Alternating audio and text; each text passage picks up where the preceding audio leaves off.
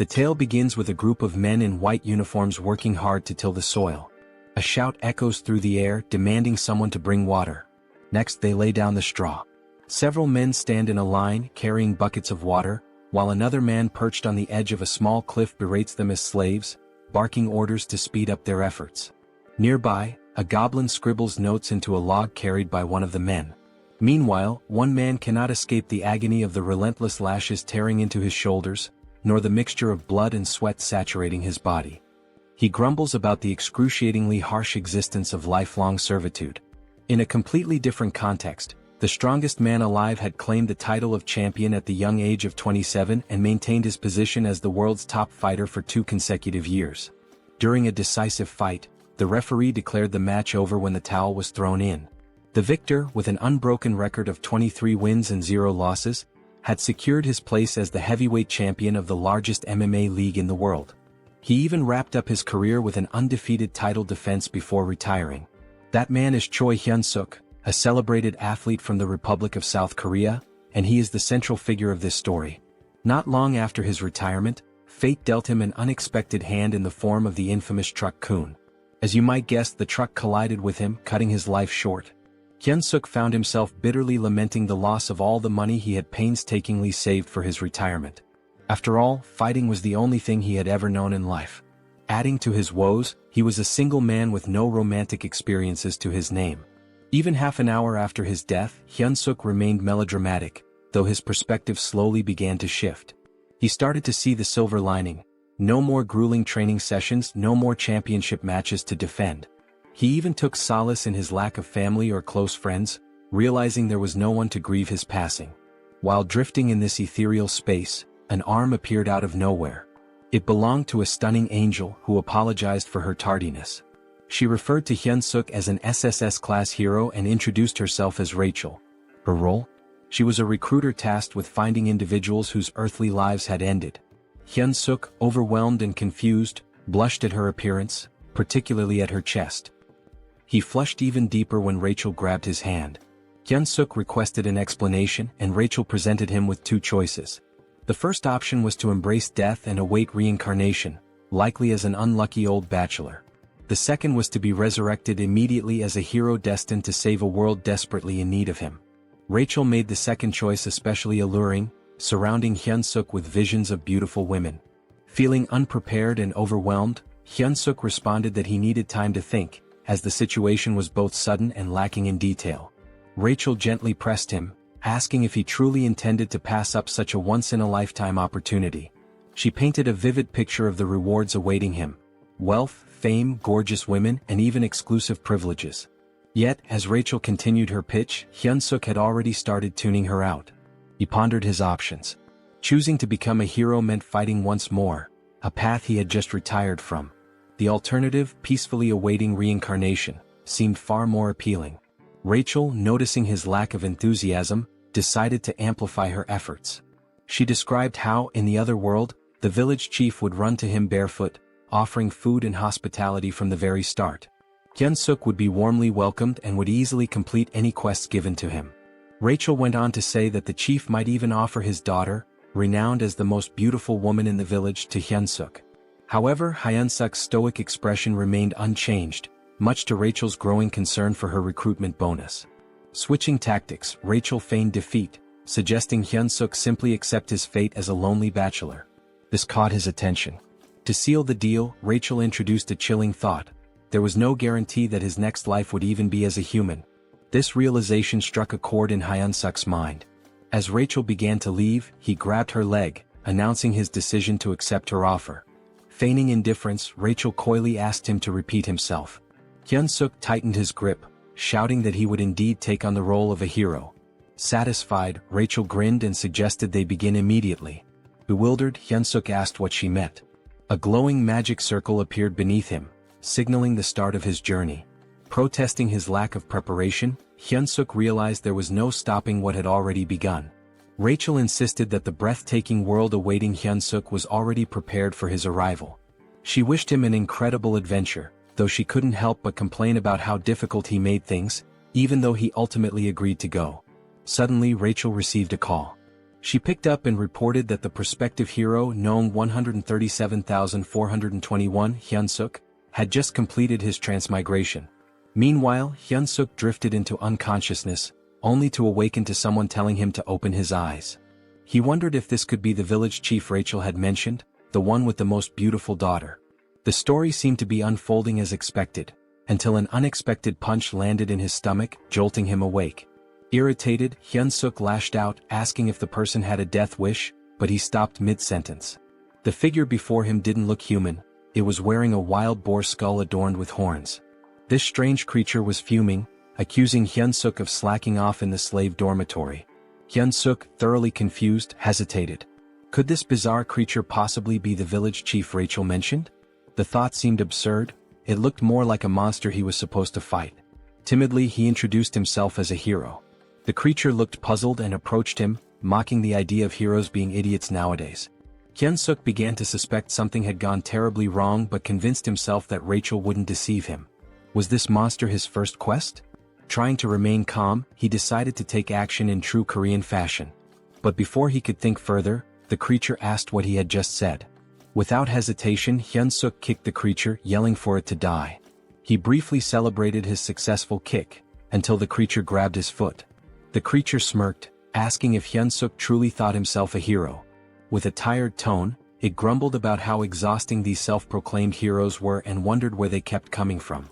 Hyunseok found himself immobilized as the creature clenched its fist and taunted him, saying he'd feel better after a good nap. The creature tossed Hyunseok into an underground prison. As Hyunseok adjusted to his dim surroundings, a loud banging sound echoed through the area. Someone outside the door screamed to open it, demanding another round with the cow-headed monster. The door creaked open to reveal an irate goblin wielding a sword. The goblin barked at the noisy prisoner, threatening to boil him into soup if he didn't shut up. Terrified, Hyunseok promised to stay quiet. After the goblin left, Hyunseok started complaining to himself about the so-called beautiful other world. He wondered where everything had gone wrong. His biggest concern? Dying a virgin in this life too. Suddenly, a voice called out to him from a small window in the cell. The person on the other side asked if he was a newcomer. Hyunseok, intrigued, asked who they were. The man introduced himself as a senior hero, about to embark on his own journey. He explained that they were currently trapped in the Demon King's army fortress, where humans were enslaved. Peeking through the window, Hyunseok was shocked to see a fellow Korean. He respectfully addressed the man as his sunbae and asked how they ended up in this dire situation. The man, amused by Hyunseok's politeness, teased him before yelling loudly to the other prisoners, asking if the self-proclaimed heroes were still alive. Voices erupted from every direction, claiming to be heroes. The room was packed with unfortunate souls who had met similarly grim fates in this world. Hyunseok, baffled, asked what was happening. The sunbae casually explained that there were at least 100 heroes who had fallen into the Demon King's fortress. He pointed out that the red cow-headed creature Hyunseok had encountered earlier was Reed Run, the head of the fortress. The goblin who had just threatened Hyunseok was Jark, a notoriously cruel prison guard. The man then revealed the truth behind their predicament. It was all because of Rachel, the so-called angel. Hyunseok's face twisted in confusion as the man cursed Rachel, referring to her as a wicked demon. The sunbae muttered bitterly, lamenting how things could have been different if not for her mistake. Hyunseok, growing hysterical, demanded clarification. Were they not supposed to start their journey in this nightmarish place? The man confirmed his suspicions. He explained that other heroes who had been captured in different locations told him about proper starting points. Heroes typically began their journeys in peaceful cities or rural villages, even without powers. Hyunseok's realization hit hard. The reason he was in this hellish situation was none other than the so-called angel Rachel. He remembered the angel's face clearly. A few days later, we find ourselves observing the 2nd Slave Squad of the 3rd Battalion within the Demon King's army. Humans were forced to work under harsh conditions, with goblins supervising them closely. The humans were even made to chant, "Let's crush the humans, let's devour the humans." Hyunseok's body shook with exhaustion as he carried an enormous log, a goblin perched lazily on top. Eventually, a bell rang, signaling the end of the day's labor. The goblin ordered them to return to their cells. Back in his prison cell, Hyunseok reflected on how the prison conditions almost seemed better in comparison. He recalled the angel's promise about special privileges for heroes. He decided to try a popular command often used in these scenarios: status window. To his surprise, it worked and his status appeared before him. As he examined his stats, he learned some basic information about his strength and abilities. Hyunseok muttered something about what he had discovered, catching the attention of the man in the neighboring cell. The man, overhearing him, was surprised to learn that Hyunseok already had stamina at level 1. Hyunseok confirmed it and mentioned his strength stat was at 28. The man, recalling Hyunseok's reputation as a former champion, was amazed. He hadn't expected Hyunseok to be so exceptional, especially with stats exceeding 30 at level 1. Hyunseok, however, dismissed the praise, pointing out that he was still just a slave. The man remained optimistic, assuring Hyunseok that someone with his potential could definitely escape and become a true hero. Hyunseok, unconvinced, feigned sleep. In reality, he was preoccupied with his low level, doubting it would help him break free. As the night deepened and the man finally fell asleep, Hyunseok quietly got up to check his status window again. He noticed 2 intriguing options: mana that could grant superhuman strength and something called hero points. Hyunseok realized that the other so-called heroes didn't seem to know about hero points, as no one had ever earned any. Suddenly, a familiar light appeared, and the angel re-emerged, flaunting her appearance. With a teasing smile and a playful pout, she greeted him with a cheerful, "Long time no see." She provocatively asked whether she should reveal some important information about hero points. Before she could finish, Hyunseok grabbed the diminutive Rachel in his hands, his expression dark with frustration. He told her bluntly that he didn't care about hero points or anything else she had to say. At that moment, his priority was giving her a piece of his mind. Moments later, Rachel found herself tied up and dangling like bait on a fishing line. Apologetically, she explained that her magic circles had malfunctioned due to an unfortunate accident involving spilled coffee during a snack break. During her explanation, soundproofing magic was activated to ensure privacy. Hyunseok questioned whether she had been punished by being assigned as his manager. Rachel clarified that her role was to be his personal fairy, a guide to assist him until he defeated the Demon King. Hyunseok made it clear that he no longer cared about being a hero. Rachel, puzzled, asked him to elaborate. He explained that he had no intention of defeating the Demon King and would prefer to live a normal life. Rachel admitted that many prospective heroes chose that path, but she emphasized his extraordinary SSS-level potential. Hyunseok argued that his potential didn't obligate him to anything. He confessed that he never felt it was his destiny in the first place. Rachel tried to protest, but Hyunseok interrupted, saying he didn't want to live a life filled with endless battles as he had in his past. Rachel was startled by his words. She had always seen him as a foolish warrior driven only by fighting in women, but now she worried about her own fate.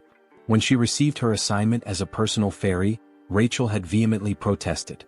She felt it was unfair for someone of her status to endure such a humiliating role. Nevertheless, she was ordered to stay by Hyunseok's side until he defeated the Demon King, and the decision was final. A personal fairy, she was told, must actively support and share both successes and failures with their assigned warrior. Despite her protest, she was teleported directly to the Demon Fortress. Back in the present, Hyunseok deduced that a personal fairy was obliged to obey their warrior's commands. Using this to his advantage, he instructed Rachel to contribute to his escape plan. Reluctantly, she agreed. A sudden noise from the door made Hyunseok act quickly, grabbing Rachel to conceal her presence. Goblins were waking the prisoners for the next day's labor. Rachel grumbled that she could use her stealth abilities without his interference. Even after roll call was complete, Hyunseok noticed that Jark, the cruel goblin guard, was still lingering by his door. The Jark informed Hyunseok that Raedran had summoned him to his office. Once there, Raedran brought up an unexpected topic. Apparently, Hyunseok had been working diligently these days. Hyunseok was utterly shocked while the Jark casually lounged on his shoulders. He couldn't believe that the foul-smelling goblin had actually complimented him. Raedran admitted that initially he had thought Hyunseok was just another lunatic human, but seeing his recent efforts had changed his perspective. That was why Raedran proposed a new role for him, head slave. Hyunseok was baffled and had no idea what Raedran was implying. Raedran elaborated, explaining that the workload had significantly slowed down recently, and someone needed to step up to manage the humans. Rachel anxiously hoped Hyunseok would refuse the offer outright. She whispered furiously, pestering him to decline, even yelling that a hero should never submit to officers in the Demon King's army. Both Raedran and the Jark heard the commotion and asked what the noise was. Hyunseok quickly shouted that he'd handle everything and ensure the humans worked harder. To distract them, he exaggeratedly bowed, slamming his head on the desk with a loud thud. Raedran was delighted. He confessed that, contrary to his first impression, he was beginning to like Hyunseok.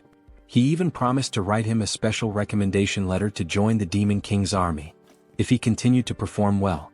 Hyunseok was dismissed but felt despair deep down, watching his escape plans crumble. A few days later, the humans were chanting while working. Hyunseok strutted around, smugly scolding one worker for being too slow. He mocked, "Even my grandma could run faster than that." With such an attitude, he looked perfectly suited for the Demon King's army. The system window popped up, revealing that his hidden skill, charisma, had increased. Due to his leadership experience, Hyunseok exclaimed that being the head slave was the best. The other men exchanged worried glances, convinced he had lost his sanity. They whispered about him behind his back. Rachel, however, reprimanded him, warning that this behavior could land them in serious trouble. Hyunseok dismissed her concerns, telling her to trust his plan. He added arrogantly, "A sparrow like you can't understand the strategies of a phoenix like me?" When a man collapsed to his knees, Hyunseok scolded him harshly. The system window notified him that Reed-Run's favorability towards him had increased. Hyunseok saluted dramatically and thanked Reed-Run, declaring his loyalty. Rachel exploded in frustration, reminding Hyunseok of his desire for adventure and escape. Hyunseok scratched his head, explaining sheepishly that he was simply following the system's guidance. He reasoned that obeying the system was part of being a hero. Rachel argued furiously, insisting that boosting the Demon King's army officials' favorability was absurd and completely unlike any hero quest she had ever seen. Hyunseok stood firm, claiming it was the truth, even offering to read the quest description aloud. He read, "You who have found yourself trapped in the Demon King's fortress due to an idiot's mistake?" Rachel cut him off, arguing that the language was far too informal for a system message, which should always use neutral, precise wording. Hyunseok shrugged, insisting that perhaps an SSS-level hero system worked differently. The previous night, Rachel had made a scene, accusing Hyunseok of accepting the head slave position too willingly. Hyunseok retorted that she was the crazy one, not him. Out of nowhere, a system message had appeared, addressed to Hyunseok. It stated, "You who have found yourself trapped in the Demon King's fortress due to an idiot's mistake might feel as frustrated as someone discovering an empty toilet paper roll. However, this is an opportunity. To become a true hero, you must gain the favor of the Demon King's officer, Reed-Run, and earn 100 hero points." Hyunseok had been stunned at the time but realized this was his only viable option. Now back at work, Hyunseok led the slaves in singing the Demon King's Third Army Corps song. Rachel was puzzled, realizing only high-ranking figures could alter quest objectives. She wondered why they would do such a thing for Hyunseok. Suddenly, Jark approached Hyunseok again, instructing him to follow him to Reed-Run's office. Reed-Run praised Hyunseok for the significant increase in productivity among the slaves. Hyunseok, feigning humility, attributed the improvement to Reed-Run's wise decisions. Rachel scoffed, muttering that such shallow flattery wouldn't work. But to her shock, Reed-Run seemed genuinely pleased, visibly flinching with satisfaction. The system window reappeared, announcing that Hyunseok had achieved his favorability goal and successfully completed the hero quest. He earned 100 hero points, unlocking the beginner heroes store with his first points. Both Hyunseok and Rachel were astonished that the plan worked so effectively. With the favorability quest complete and everything progressing smoothly, Hyunseok decided it was time to move on to the next phase of his strategy. He approached Reed-Run, asking permission to begin training the slaves. Reed-Run raised an eyebrow and questioned the request. Hyunseok painted an idealistic picture, a group of slaves working in perfect harmony, trained to the point of discipline mastery, each performing the labor of three without slacking. He emphasized that with such efficiency, the fortress could be fully constructed within a week. Reed-Run, however, argued that humans were physically too weak to endure training while continuing their tasks. Unfazed, Hyunseok added that if this plan succeeded, even the commander would heap praises on Reed-Run. This was enough to convince Reed-Run, who approved the training without much further thought. Back in his cell, Rachel was dramatically despairing over the situation. She lamented that her hero had completely lost his mind, not only submitting to the Demon King's army but now training slaves on their behalf. She felt utterly hopeless and dejected. Hyunseok, irritated by her theatrics, snapped at her for being so noisy. He assured her he had a plan. Skeptical, Rachel asked if he was trying to make a fool of her again. Hyunseok, quick-witted as always, retorted by asking if she thought he was her He then revealed his true intentions, using the slaves to stage a rebellion. Hyunseok explained that the fortress housed around 3,000 human slaves, while the Demon King's army station there had only about 500 soldiers. Furthermore, a base for the Human Alliance was located nearby. In the chaos of an uprising, they could request reinforcements from the Human Alliance. Hearing this, Rachel's despair transformed into admiration, her eyes sparkling as she admitted he wasn't as foolish as she had thought. Hyunseok then decided to check the rewards from the quest. Rachel, still skeptical, asked if he truly received hero points or if the whole quest was fabricated. Hyunseok reassured her, explaining that everything he had been saying was true. He even shared that the hero's store had been unlocked and decided to take a look. Hoping for something useful, Hyunseok approached the store with high expectations. This, he thought, could be his lifeline and the key to gaining a real hero skill. When the status window revealed the store's offerings, Hyunseok was shocked. The skills included Hold Your Breath, F rank, which improved breath control, and Shit-Holding, a skill to endure bowel pressure longer. Hyunseok sarcastically mused that shit-holding should have been an SSS rank skill, especially useful in public emergencies. The other skills available were mundane, cooking, cleaning, and laundry. Confused and furious, Hyunseok questioned how these were hero-appropriate skills. Rachel, laughing at his frustration, explained that the store was still at level 1. She assured him that collecting more points and leveling it up would eventually unlock better options. Still fuming, Hyunseok lashed out, telling Rachel to shut up and calling her a swindling fairy. The next day, the slaves saluted the Demon King as Hyunseok commanded them to sing the Third Army Corps song. At his signal they began. We, the great Demon King army, defeat humans, eat humans. Forget all the suffering when you catch them. Nothing under the sky compares to the Demon King's affection.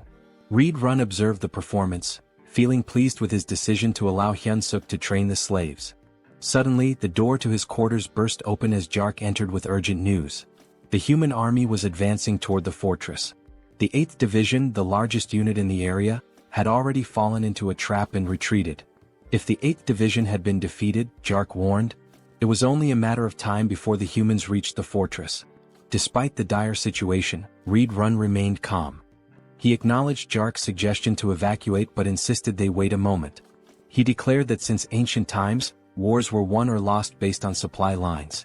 The first rule of war, he stated, was never to lose a competent supply officer. With that, he instructed Jark to leave while he took care of Hyunseok before following. Meanwhile, Hyunseok scolded the slaves, asking if they were prepared to follow his orders. Hearing a commotion, he sighed, suspecting that combat training might once again be interrupted by Reed Run's constant surveillance. Checking the status window, Hyunseok noted that while his abilities had improved slightly, it wasn't enough to launch a rebellion. He muttered aloud, hoping for an unexpected event that could help him increase his power quickly. Before he could finish his thoughts, Reed Run landed abruptly beside him. Reed Run tapped Hyunseok's shoulder and called out to him, catching him off guard. Hyunseok turned, surprised by the sudden presence of Reed Run, who seemed to be in a hurry. We don't have time, Reed Run said urgently. You must come with me right now. Confused, Hyunseok asked why and where they were going, but Reed Run offered no explanation.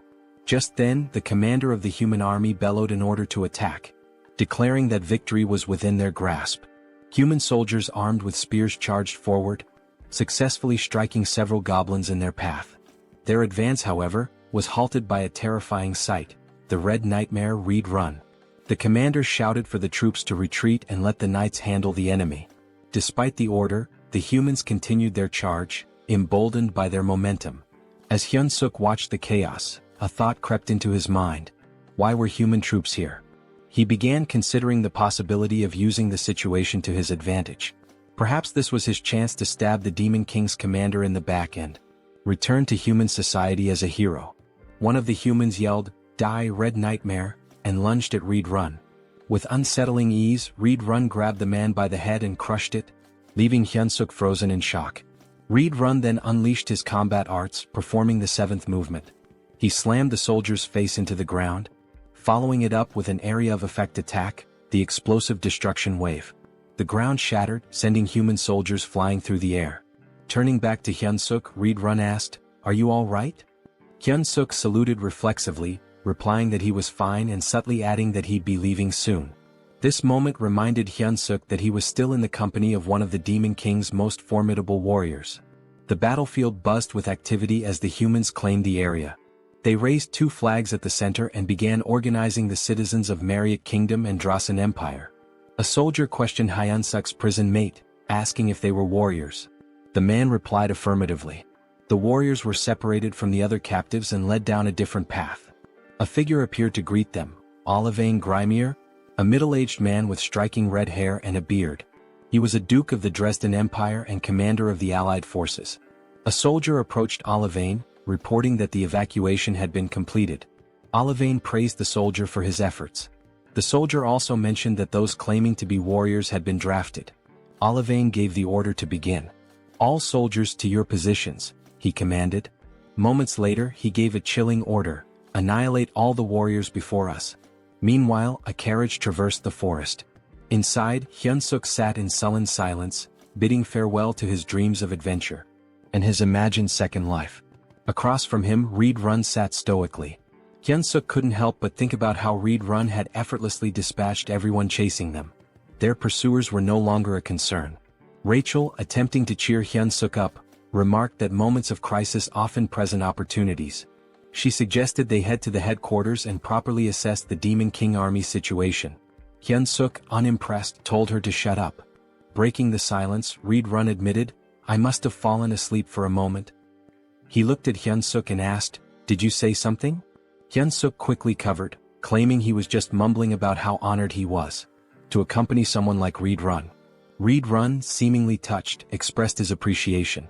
He informed Hyunseok that they were nearing the 3rd Corps headquarters and encouraged him to look forward to it. "Once we arrive," Reed Run added, "I'll officially enlist you in the Demon King's army." Hyunseok turned pale but managed to force out, "It's an honor." Rachel too panicked silently. At the headquarters, a guard announced Reed Run's return, prompting the gates to open.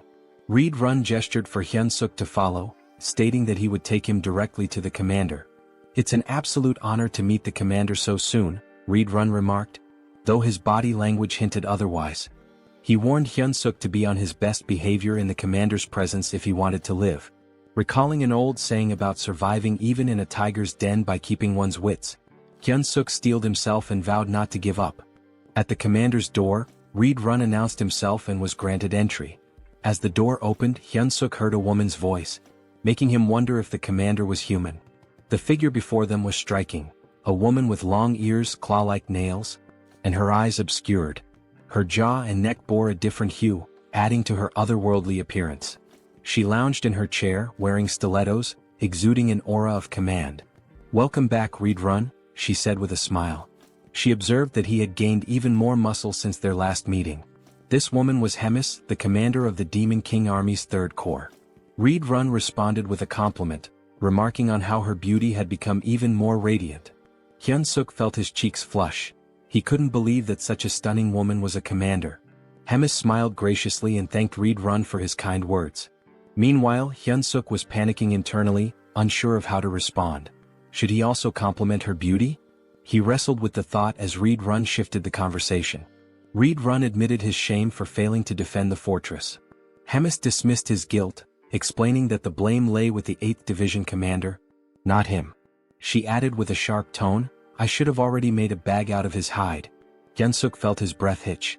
Hemis continued, noting that the 8th Division commander had returned alive, but as a disgrace. The pressure Hyunseok felt in her presence was overwhelming, far surpassing anything he had experienced before. He clenched his fists, doing his best to conceal his trembling. Changing the subject, Hemis turned her attention to the human Reed Run had brought. Reed Run introduced him as Hyunseok, the individual he had reported about earlier. He announced that he had brought Hyunseok to officially enlist him in the Demon King army. Hemis stepped closer, inspecting him. "He's cute," she commented casually. She expressed her anticipation for his performance, especially since he had been chosen by Reed Run. Hyunseok, though flustered, managed to stammer out that he would do his best. Hemis, however, remarked skeptically, "With that body you won't last long in the demon army." She turned to Reed Run, asking if he agreed. Reed Run nodded, adding, "He'll be eaten alive by the others." Reed Run then noted how rare it was for a human to join the demon army and requested permission to train Hyunseok personally. Hemis's response was swift and firm. "Absolutely not," she said. She explained that Reed Run's time shouldn't be wasted on a human. Then something startling happened. Hemis began to transform. Her head morphed into something resembling a flower, but one with teeth and a long tongue. Hyunseok's jaw dropped in disbelief as he watched her shove her arm into her own mouth. Moments later, her face returned to normal, and in her arms she held a black dog-like creature. She informed Hyunseok that he would now be tasked with caring for her pet. The creature, though small, looked ferocious. "This is Bobo," Hemis introduced him warmly. "Isn't he adorable?" Hyunseok on the inside wondered what kind of pets this could possibly be. He couldn't help but think that it looked like it had come straight from the depths of hell. Also in his own language the name Bobo meant stupid, which added an ironic twist to the situation. Reed Run observed the creature and remarked, "I can sense immense power in it even as a baby." Hemis beamed at the acknowledgement, clearly pleased. Hyunseok, however, remained skeptical. Noticing his hesitation, Hemis asked pointedly about his reaction, intimidating him further. "Don't you like it?" she pressed. Hyunseok quickly backtracked, insisting, "It's an honor to care for Bobo." Satisfied with his answer, Hemis handed Bobo over to him. She advised him, "Bobo is growing, so don't forget to feed him. He gets unpleasant when hungry." She also warned that assigning new caretakers for Bobo had become a challenge, since he had been eating them all. Rachel's voice rang out loudly, surprising everyone. She had noticed a new hero quest in the system window and couldn't contain her shock. Hyunseok shushed her immediately, fearing she might wake Bobo. The quest details appeared before him. Survive by earning Bobo's affection and secure a better future. The reward was 200 hero points. Hyunseok was stunned. Was he really tasked with winning over a commander's pet? Just then the door opened and a goblin entered, knocking on the frame. Hyunseok greeted it politely, but internally he couldn't help but feel uneasy. Having a goblin as his companion made him feel like he was being treated as a snack. Curious, he asked about previous caretakers. The goblin informed him bluntly that there were none left. They were all dead. The goblin explained that from now on, it would be their job to prepare meals for Bobo. "Is that all?" Hyunseok asked. "Yes," the goblin replied, but just as it was about to bark another order, a shadow loomed over it. It was Bobo, licking the goblin's head ominously. Terrified, the goblin clung to Hyunseok's leg, pleading desperately. The goblin even offered Hyunseok his food to save itself. Hyunseok's patience snapped. "What are you doing?" he shouted. The goblin ignored him, knowing one of them wouldn't survive. Furious, Hyunseok grabbed the goblin and hurled it toward Bobo. "You're the one who's dying," he declared as Bobo prepared to make his move. Hyunseok handed the snack to Bobo, who seemed delighted. Without hesitation, Bobo devoured it. Hyunseok and Rachel watched as Bobo happily enjoyed his treat. Later, Rachel found herself in a panic, running for her life. Bobo was chasing her. Desperate for help, she shouted at Hyunseok, but he casually replied, "You better not run too long. He'll get hungry again." Hyunseok's eyes caught something. A new item was available, an extra-large bone. This particular bone could attract Kennedy-type monsters and charm them. It was priced at 30 hero points. Acting quickly, Hyunseok called Bobo and showed him the bone. He threw it and Bobo's eyes lit up with excitement before dashing to fetch it. Meanwhile, Rachel, exhausted from all her flying around, grumbled, "You should have found that sooner." Hyunseok, smug, replied, "That's why my brain doesn't miss the small stuff." He thought the quest would be smooth sailing from then on, but he was wrong. Bobo suddenly lunged at him, narrowly missing and tearing only the hem of his shirt. That's when it hit him. The bone wasn't enough. Bobo needed fresh meat. Rachel asked if he was seriously considering taking Bobo outside. Hyunseok mulled it over, feeling the pressure as Bobo began baring his fangs. Frantically, Hyunseok blurted out the first calming word that came to his mind. "Walk." Bobo froze and immediately changed his demeanor. The feral energy vanished, replaced by a happy, tail-wagging excitement. Bobo even hugged Hyunseok, who sighed in relief. Now outside, Hyunseok searched for the kitchen, but he was utterly lost. Bobo, full of energy, was pulling him in all directions, making things harder. Rachel, scanning the area, admitted she couldn't smell any food. She spotted a goblin and suggested asking it for directions. Hyunseok approached the goblin, who looked puzzled to see a human. As Bobo reverted to his wild nature, the goblin froze in terror. Hyunseok tried to reassure the goblin, explaining it was just Bobo's walk time.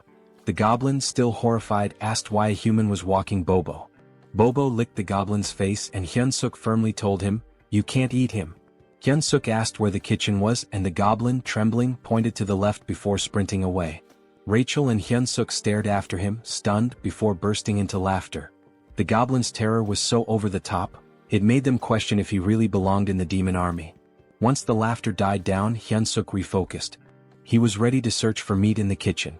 Rachel, however, questioned his long-term plans, asking if he intended to care for a dog forever. Hyunseok scoffed, replying that, of course not, he still had dreams to chase. But when he turned back, Bobo was gone. Panic hit him instantly. He turned pale and shouted, "Where the hell is that dog?" Hyunseok felt despair creeping in. Bobo was a walking disaster, and even looking away for a moment was a mistake.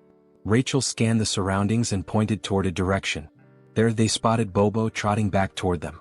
Hyunseok exhaled in relief, scolding, "You scared me half to death." Bobo returned happily, but blood dripped from his mouth, and his stomach was visibly full. Suddenly they heard shouting, "Commander Regis is dead." A vow for revenge echoed through the air. Hyunseok froze in horror. Rachel pointed accusingly at Bobo, whispering, "He's the culprit." Goblin soldiers emerged, and Hyunseok and Rachel began running for their lives. Rachel, gasping, asked if they were about to die. Hyunseok snapped, "Shut up and run." They reached a dead end, cornered by goblins shouting accusations. One goblin vowed to tear off Hyunseok's arms like chicken wings. Another lamented that the commander was already digested, wondering how he would have tasted. Yet another suggested ripping both Hyunseok and Bobo apart, dividing the spoils. Hyunseok forced himself to stay calm and shouted back, "How dare you?" Outnumbered, he needed a plan. Thinking quickly, he lifted Bobo and asked the goblins if they knew who the brave one was. Confused, the goblins stared at Bobo, who they had assumed was just a wild beast. When Hyunseok heard their words, his fury rose and he reprimanded the goblins. He declared that this adorable yet lethal creature was none other than Bobo. The goblins hesitated, recalling that Bobo was rumored to be Commander Hemis's pet, but they dismissed it. They assumed it was just another deceitful trick from a human. Still, some goblins began to worry that Hyunseok might actually be telling the truth. Hyunseok questioned how they could fail to recognize Bobo, calling it a disgrace. The goblins stared at him, baffled by his confidence. Hyunseok, maintaining his composure, commanded Bobo to unleash his beast mode.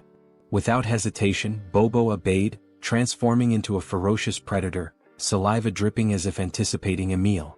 Hyunseok addressed the goblins again, reaffirming, "This is Bobo." He then ordered, "Bobo, bite him." Bobo let out a deafening roar and pounced on the nearest goblin. Blood splattered as Bobo's teeth tore into his target.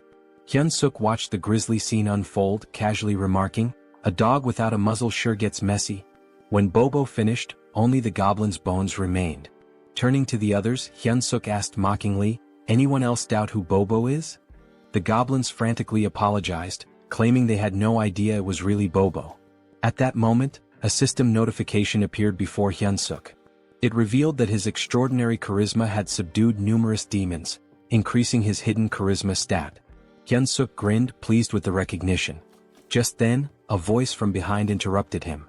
A calm but commanding presence addressed the group, wondering aloud about the commotion. It was Commander Hemis. She surveyed the scene, amused, commenting that the cute newbie was causing quite the stir outside. Hyunseok felt his blood run cold. Standing in her office had been nerve-wracking enough, but now facing her here was even worse. Hemis chuckled, clearly entertained by Hyunseok's audacity in using her name and Bobo to survive. Hyunseok bowed deeply, admitting he had committed a severe offense. Hemis raised an eyebrow, confused, as she had actually intended to compliment him. She admired his resourcefulness and wit, contrasting him with the less clever demons she often dealt with. "You've got guts too," she added with a smirk. Hyunseok stammered out a hesitant thank you, unsure if her words were genuine praise or a veiled threat. Hemis elaborated, sharing how the demon army relied heavily on brute strength, often creating unnecessary chaos. When Hyunseok inquired what kind of trouble she meant, she cryptically replied, "You'll find out soon enough." She shifted the conversation, once again suggesting he consider becoming an executive in the demon army. Hyunseok was stunned, feeling entirely unqualified, but Hemis dismissed his self-doubt. "You can't keep using my name and Bobo forever," she declared. She explained that the army had a decisive duel system where one could claim their opponent's rank. She gave him 1 month to prepare for a battle. If he won, she would extend her protection for another month. If he continued to succeed, he might even rise to the rank of battalion commander and prove useful. Hyunseok hesitantly asked what would happen if he lost. "You'll regret surviving the battle," she replied coldly, implying that failure would lead to a fate worse than death. Left with no other option, Hyunseok accepted. Hemis even chose his opponent on the spot. Rachel, standing nearby, sighed dramatically, predicting she would be saying goodbye to him in a month. Hyunseok glared at her, reminding her that she was the one who had claimed he had SSS rank potential. Rachel shrugged, explaining that potential only indicated possibility, not certainty. "You're a fairy," Hyunseok snapped, "but you can't even be supportive." As he fumed, Hyunseok noticed something unsettling. The doors ahead were streaked with blood. He wondered aloud if it was truly the kitchen. Cautiously he pushed the doors open. Inside, a towering red-skinned ogre-like figure greeted him. "You must be the human our commander mentioned," the monster said, introducing himself as Kulkin, the demon army's chef. Kulkin asked what business Hyunseok had in the kitchen. Hyunseok remained outside the threshold, explaining he was just there to get a snack for Bobo. Kulkin's eyes narrowed as he realized that Bobo's caretaker had changed yet again. However, he refused Hyunseok's request outright, leaving him dumbfounded. Kulkin explained there was no reason for him to help a human. The only order from Commander Hemis was to spare Hyunseok's life. Desperate, Hyunseok asked if there was any way to negotiate, emphasizing that the food was for Bobo. After some thought, Kulkin proposed a solution. If Hyunseok truly wanted meat, he would have to hunt it himself like the goblins did. Hyunseok paled as he glanced at the goblins, who were busy chopping up what looked disturbingly like other goblins. He realized with a sinking feeling that Kulkin's idea of hunting was far more gruesome than he had anticipated. The next thing we knew, Hyunseok found himself standing before a colossal, ferocious wild boar. He had been informed that this creature would be his dinner tonight, if he managed to kill it. As he stood there, Hyunseok couldn't help but reflect on how he had ended up in such a precarious situation. This same boar had already claimed Morgan's life. Although they called it a hunt, the boar seemed to do nothing but charge relentlessly at its opponents. The cooks had sworn to avenge Morgan. Hyunseok, observing the chaos, quipped that it was unclear who would ultimately be having dinner. Rachel, ever the pragmatist, asked what their next move should be and even suggested they run. Hyunseok shook his head, pointing out that escaping from such a massive crowd wasn't an option. Still, he couldn't deny how perilous his position was. Resolving to act, Hyunseok began to move, but Kulkin's voice stopped him. Instinctively, Hyunseok responded, volunteering to go next. But to his surprise, Kulkin informed him that there was no need. The hunt was over. Hyunseok was taken aback. All this time he thought they were mindlessly charging at the boar. How had they brought it down so efficiently? A goblin reported to Kulkin, tallying 12 dead and numerous injured. In Hyunseok's mind, the cost was far too great. Kulkin, however, seemed unfazed, calling the results amazing and declaring a short break before they resumed hunting their next prey. Hyunseok noticed how little Kulkin cared about the casualties. As the cooks busied themselves, Hyunseok confided to Rachel that escaping was no longer an option. Rachel asked if he intended to join the monster hunts with the others. Hyunseok replied with a firm no, explaining he had no reason to. He mulled over his predicament and concluded that the only way to increase his stats was to level up, which meant he needed experience points. Rachel agreed with his logic but asked where he planned to find such experience in their current situation. Shamelessly, Hyunseok inquired if he would still earn experience points if he only landed the killing blow. Rachel confirmed that he would, though she called his plan disgraceful. Her confirmation fueled Hyunseok's determination. He thanked her and told her they should get moving. Hyunseok knew his options were limited. He had to grow stronger within a month, especially if Commander Hemis's threats were genuine. Approaching Kulkin, Hyunseok expressed his desire to participate in the next hunt as a member of the brave demon army. Kulkin stared at him, making Hyunseok nervous. Had he overstepped? But Kulkin grinned, declaring that he liked Hyunseok's audacity. Hyunseok, relieved, offered his thanks while slipping in a few compliments to appease Kulkin further. Much to his surprise, Kulkin assigned Hyunseok the role of leading the next hunt. Kulkin explained that for their group, the leader's position was the most honorable, reserved for exceptional cases. Hyunseok, feigning humility, protested that he couldn't possibly stand before the noble demons, adding that the other cooks might object to him taking charge. Kulkin, unbothered, simply gave him a thumbs up. Their exchange was interrupted by an urgent call for Kulkin. "What's wrong?" the chef asked. A cook reported a monster invasion, describing the sound of the monster's cry as a signal that an urn had arrived. Hyunseok, confused, asked if they were in danger. Culkin dismissed the concern, though he added that urn meat wasn't particularly good. Drawing a knife from his back, Culkin rallied everyone to arm themselves, announcing that they would hunt the urn and add its meat to the dinner menu. Hyunseok saw this as an opportunity. All he had to do was stay close and land the final blow. Rachel handed him something. A system notification appeared, showing a slight boost to his health and strength for 3 minutes. Rachel confidently brushed off his gratitude, but instead of thanking her, Hyunseok bonked her on the head, grumbling about why she hadn't used it on him earlier. Motivated, Hyunseok sprinted to position himself for the last hit. As he ran, he forced himself to focus on his goals. He pictured a noble blonde lady, no less than 5 children with bunny-like features and a peaceful retirement. He wasn't planning to die again as a defeated, loveless loser. With renewed determination, Hyunseok leapt into the fray, punching the urn with all his might. The monster fell, and with its death came a flood of system notifications. Hyunseok was stunned to see his level increase by 4 from a single killing blow. At this rate, he realized he could hit level 20 within a single day. Elated, Hyunseok felt empowered. Finally, he could grow stronger. Moments later, a trembling cook approached the dead urn, raising a butcher's knife. Before the cook could act, Hyunseok casually elbowed him, claiming his arm had slipped. He laughed maniacally, his grin wide and menacing. It was almost as if he had lost his mind when he declared that every last hit in the world was now his to claim. Time passed and more monsters were slain. Rachel, visibly drained, asked if they were finished now. Hyunseok smirked and praised his buff-bot companion for her assistance. All the monsters had been dealt with, and it seemed like the cooks had wrapped up their butchering. But upon closer inspection, he realized the cooks were already gorging themselves on the fresh meat. One of them even shouted for a larger serving, leaving Hyunseok utterly baffled. Culkin caught sight of him staring and called out, asking what had captured his attention. Hyunseok questioned whether it was acceptable for the cooks to indulge in the army's food like this. Culkin responded nonchalantly, explaining that it was one of the cook's privileges, especially since monster meat spoils quickly. He added that for common soldiers, having fresh meat was a rare and special opportunity. The chef even admitted that enjoying good food was the main thing keeping him going.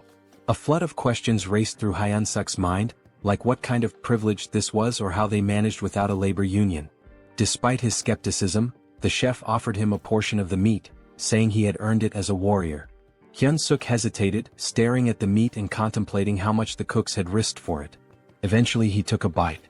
The flavor wasn't bad, there was a strong smell that oddly enhanced the taste, but overall the meat was bland and chewy. Hyunseok couldn't help but think that, back in South Korea, this kind of meat wouldn't sell for long. The realization struck him. These cooks were risking their lives for mediocre meat. His thoughts shifted to an idea. What if he created a dish better than this?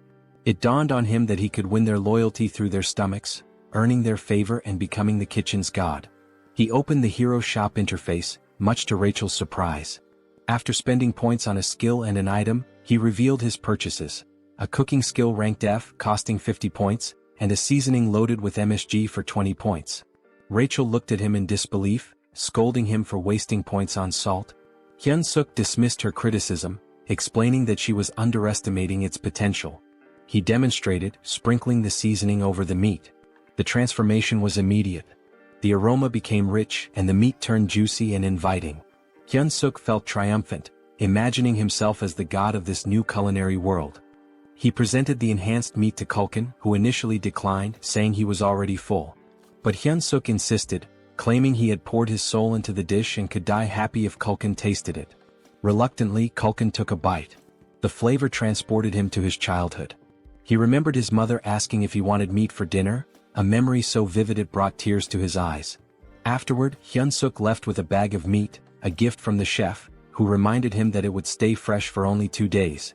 When Hyunseok returned, Bobo charged at him, startling him. Quickly, he handed over the meat, calming Bobo instantly. Hyunseok encouraged Bobo to eat to his heart's content, pulling out every piece of meat from the bag. Bobo devoured it happily, and Hyunseok even promised to bring more tomorrow, earning a boost in Bobo's affinity. This also completed their hero quest, awarding them 200 hero points, exactly as Hyunseok had planned. Rachel noticed his success and pointed out an item on his screen that could enhance his stats.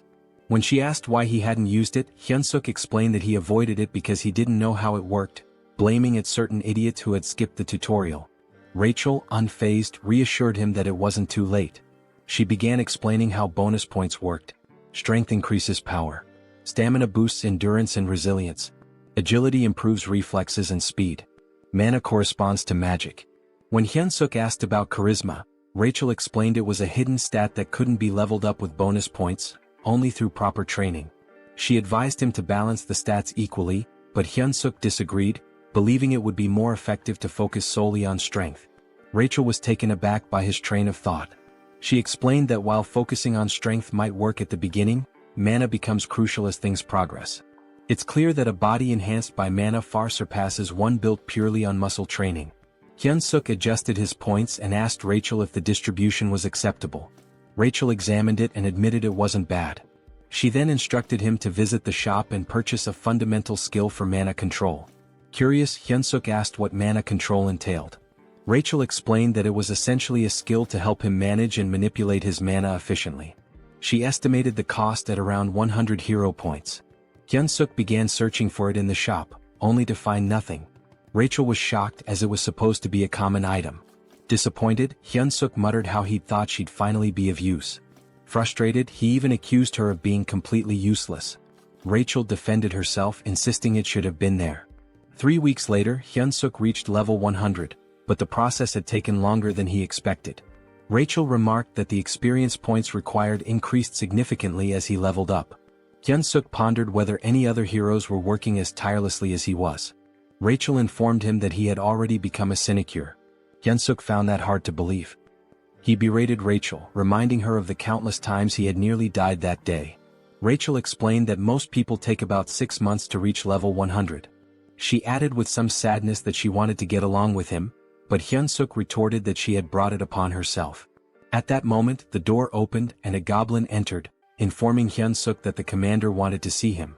When Hyunseok arrived at Hemis's office, she greeted him warmly. She remarked that he looked healthier than before and had clearly grown stronger. She noticed that his mana had doubled. Hyunseok explained that he had been working hard to provide the best quality meat for Bobo every day. Hemis, however, commented on how rapidly his strength was increasing. She asked if it had something to do with the hero leveling system. Hyunseok froze, realizing that Hemis knew he was a hero. He wondered how long she had known. Hemis assured him that she had figured it out the first time they met. He asked her how she knew. She explained that she had a connection to someone who was deeply interested in heroes. Hemis then asked why he thought she had summoned him. Hyunseok tried to guess, mentioning his recent battles. She reminded him of their promise and asked if he remembered it. When Hyunseok affirmed that he did, she scolded him for his behavior. Suddenly, Hemis transformed into a monstrous flower-eating creature. She expressed her frustration with how quickly he was leveling and warned him to work harder if he wanted to survive. For her, it was all about entertainment. Hyunseok recalled how crowds are most thrilled not by flashy performances or easy victories but by dramatic, unexpected twists. He realized she had set him up against an opponent he could never hope to beat. Rachel, panicked, yelled, asking what his plan was. Hyunseok told her to stay calm and let him think. He reasoned that his best course of action was to gather as much information as possible about the opponent before the battle. Hyunseok intended to study their strength carefully. Rachel pointed out that they only had the opponent's name, questioning how he planned to identify them. Hyunseok revealed his plan to buy an item from the hero shop called the Combat Power Meter. The device, costing 50 hero points, would measure an individual's strength, stamina, agility, and mana.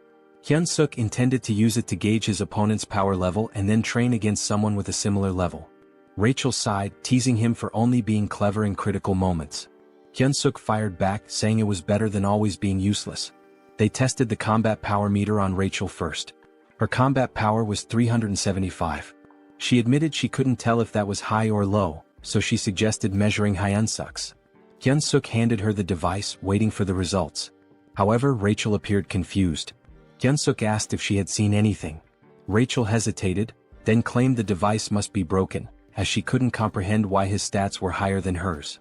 Hyunseok's strength was revealed to be 1,560. He smugly asked Rachel if she was sure she wasn't the weaker one between the two of them. Rachel, feeling dejected, admitted she had a strength level of 10,000 just a month ago. Hyunseok asked if the combat power meter had worked properly despite her doubts. They checked Bobo's combat strength, and the damn dog had an insane 47,422 strength. Rachel felt utterly humiliated knowing that both she and Hyunseok were weaker than a dog. Hyunseok found the situation amusing, joking that maybe Bobo's breed had received a buff. Stepping outside, he decided to survey the strength levels of other orcs. He noticed that goblins, who looked the weakest, had considerably lower stats compared to the other orcs, most of whom had numbers comparable to his own. Suddenly, someone announced Captain Bulkman's arrival, prompting everyone to salute. As the captain passed by, Hyunseok used the combat power meter and discovered Bulkman's strength was an impressive 14,300.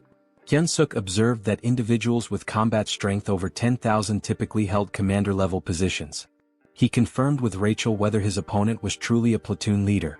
Rachel affirmed this, adding that the opponent's name was Kirkin. Rumor had it that Kirkin was an orc with the intelligence of a pig. Hyunseok reasoned that a platoon leader should only have around 3,000 strength, meaning he might have a shot if he leveled up some more. Determined, he searched for Kirkin. When he found him, the combat power meter showed Kirkin's strength at 6,671. Rachel bluntly stated that the situation essentially meant Hyunseok was being sent to die. At that moment, Hyunseok received a hero quest. The system window displayed a notification, stating that his odds of defeating Kirkin were almost zero. However, because persevering through impossible situations was his defining trait, he was being given a chance. He needed to raise his combat strength to 3,000 within a week. The reward? 300 hero points. Hyunseok sarcastically commented on how perfectly timed the quest was, jokingly wondering if the system was spying on him. Despite the grim odds, he accepted the challenge, realizing it was a do-or-die situation. He resolved to outwit both his observer and Hemis to survive. The next morning in the kitchen, Hyunseok made his presence known. Kulkin greeted him and took note of the goggles Hyunseok was wearing, finding them intriguing. He asked where Hyunseok had gotten them. Hyunseok casually replied that he'd seen others wearing them and decided to get a pair himself. Kulkin speculated that it must be a trend among the younger generation before quickly changing the topic. He instructed Hyunseok to get ready for the hunt. Curious, Hyunseok used the combat power meter on Kulkin and discovered his strength was an overwhelming 35,230. This perplexed Hyunseok as it far exceeded the typical strength of a captain. Looking around, he realized that even the other cooks had high combat strengths due to their constant battles with demonic beasts. This gave Hyunseok an idea. If he could spar against someone with a similar strength level to Kirkin, he could prepare himself better for the upcoming fight. Hyunseok requested permission from Kulkin to spar with one of the cooks, explaining that it would help him improve and contribute more effectively. Kulkin initially dismissed the idea, stating that Hyunseok was already strong enough for a human and didn't need to rush things. However, Hyunseok subtly threatened Kulkin, saying he'd eat the high-quality meat for himself if he wasn't allowed to spar. Reluctantly, Kulkin relented and asked Hyunseok to choose his sparring partner. Later, as the cooks prepared for the hunt, they were surprised to learn that Hyunseok was planning to fight Golbachev, a cook with a combat strength of 2,620. Some wondered if this would be Hyunseok's last day alive. The goblins, however, voiced their discontent, as they didn't want to lose Hyunseok, who provided them with delicious meat. Hearing the commotion, Kulkin silenced the goblins and warned Golbachev not to kill Hyunseok during the sparring session. He instructed him to go easy and not overdo it. Golbachev, looking rather dim-witted, agreed. However, Kulkin clearly doubted his sincerity. The spar began. Hyunseok, brimming with determination, charged at Golbachev. Golbachev reminded himself of Kulkin's warning not to kill Hyunseok. When he swung a punch, Hyunseok skillfully dodged, observing that Golbachev's movements were largely instinctual. Capitalizing on this, Hyunseok launched a counterattack. The fight felt oddly familiar to him, reminiscent of battles he had consistently won in the past. In the blink of an eye, the match concluded, with Hyunseok declared the victor. The goblins were in disbelief. Golbachev had been taken down so quickly that some hadn't even registered what had happened. Hyunseok, equally shocked, realized he had defeated Golbachev with a single kick. This unexpected victory sparked a newfound confidence in him, making him believe he might have a shot against Kirkin after all. At the northern edge of the Black Fortress, near the Great Forest, Hyunseok replayed the spar in his mind. The fact that he had knocked out an orc with double his strength using just one kick reinforced his belief that combat strength was merely a number and not an absolute measure. He concluded that with a bit more improvement he could secure an easy win in his upcoming fight. Just then, a goblin approached Kulkin to report a large number of Talas appearing up ahead. Kulkin, visibly annoyed, asked if they were within Tala's territory. Hyunseok, curious, asked what the problem was. He questioned if it was because Tala's meat tasted bad. Culkin clarified that their meat wasn't too unpleasant. In fact, their bone marrow was considered a great delicacy. However, Talas lived in groups and had remarkably strong maternal instincts. If anyone harmed their young, it would lead to serious trouble. Hyunseok assumed the hunt would stop there, but Culkin, craving their flavorful meat, decided to proceed. He commanded everyone to attack, declaring that Tala's meat would be their snack for the day. He ordered them not to let any Talas escape and to slaughter them on the spot. The creatures resembled spiders with skull-like structures on their bodies. Hyunseok slyly shoved a goblin, feigning an accident, and seized the opportunity to land final blows to rack up XP. After some time, the group had amassed a collection of slain Talas.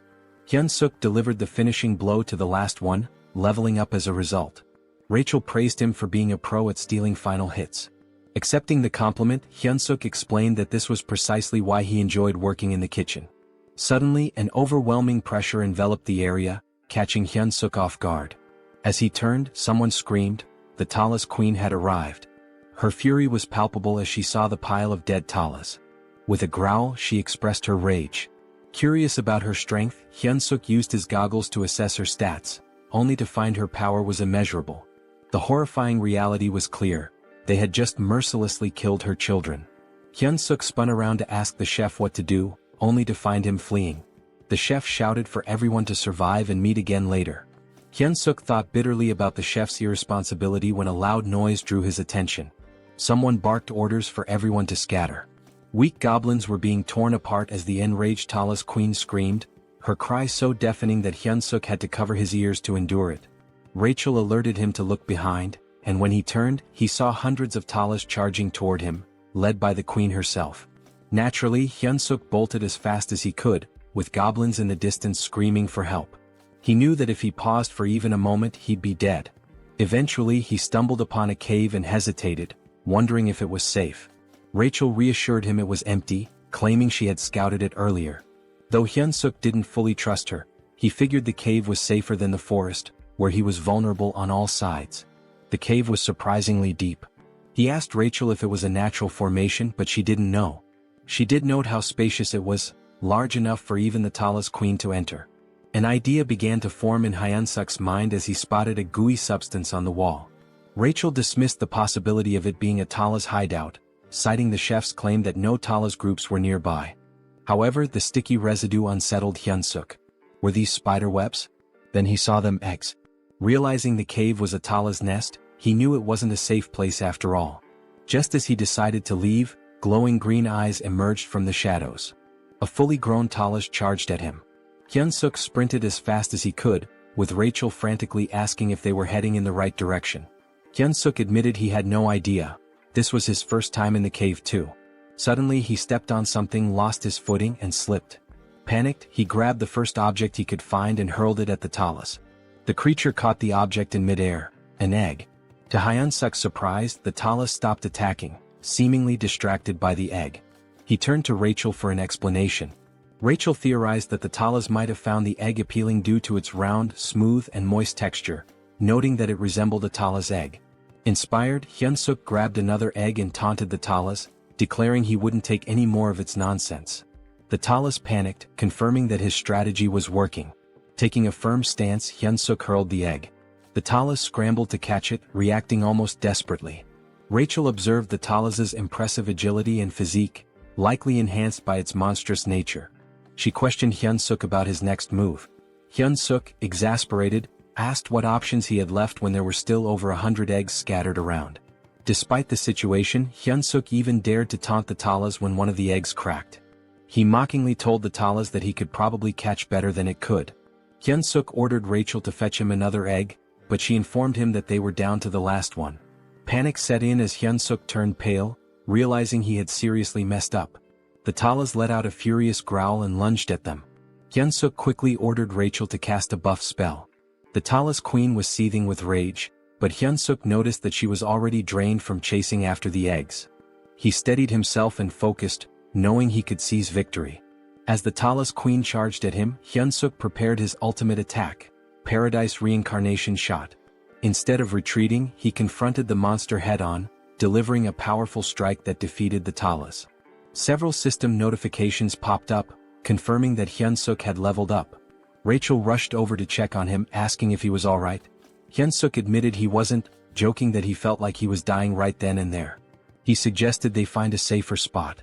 To his surprise, Rachel revealed that she could also use healing magic. Hyunseok praised her, remarking that investing in mana points had really paid off. Rachel, however, modestly explained that her magic wasn't very potent and could mostly just stop bleeding. Hyunseok allocated his newly earned stat points and decided to head back.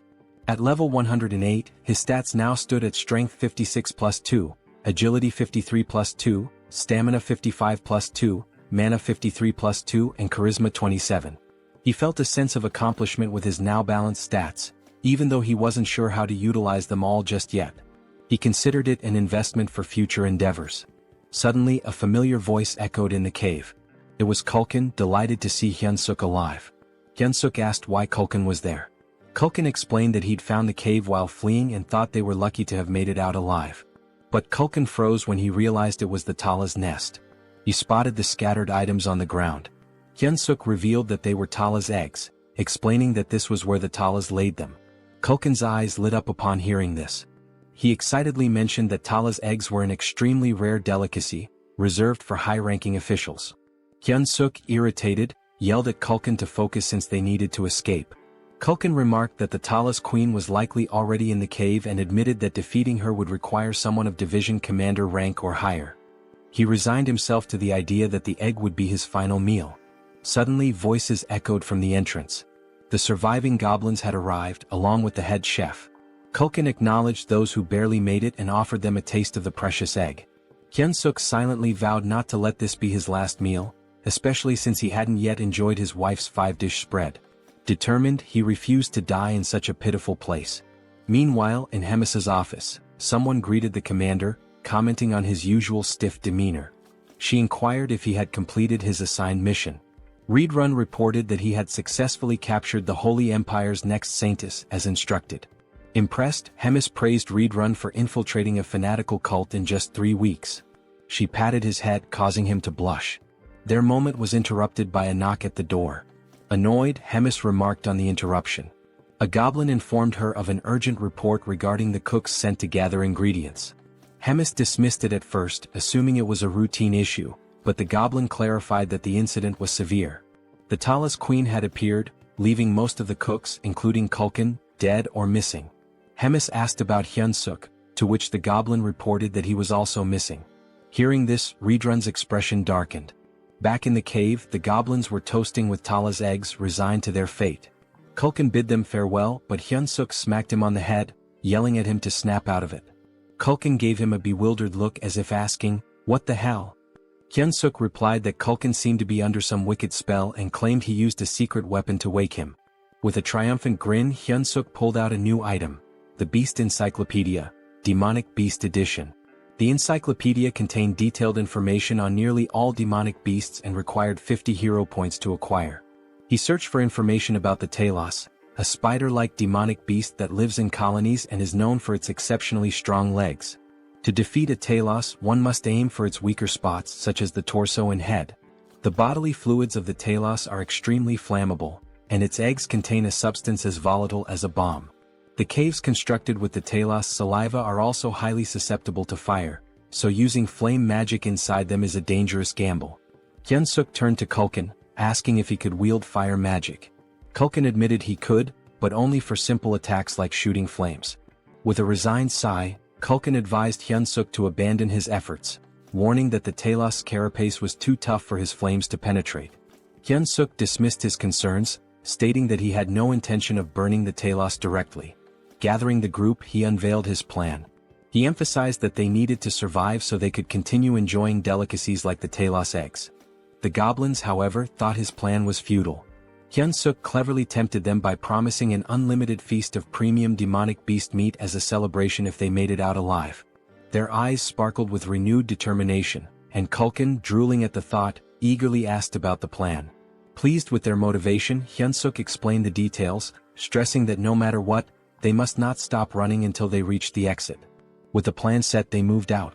Soon they encountered a swarm of Talos. Hyunsuk signaled Culkin to prepare his flames. At the right moment, Culkin unleashed fire, causing part of the cave to erupt in an explosion. Rachel observed the chaos and asked Hyunsuk what he had done. He explained that by allowing the fire to spread, the remaining eggs deeper in the cave would act as a distraction. This would keep the Talos occupied long enough for them to escape. Hyunsuk instructed the goblins to stay focused on surviving and to throw an egg as a diversion if needed. With only one egg left in his possession, they had to locate the exit before using it. As they pressed on, Rachel spotted light ahead. Hyunsuk guided the group toward it, urging them to keep running. Relief washed over them as they reached the light, but it was short-lived. Standing in their path was the Talos Queen. Hyunsuk's expression darkened as the massive creature blocked their way. Culkin, equally dismayed, whispered that the Queen had returned, believing their doom was imminent. But Hyunsuk refused to give up. He noticed the Queen wasn't attacking them outright. Sensing an opportunity, he addressed her directly. He instructed Culkin to ignite something, then held up the last egg, threatening to detonate it. If this explodes, Hyunsuk warned, we all die, your offspring included. The Queen hesitated, her gaze fixed on the egg. Hyunsuk intensified his demand, urging her to step aside. The Queen screeched loudly, causing tension to rise. Rachel anxiously asked what they should do next. Hyunsuk, out of ideas, lit the egg and hurled it toward the cave wall. The egg detonated, igniting a fire that spread rapidly. The ground trembled as the cave began to collapse. The goblins, terrified, scrambled to escape. Hyunsuk shouted for everyone to prioritize getting out alive. But as he fled, he suddenly froze, distracted by a system notification. He had leveled up. Rachel, exasperated, yelled at him to move before he was buried in the rubble. Glancing back, Hyunsuk saw the Talos Queen being crushed beneath the falling debris.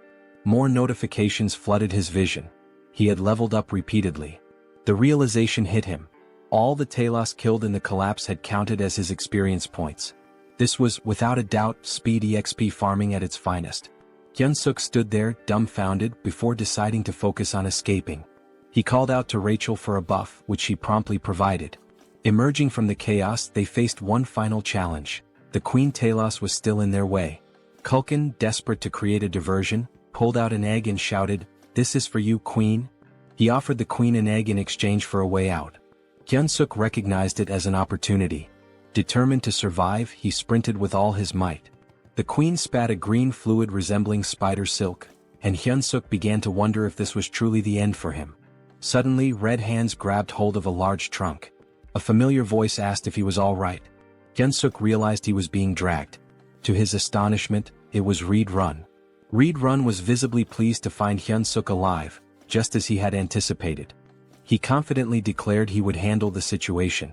Reed Run wielded the massive trunk and struck the Talos Queen with a devastating blow. The Queen emitted a deafening screech as Reed Run assumed a combat stance. Hyunsuk couldn't hold back his admiration and exclaimed how incredible Reed Run was. He couldn't believe what he was witnessing. Later, at the Demon King's Black Castle, they discovered grim news. Out of the 105 goblin packs in the Demon King's army, only 6 had survived. 99 were either dead or missing, including Culkin. In Bobo's room, the enormous beast whimpered and clung to Hyunsuk, straddling him like a child. Hyunsuk consoled the emotional Bobo, teasingly saying he had returned from the dead just to see him. Rachel commented on how fortunate they were to have survived, crediting the cow-headed figure. Meanwhile, Bobo kept licking Hyunsuk's face affectionately. Hyunsuk replied to Rachel, saying they should cherish their moments of peace, as the looming finals could very well get them killed. Rachel asked for clarification. Hyunsuk explained that finals were approaching fast. Rachel observed that Hyunsuk had matured significantly, and she wasn't wrong. Thanks to the collapsed cave, Hyunsuk had gained a staggering 75 levels in one fell swoop. His current level stood at 200, but Rachel remarked that it still felt inadequate. Hyunsuk shared her sentiment, especially when faced with an opponent boasting over 6,000 battle power. Rachel tested him with a question. Would attaining 6,000 battle power make him as strong as an orc? Hyunsuk replied that it wasn't solely about power level. Rachel confirmed his answer, explaining that such strength also relies on magic. She urged him to master magic if he hoped to confront such adversaries. Hyunsuk admitted it wasn't as simple as it sounded. Rachel reminded him of a moment when he had inadvertently used magic in the past. Hyunsuk, puzzled, was unaware of having done so. Rachel confessed that it was far too basic to be called magic. Hyunseok finally understood. The surge of power he had felt back then was indeed magic. Their conversation was abruptly interrupted when the door swung open. Both were caught off guard as Reed Run entered. Hyunseok asked why someone like Reed Run would visit such a modest room. Reed Run informed him that he was there to summon him to meet the great commander at Hemis's office. When Hemis saw Reed Run, she inquired about his unusual presence. Reed Run explained that he had a personal matter to discuss. He requested permission to teach Hyunseok the art of battle. Hyunseok was shocked. Hemis asked for the reasoning behind this. Reed Run explained that Ork Harkin, a platoon leader, had been exhibiting extraordinary potential and seemed suited for the position of deputy battalion commander. If things continued this way, Hyunseok was certain to lose. Reed Run expressed his belief in Hyunseok's immense potential and his desire to witness what Hyunseok could achieve in the future. Hyunseok was dumbfounded, certain the commander would reject the proposal. To his surprise, Hemis approved. Reed Run expressed his gratitude and Hemis dismissed them, stating she had work to attend to. Before they left, she noted how much stronger Hyunseok had grown since their last meeting. While she admired his rapid development, it also irritated her as it posed a threat to Kirkin. She resolved to grant Kirkin something to even the odds. Reed Run led Hyunseok to his personal training ground, a vast space that amazed Hyunseok. He reflected on how much respect Hemis had for Reed Run.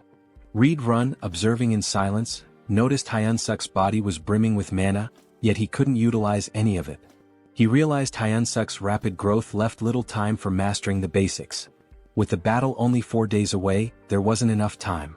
Reed Run concluded there was only one solution. He clenched his fist and declared that pain was an integral part of growth. Advising Hyunseok to stay alert, he delivered a punch directly to his face. While crashing onto the ground, Hyunseok couldn't help but question if this guy was completely out of his mind. Here he was supposedly training him, yet he was beating him to a pulp. Hyunseok shouted at Reed Run to focus. Otherwise he'd die if he didn't learn to block with mana. Determined, Hyunseok tried to shield himself from Reed Run's incoming kick by raising his forearm. He quickly leapt backward to create some distance. Gathering his strength, Hyunseok launched a counterkick. Reed Run found it peculiar. Although Hyunseok's physical strength was nothing remarkable, his reaction speed and perceptiveness rivaled those of a seasoned knight. Reed Run recognized that Hyunseok's fighting spirit was extraordinary. It became clear to Reed Run that it wasn't by sheer luck that he couldn't dodge Hyunseok's kick. Hyunseok's combat instincts were refined to an astonishing degree. Deciding to trust Hyunseok's innate sense of battle, Reed Run planned his next move. He reminded Hyunseok of the wager with the commander, emphasizing that without mastering mana, he had no chance of defeating Kirkin. With a cold resolve, he added that it was better to die here than suffer defeat in front of everyone. Then with a powerful punch, Reed Run hurled Hyunseok into the air. Hyunseok realized in that moment that Reed Run wasn't bluffing. Another hit like that might actually kill him. His mind wandered to his unfulfilled dream of getting married and having adorable children. But Reed Run wasn't giving him time to reminisce. He was already pursuing Hyunseok mid-air, leaving Hyunseok with only two choices: die or block the attack. Praying to God, Hyunseok clenched his fist and prepared to retaliate. The next moment, the ground trembled from the impact of someone crashing into it. That someone was Hyunseok. The force of his landing shattered a significant portion of the terrain. Rachel, standing nearby, was visibly alarmed. Reed Run approached Hyunseok's motionless body, observing him carefully. He declared that Hyunseok had just managed to control his own mana for the first time and asked if he had noticed. Raising his hand weakly, Hyunseok gave a thumbs up, joking that God had answered his prayers. His ridiculous expression made Reed Run chuckle. Reed Run reassured him, saying he'd win if he continued progressing like this. He grabbed Hyunseok's arm and instructed him to stay still so he could heal him. But as soon as Reed Run began, Hyunseok let out a groan of pain, clutching his neck. Reed Run had forgotten an important detail. Dark mana was akin to poison for humans. Realizing his mistake, Reed Run apologized profusely, scooping Hyunseok into his arms and urging him to stay alive. In this world, certain powers inherently counter each other. Dark mana counters regular mana. Mana counters divine power, and divine power counters dark mana. Mana was the domain of humans. Dark mana belonged to demons, while divine power was reserved for the devout followers of God. The Church of Tussis, the most influential religious institution, had waged wars to bring all other faiths under its control. Now, as the divine empire of Gatron, They anointed a chosen individual capable of hearing God's voice and revered her as the saintess. Somewhere within the Demon King's stronghold, rumors swirled about the captured saintess locked in her room. The next saintess of the Divine Empire, Abelson Marriott, was now a prisoner of the demon army.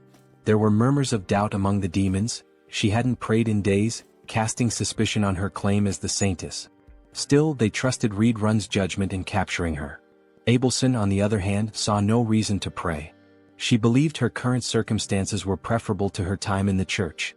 Suddenly, the door burst open and Reed Run barged in, carrying Hyunseok in his arms. Abelson immediately chastised him for his rudeness. Ignoring her, Reed Run demanded that she heal the human. Hyunseok's head throbbed, and he began to wonder what Reed Run had done to him. It was almost comical. His last thought was regretting that the last hand he held belonged to a man instead of Rachel. When he opened his eyes, he was greeted by the sight of a silver-haired beauty. His immediate thought was that he had died again and ended up in some random place. Hyunseok began lamenting loudly, claiming he would never forgive the angel for this. He dramatically declared he'd rather become an archmage by the age of 30 than go through this again. Praying fervently, he cursed Rachel, accusing her of being a demon disguised as an angel, and demanded eternal torment for her. Finally, he muttered one last wish. If the angel insisted on making him a hero again, she should marry him first. Abelson, unimpressed, called him pathetic. Hyunseok's eyes widened in shock. Reed Run, relieved that Hyunseok was conscious, couldn't help but grab his shirt in excitement. Still dazed, Hyunseok was utterly confused. Reed Run pulled him into a tight hug, but Hyunseok immediately protested, accusing him of trying to kill him again. It was at this moment Hyunseok realized he wasn't dead. Turning around, he glanced at Abelson, piecing together the embarrassing things he had just said in front of her. Reed Run, meanwhile, asked the saintess if Hyunseok was fully healed. The saintess responded that Hyunseok was not yet fully recovered, and it should be evident to Reed Run as well that the dark mana still lingered in his body. She admitted she didn't know what might happen to him. Reed Run asked if her divine power couldn't erase the dark mana. Abelson warned that any misstep could result in Hyunseok's death. She suggested waiting, as the dark mana might dissipate over time. Apologizing sincerely, Reed Run promised to make amends by helping Hyunseok grow stronger through training. Despite being nearly suffocated by the hug, Hyunseok managed to remark that Reed Run didn't need to go to such lengths for someone as lowly as him. Reed Run dragged him away, but Hyunseok protested, asking him to wait. Meanwhile, Abelson grew curious about Hyunseok, wondering why a human was being trained by a demon. A few hours later, Hyunseok finally made it back to his room. Bobo, as usual, was there playfully chewing on Hyunseok's head. Hyunseok thanked Bobo. He recalled hearing that Bobo had destroyed his home and eaten the soldier who tried to feed him. Once again, Hyunseok thanked him, acknowledging that if it weren't for Bobo's separation anxiety, he'd still be stuck in training. Hyunseok began venting to Bobo about everything that had happened that day. It was enough to make him cry. And to top it all off, the dark mana was still coursing through him. Looking up, he asked Rachel if he was going to die. Bobo simply kept licking Hyunseok. Hyunseok called for Rachel again, but she didn't respond. Rachel was crying, devastated that her hero had been ruined and corrupted. She told him that he wasn't the same hero anymore. Hyunseok was taken aback. Shouldn't he be the one crying after everything he had just been through? Eventually, Rachel calmed down and confessed that all of the misfortunes were her fault. The dark mana in Hyunseok's body, his near-death experience, it was all on her. With biting sarcasm, she added that it was because she was a demon wearing an angel's face, a deranged maniac destined to suffer eternal torment in hell. Hyunseok froze, recognizing those were the very words he'd said to the saintess upon waking up.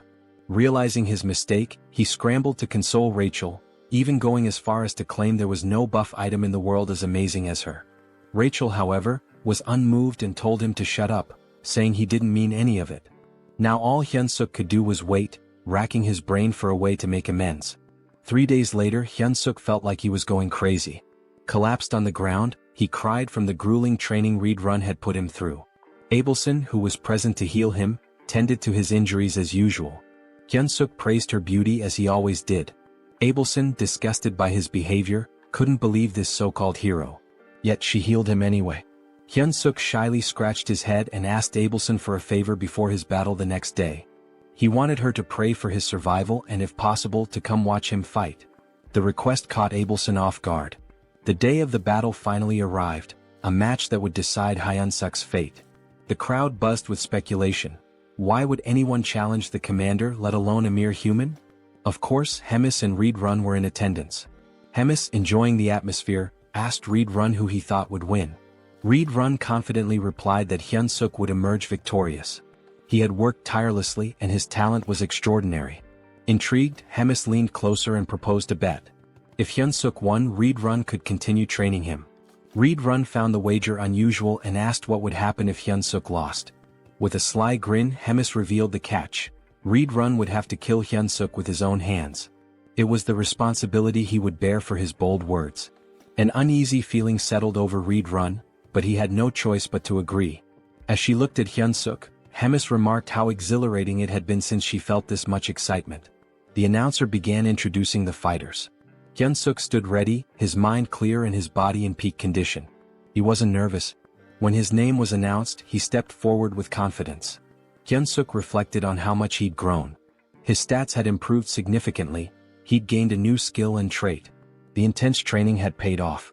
Reed Run's unique combat style, composed of 10 distinct forms, was now a part of Hyunseok's arsenal. Though his proficiency with it was only at 8%, he believed it would suffice. Our boy was determined to win this fight and hoped that, after the battle, he could go on a date with the silver-haired saintess. But his thoughts were quickly interrupted when Rachel shouted, demanding to know what he was thinking. On the other side, his opponent was introduced. This beast, named Korkin, was here to punish Hyunseok for his arrogance. Both Hyunseok and Rachel immediately noticed that something was different about Korkin. He didn't look the same as when they had seen him before. Reed Run was also caught off guard as soon as Korkin appeared. Hemis wasted no time in reminding Reed Run that there was no backing out of their bet now. Korkin let out a roar so loud it sent shockwaves through the area. His combat level now stood at 10,573, which Hyunseok confirmed with his goggles. Hyunseok couldn't believe it. Korkin had surpassed 10,000 in just a few days. Rachel too was in disbelief. She suspected that Korkin must have done something underhanded to increase his strength so rapidly. However, Hyunseok clenched his fist and muttered to himself, of course, nothing was going to be easy. As soon as the fight began, Hyunseok charged toward Korkin. Korkin, already anticipating the move, raised his weapon in preparation. Hyunseok knew that if that massive club landed even once, he was done for. Korkin swung his weapon, but Hyunseok managed to avoid it. The swing was large and easy to predict. Hyunseok knew that he just had to stay calm, dodge, and wait for the right opening. Hyunseok landed a solid blow, and the announcer remarked that it must have hurt even Korkin. Hyunseok readied himself for another strike, landing it once more. The impact was tremendous, but Korkin didn't even flinch. Hyunseok immediately realized he had messed up when he saw something blurry coming toward him. The object hit the side of his body with a powerful force. He quickly created distance between them, only to notice that his left arm had been broken by that single blow. Korkin, however, seemed unfazed by the damage he had taken earlier. Hyunseok observed that Korkin appeared normal, and his movements were still predictable. In his mind, Hyunseok reminded himself that he had endured worse before. He steeled himself, telling himself not to be afraid and remembering the lessons he had learned. Combat arts involved using mana with martial arts, allowing someone to smash the ground or break a rock with a single punch. Reed Run had explained this to him. He added that combat arts weren't just about raw strength. The crucial point was that combat arts are techniques meant to kill your opponent. Back during their training, Hyunseok had been told he couldn't beat Korkin with his current abilities. The reason? He lacked the intent to kill. Without a clear intention to kill, his attacks were meaningless. As the present moment unfolded, Hyunseok recalled Reed Run's words. Korkin was about to strike again, but this time, instead of dodging, Hyunseok surged forward as if he was about to counter. This time his attack was fueled by killing intent. Hyunseok's punch landed and he shouted, "Fucking die." Unlike his previous attacks, this one pierced Korkin's muscular body. This was the first form of Reed Run's combat style, instant obliteration. And as the name suggested, the arena was obliterated in the process. As the dust clouded the arena, Abelson wondered who had won. When the dust finally settled, Korkin's body was revealed, a massive hole torn through his chest. "Welcome to the Donut Club, ugly ass," Hyunseok thought to himself as he raised his fist in victory. It was official, the weak human Choi Hyunseok had won. Despite his victory, Hyunseok's body trembled, and he realized that if he used Reed Run's technique again, it might just kill him. Meanwhile, Rachel was celebrating. She told Hyunseok that he had pierced straight through Kurkin's heart. Hyunseok could hardly believe they had won. But then a dark red aura surrounded Kurkin's body. Something wasn't right. The announcer too couldn't believe his eyes, exclaiming that it was a miracle. But Hyunseok knew this wasn't a miracle. He watched as a red object began to emerge from Kurkin's body. Twisting in pain as something strange happens to his body, it's clear that the blow wasn't fatal enough. Kurkin remains standing, almost miraculously, despite a massive hole where his heart should be. Kurkin has now literally become a walking meat donut and will be known as Mr. Donut. Choi, surprised that Kurkin can still fight even with his heart torn apart, realizes it must be the commander's doing as he stares at Mr. Donut's gaping hole. Meanwhile, the commander watches the fight with a smile, enjoying how events are unfolding. Beside her, Reedrun wonders what she was thinking by sharing her dark mana with Mr. Donut. She also cast a curse that turned him into an undead when he reached a fatal state. The commander, impressed by Choi's quick learning and talents, smiles, though her expression carries a hint of frustration for having expected more from him. Back on the battlefield, Choi wonders if Donut is still alive as he looks at the heartless monster still standing. Rachel clarifies that he isn't, it's actually a curse causing this effect. However, she notes that the curse won't last long. Suddenly, Donut charges at the hero, preparing a strike with a murderous gaze. Choi laughs, joking that this move is already well known and easy to dodge. Famous last words. In the blink of an eye, he is struck. Donut's fist is already at his neck, and apparently the blow wasn't as avoidable as Choi had thought. Mr. Donut, holding the hero's neck in one hand, strikes multiple times with the other, only stopping when Choi, in a desperate response, grabs the monster's arm with both his arms and legs, causing a surge of energy. This prompts Donut to throw him away, sending Choi crashing into a wall. As Choi reflects on the gentle meeting between his body and the wall, he recalls the near-death sensation he experienced, comparing then to now. It seems like all the bones in his body are broken. With no time to dwell on his misery, he notices someone willing him to stand and continue.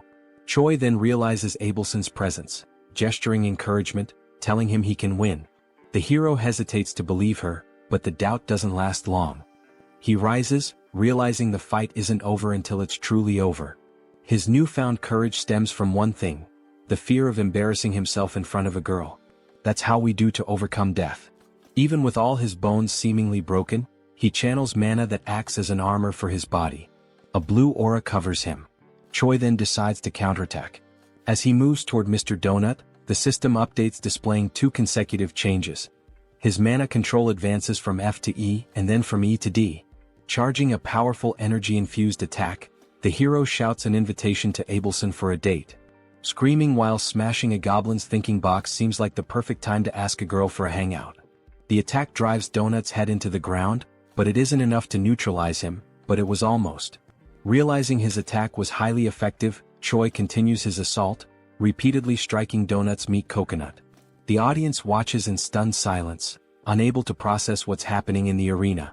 Meanwhile, in the room where Reedrun and the commander are watching, she asks Reedrun if was he the one who taught the hero all those moves. Reedrun denies it. He also added, emphasizing that he's never seen anything like this in his life. Turning the attention back on the battlefield, now nearing its conclusion, Choi's thoughts are focused on his possible date. Things like 1 night, 2 days, dinner and hotel, clearly more important things to think in a situation like this.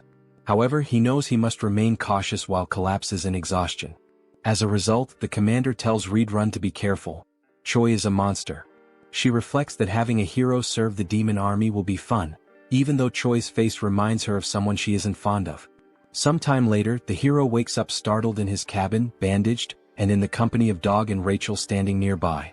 Before he can ask where he is, Rachel informs him he's obviously in his cabin. Choi, concerned about the outcome of the fight and his experience, is quickly reassured that he won and that Abelson tended to his injuries. Eager to check the system, he looks at his stats. Hero candidate Choi, now level 212, has seen significant increases not only in his level but also in stamina, mana, charisma, and unlocked mana control skill. As he reviews his stats, Rachel mentions she could have healed him too. Choi ignores the comment, focusing solely on the absurd number of levels he gained. Noticing the mana control skill, Rachel reacts with exaggerated surprise. She defends her reaction, explaining that she's right, it's extremely rare for anyone to achieve mana control. As she tries to elaborate on how amazing this feat is, she's interrupted by Choi, who notices a strangely folded piece of paper. The scene shifts to Abelson's prison. She's gazing at the stars and muttering to herself that it was unnecessary. In her thoughts, the hero is strange. He discovered mana and learned about combat in just 3 days, which isn't normal. This hero certainly has unknown potential. Unfortunately, his personality is inversely proportional to his abilities. Abelson wonders if her prayers were answered or if Choi is simply pure talent. In the end, it doesn't matter. To her, he's the hope she needs. She then knocks on a door, seeking a favor, and Reedrun at the other side answers, offering his help. When Reedrun asks what she needs, she says she wants to take a walk. Back in Choi's room, as he reads the letter, he's surprised to find it's a positive response to his date request with Abelson. She now wants to see him at the courtyard. The hero will finally have the time of his life. Moments later, the time for the meeting finally arrives. Choi, anxious, still doesn't know how to act in this situation. He wonders if he should ask for her number, but there aren't even cell phones in this world. Rachel advises him to forget about this situation and return to his room, complaining that he always ignores her words.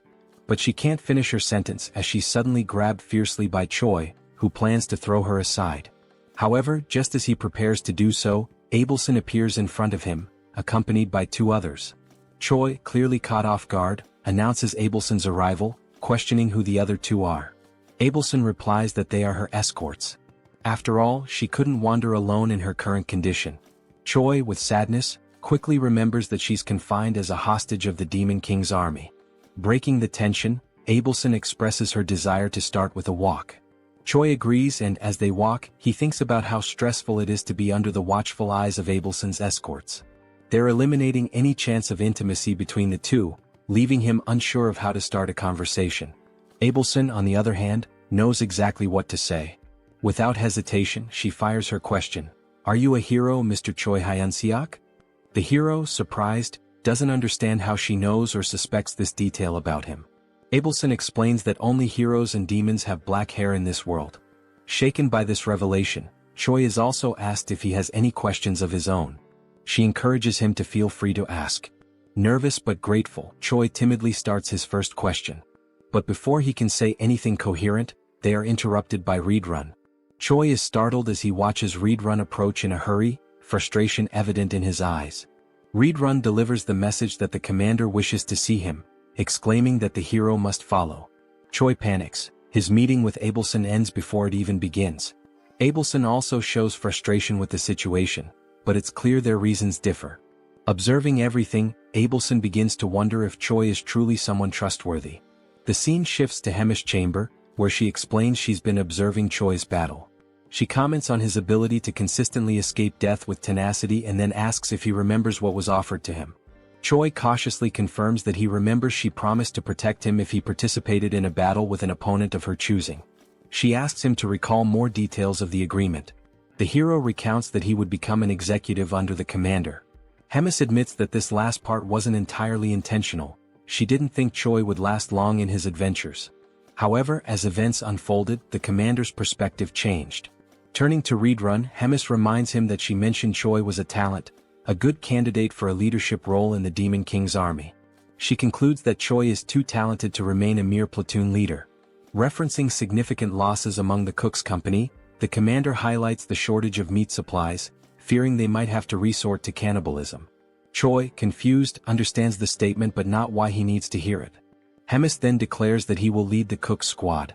Choi is now free to take any initiative needed to restore order to the kitchen. Hemis ends by asking if he will be able to accomplish this task. Hesitant, Choi responds that he will do his best. The scene changes again. Now alone with Rachel, Choi is sarcastically asked how it feels to be a Demon King squad leader despite being a hero on paper. Choi, matching her tone, declares he's so happy he could die. As he heads to his new workplace, the hero tells Rachel he notices her lingering bitterness. Rachel just grunts. Adopting a new attitude, Choi arrives at his destination and begins his duties by confronting a suspicious creature in the kitchen. The creature, one of the servants, mocks him by referring to Choi as a slave. Determined to assert his new position, Choi shouts at the servant as he approaches him. The servant looks confused and suddenly Choi strikes him with a blow to the chin, knocking him out while declaring himself the new commander. Choi then shouts for everyone to gather in the kitchen. Surveying the crowd, The hero notes the strongest one has a power level of 3,500. Still, the group is too small, prompting him to wonder where the others are. Initially numbering 300, now there are only 20. Choi realizes the gravity of the situation, knowing the difficulty of his task and the consequences of failure. Addressing his squad, he asks who knows him. Gradually, some start naming him, the barbecue master, while another dares to call him a delicious human. In a flash, that individual is kicked, becoming a wall decoration. Choi then solemnly reinforces that he is the commander. Next, he orders everyone to address him as the rightful commander of the cook squad. Choi asks why the number of cooks has dwindled.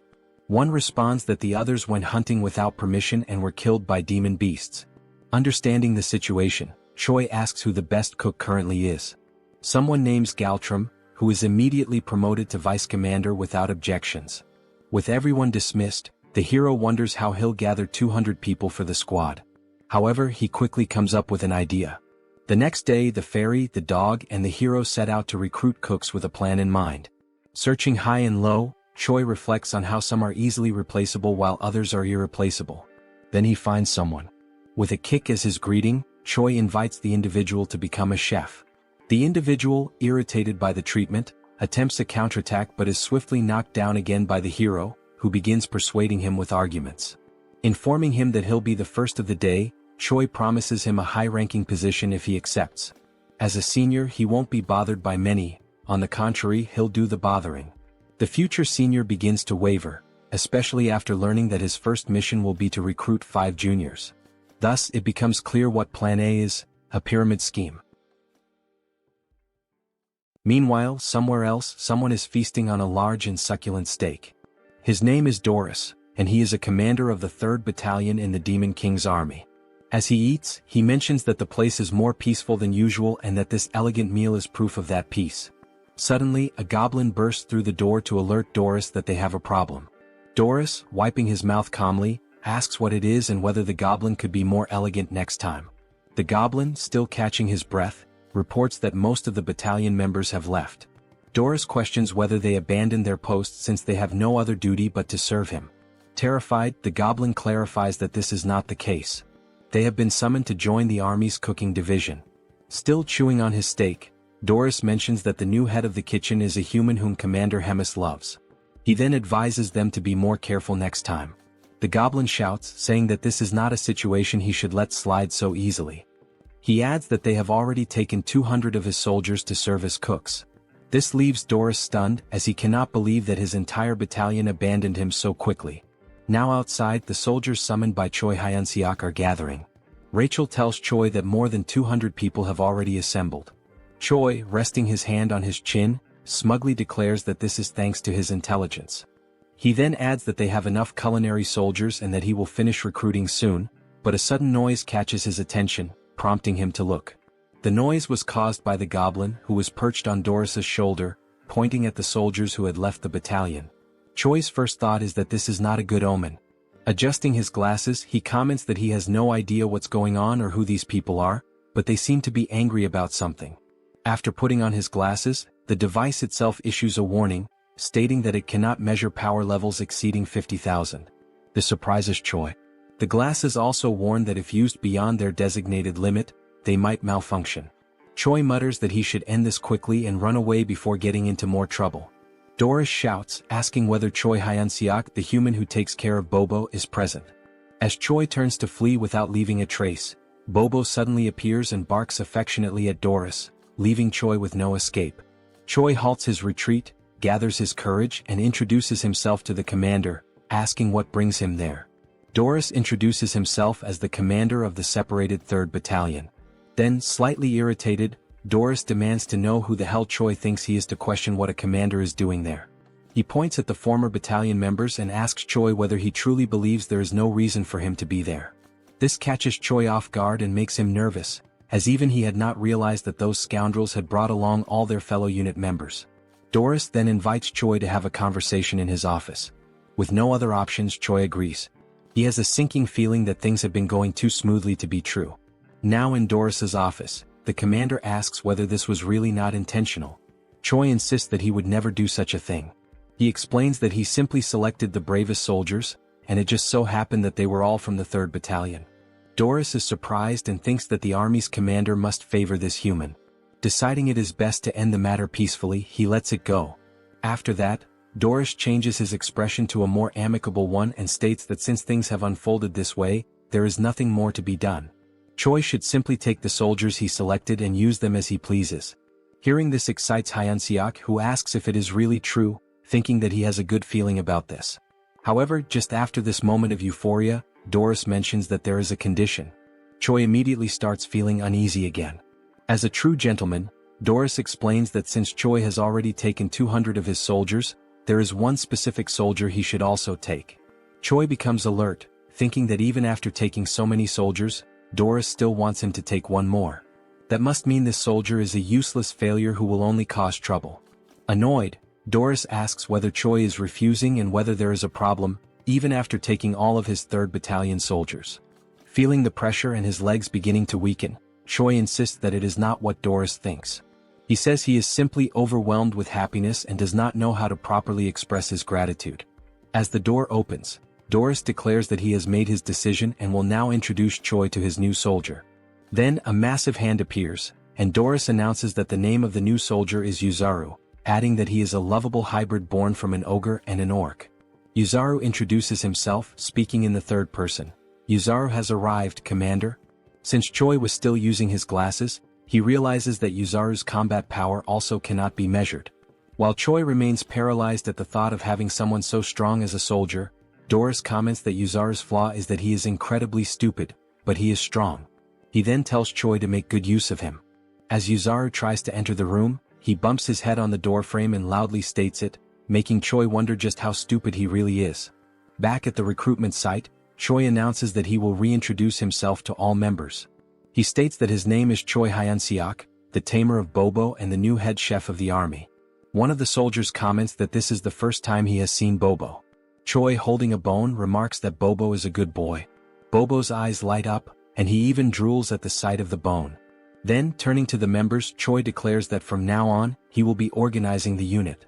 He puts up a list for everyone to see and explains that it is a new list, prepared by him, in which everyone must check their names and organize themselves accordingly. Rachel, surprised that he actually prepared a list, asks what criteria he used. Choi tells her that he believes everyone has the same level of intelligence, so he organized them based on combat power. He further explains that he assigned the weaker soldiers with more kitchen experience to kitchen duties. Then he asks Rachel if that was not a genius idea. After a while, one of the soldiers calls for him, stating that everything is ready and everyone has been organized. Delighted, Choi says he will check. With everyone divided into 2 large groups, Choi announces that the squad on the right is the culinary unit, while the one on the left is the combat unit. Using his experience, he acknowledges that some people might be unhappy with their assigned roles and invites anyone dissatisfied to step forward. A soldier raises his green hand, confirming that there is a problem. The goblin with a parted hairstyle, one of the weakest in the battalion, is the one who raised his hand. He states that he also wants to hunt and eat fresh meat right away. Choi gives a strained smile, admitting that this is a headache. He then calls for the goblin to come closer. The goblin cautiously approaches, contemplating what might happen. Once he is close enough, Choi suddenly kicks the poor goblin in the balls, making him scream in pain, his eyes bulging. Then Choi announces that this was his entrance exam. The poor goblin, now realizing that he will never be able to have children again, is left in agony. Without remorse, Choi declares that since he failed to withstand the kick, he has failed the test. Only then does the hero system finally appear, displaying a notification that thanks to his excellent leadership and command skills, Choi successfully organized and stabilized the unit. The system grants him the hidden skill of charisma level up, as well as an upgrade to his leadership skill level. Looking at the squad members, Choi asks if there are any other candidates with complaints. After a moment of silence, Choi clenches his fist, preparing to give a speech. Then he shouts for everyone to hear that everything is confirmed. He gives the order for the combat unit to grab their weapons because it is time to hunt. Now, in the great forest north of the Black Fortress, Choi gathers with all the members of the combat unit. Choi remarks to Rachel that, especially today, the forest seems calmer, with no sign of a single beast around. She replies that it might be due to the presence of Bobo and Yuzaru. Since they are so strong, they could be scaring the monsters away. Agreeing with her, Choi acknowledges that it is a plausible theory. Then we see Bobo and Yuzaru looking cuter than ever before. Choi grumbles, saying that those two are his best soldiers, and he simply cannot leave them behind. Rachel then suggests that they use bait to lure the monsters. Choi questions her idea, saying that if they had extra meat to use as bait, he wouldn't need to go hunting in the first place. Rachel smiles and tells him that he misunderstood. She is not talking about sophisticated bait. Pointing at all the squad members, she explains that they will serve as biological bait to attract all the demonic beasts. Choi loses his sparkle, then looks up and asks God what he did in his past life to deserve this. Then he crosses his arms and, with conviction, Choi orders the numbers 14, 3, 1, 43, and 7 from the list to step forward. Rachel, not understanding the significance of those numbers, asks him about it. He responds by saying that those were the numbers he bet on in the lottery back on Earth, lamenting that he could have been the winner. Still tearful, Choi gives the command that the operation will begin now. He then orders Yuzaru to grab member number 14, which excites the giant. After being held by Yuzaru, the poor member number 14 asks if he has lost his mind. Calling him an intercontinental ballistic goblin, Yuzaru effortlessly tosses the goblin far away. Choi, with his hand on his chin like a thinker, comments that it's a great idea, as continuing to throw weak soldiers like bait will eventually attract the attention of the monsters. He then turns to a fox soldier and orders him to light a small fire so the ones thrown as bait will have a way to return. But Rachel questions whether throwing soldiers like that wouldn't just kill them from the impact of the fall. Choi retorts, saying that he is sure 1 in every 6 will come back alive. He tells Yuzaru to keep throwing the others from the list. The rest of the battalion is in shock and whispers among themselves that the human head chef has lost his mind and that they want a long life. One of the goblin soldiers, terrified by the situation, decides to turn around and run away at that moment. As he turns to flee, he sees Bobo with his eyes sparkling with cuteness. The frightened goblin says that this is not what Bobo is thinking and that he will serve the Demon King's army for the rest of his life. But it seems Bobo doesn't believe him, as Choi mentions that the ones he threw earlier are late and should have returned by now. Meanwhile, in the background, the poor goblin is crying for help. At the same time, one of the goblins who had been thrown is running back, desperate and calling for help while being chased by several monsters. Choi smiles, saying it was about time for him to return and let the soldiers handle things now, but only if he needs to land the final blow on the monster to count for XP. But before he can finish his thought, Yuzaru takes off running ahead. He is simply too strong to leave the last hit for anyone else. As Yuzaru takes down the monsters one by one, he shouts that he loves fighting, leaving nothing for Choi. Frozen and speechless, Rachel looks at Choi and asks what last hit he's talking about, since there's no monster left alive. After everything, while Yuzaru celebrates his success with Bobo, Choi is left crying because he didn't get any XP, and worse, he can't even use the monsters as food since they were all torn apart. Rachel, shocked, points out that both Yuzaru and Bobo only need 1 hit to defeat the monsters. Still in disbelief, Choi says he needs to go back tomorrow but without those two. Rachel asks if he is sure about that, since there's only 1 more day before the main commander's duties return to normal. Back at the battalion, Choi orders a retreat, telling everyone to gather tomorrow at the same place, earlier than usual. Back in the kitchen, Rachel asks why he went there right after returning, and Choi responds that he needs to see if the mashed meat works in any way. Kicking the door open, Choi yells asking where the lazy ones are, ordering them to gather. One of the kitchen soldiers runs towards him and asks if something happened. Choi asks if he tried the meat from today's hunt. This soldier is Galum, the vice chef. Galum confirms that he did, but the results were not as good as expected. Choi is uncertain and says that the craftsman isn't very demanding and asks if Galum understands. Galum, in tears, says that he does. Mockingly, Choi asks if, despite all of his experience as a vice chef, Galum still doesn't know how to make minced meat. Galum responds that the main role of the kitchen army is to bring the ingredients, and he is not a personal chef for the commanders. He explains that the commanders care about taste, while the others just want to eat and don't care about flavor. Choi tells him that the members are also struggling and orders Galum to be quicker. Galum quickly runs off, telling the others to gather to light the firewood. Reflecting on what Galum had just said, Choi realizes that everyone with a rank below that of commander survives on tasteless meals, so he has a good idea and smiles as things may be easier than he thought. After a while, he decides to pay a visit to an old acquaintance. He knocks on Abelson's door and introduces himself as Hyunseok. She hears him and tells the hero to come in. Feeling awkward and blushing, he says that it's nothing special, he just wanted to see her. Rachel then says that now she understands the real reason he went to the kitchen. It was to see this woman. He then pulls out the beautiful and delicious dish and asks if she has already had dinner. Choi continues speaking, saying that he only won the duel because of her support and that the meal is a symbol of his gratitude. Abelson thanks him and mentions that she will only want a little bit. The woman then cuts a small cube of the meat and brings the fork to her mouth, thinking that the smell is very good. She takes a bite and after chewing for a moment she's left without reaction. Then, like in Shokyuji no Soma, she says that it's delicious, much better than what she had eaten at the castle. An incredibly tasty flavor.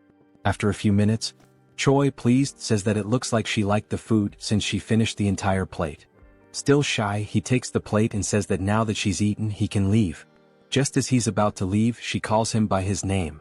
Then Abelson asks what Choi's plans are when he leaves this place in the future. Choi, like a good man moved by emotion, quickly responds that it's marriage with her. Hearing this, Abelson's eyes widen. Realizing his intentions and that he didn't understand the meaning of the question, she says that now he can leave. But before he goes, he tells her that there's something else he wants to do besides marry her. This catches her attention. However, before finishing, he asks her what her plans are and what she wants to do when she leaves there. With a lifeless look, she says that she doesn't know yet because if she ever leaves there, she doesn't want to do anything.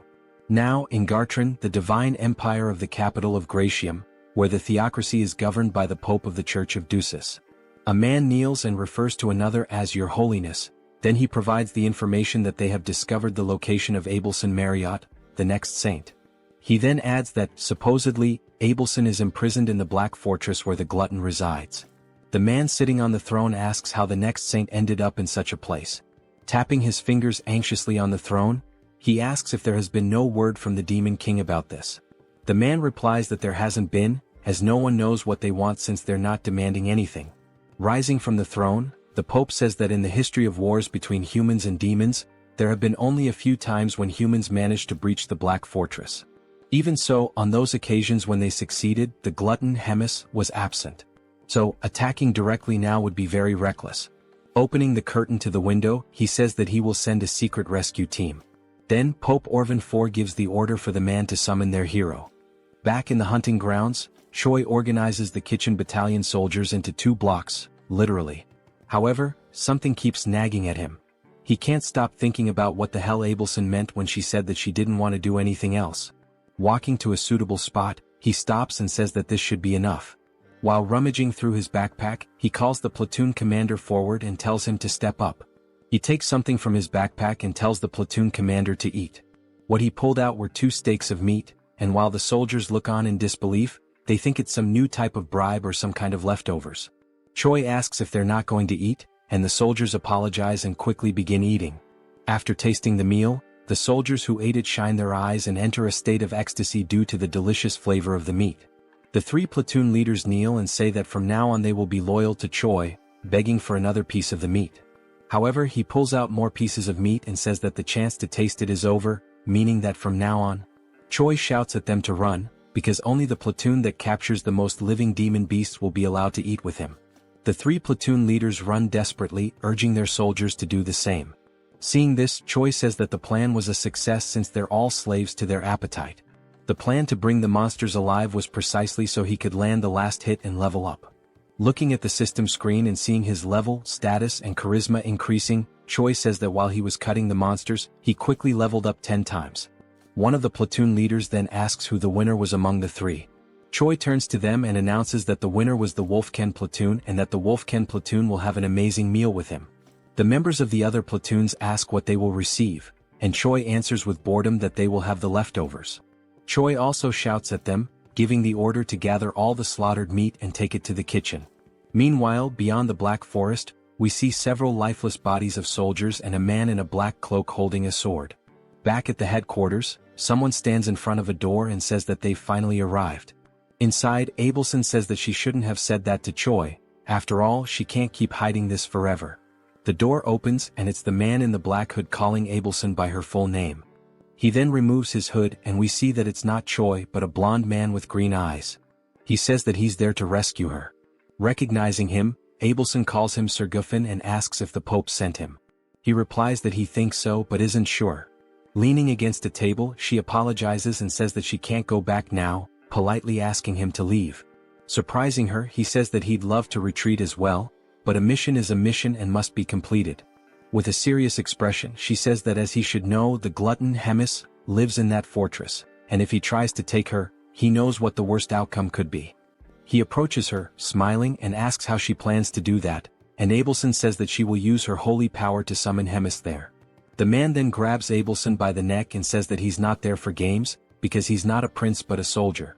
With a cold expression, he orders her to close her eyes, and when she wakes up, she'll already be in the capital. With his grip tightening around her neck and her almost fainting, Abelson realizes that he may use holy power and wonders how that's possible. As her eyes slowly close, she thinks that she can't go back there again. Then a sleep spell is launched toward the blonde man. It's Choi telling him to take his hands off Abelson. The punch hits his face, but it seems to have little effect. With a small trickle of blood on his face, the blonde man says that it was a punch infused with magical energy and asks what Choi is. He adds that Choi's movements are very impressive for the magic he possesses. Irritated, Choi throws another punch and asks what the hell the blonde is talking about, ordering him to get away from Abelson immediately. The man retaliated with a kick and said it wasn't part of the mission, but it's always good to have something useful, so Choi would go with him as well. The kick was so strong to Choi's stomach that he couldn't stay on his feet. While Choi and Abelson were on the ground, the blonde man said that trivial worms always irritated him. Watching all of this from afar, Rachel saw that the man had defeated the other man with a single blow, so she was unsure whether she should call Bobo for help. Then Rachel felt a frightening presence approaching the area. Inside the room, the man looked at a teleportation scroll and said that there was nothing he could do, but to bring another person with him, he needed to alter a few terms. Then someone arrived behind this man. The person asked the blonde if something wasn't going well. Was Hemis? Smiling, she asked if the man needed help. The man quickly turned around and was shocked to see Hemis in front of him. He wondered how this was possible since he had blocked the saint's powers. Hemis asked if the man could start calling her gourmet from now on. The blonde, trembling with fear, thought that he couldn't feel any magical energy coming from Hemis, and maybe this was due to the difference in their levels. Placing the contract in his mouth, the man thought that maybe the story about Hemis, the glutton devouring thousands of soldiers in a single day, could be true. Hemis emanated her power with a pink aura and said that now she would see how skilled her blonde guest was. The pressure from her magical energy was so immense that the blonde man became paralyzed. He could only think about not panicking because only then could he dodge her attacks, and when the opportunity arose, he would take the saint quickly. Then the blonde man felt a strange dizziness and realized it was due to the punch he had received from Choi, and the dizziness effect came late. While he was distracted, Hemis launched an attack that apparently struck and ripped off the blonde man's arm. The glutton said she liked him and asked if he could entertain her a little more. The blonde man thought that, with the state of his body, it was better for him to leave on his own. Then the blonde man declared the mission a failure, activated the teleportation power, a golden explosion occurred, and he disappeared from there. Hemis was surprised that the man fled even after she had asked him for a favor. Then, with a devilish expression, she said that it was fine because the truly fun things were about to begin now. Then a brief description of Hemis is shown. The glutton is an ancient monster and an ageless witch. All of these were insults to Hemis, the commander of the Third Corps of the Demon King's army. Through the endless flow of time, countless demons were born and appeared. However, the Demon King and Hemis, these two remained unshaken like enormous mountains. Yet, the infinite passage of time has numbed many things, and this is too cruel for any sentient being to bear. A few days later, Choi is training and is struck in the same spot with an attack. Lying on the ground and crying, he was training with Readrun, who tells Choi that his attacks and how he uses magic are still too direct. Readrun says that he doesn't need to be so rigid about it and can be more flexible. Still crying, Choi says he will keep that in mind next time. In an ironic tone, Readrun says that there's one more thing to mention. No matter how strong Choi feels or considers himself to be, there will always be someone stronger. Helping Choi up, Readrun tells him not to forget that a fair victory is a privilege only for the truly strong. Then Reed turns to Choi Hyunseok and says that's all for today, telling him that he did a good job. Readrun turns and leaves the area while Choi, feeling awkward, watches him walk away. The hero, nearly depressed, sits on the ground and concerned Rachel asks if he's alright. He responds that no, he's almost dying and asks her to heal him. Rachel begins the healing and Choi says that at least he can breathe now. This makes the fairy ask if she is now just a healing potion for him. While he's being healed, Choi has several thoughts in his mind. He remembers Abelson telling him to get stronger because only his belief in his own strength would protect him. Then he tells Rachel that Abelson said he needed to be stronger. Rachel gets angry because he's already talking about that woman again, and because of her, he almost lost his life. She doesn't know if she's a saint or a witch. Choi tells her that she could suffer divine punishment for saying such things. While still using the healing, Rachel remembers that the assassin used sacred power, so she questions why, if she is really a saint, he attacked her. Choi, thinking, says that she's right because the next saint should be a valuable existence, and that's not what happened. Choi becomes frustrated thinking about it and says that, in any case, he's done thinking about it. Then Rachel asks why he's so fond of her. Choi ignores her and says she's just jealous. Rachel yells that he's a woman-crazed moth and asks if he really wants to die. Shortly afterward, there was Choi, head down and sad, while Rachel and Bobo looked at him. Choi says that it's over for him and asks to be reborn as a rich family's cat in his next life, leaving their eyes confused by the situation. Rachel asks if Bobo is concerned and if he would accept someone like that as his master. Bobo still doesn't understand, so Rachel says she will tell him what happened. 30 minutes ago in Hemis's office. Hemis calls Choi Hyunseok and tells him that she has a big dilemma. She quickly says she's been bored for a long time, which surprises both Rachel and Choi with this sudden revelation. Sitting on her throne, Hemis says that because of this she should see something fun, and Choi just agrees. Hemis then says that he will have 1 month to train and defeat the battalion commander, which leaves him incredulous and nervous, asking if she really said that. With her aura emanating from her claws, she asks if something is wrong or if he can't do it. She asks if he wants her help, like she did with Mr. Donut in their fight against him. Remembering what she did, he bows, hitting his head on the table, and says that he doesn't need it and will handle it himself. Rachel then finishes recalling the events and Choi cries in the background. The fairy tells Bobo to say goodbye as he won't be seeing him for a long time. And now, I believe Bobo understands the situation. Rachel then turns to the hero and tells him that it's about time he accepts the fact that he's a hero, asking if he intends to defeat the battalion commander with only 9,000 power. Choi says he's already crying because of it and asks if Rachel wants him to die right now. While he laments, Rachel remembers that indeed Choi became strong quickly, but it's not enough because the battalion commander is on another level. Hyunseok remembers that the average battalion commander has a combat power of over 40,000 and he laments because there's no way to reach that number in such a short time. He looks at Bobo and thinks it would be wonderful if Bobo could replace him and fight in his place, as Bobo could fight on equal terms or even win against the battalion commander. While Bobo consoles him, Rachel says that the fight should be a duel and Choi confirms that.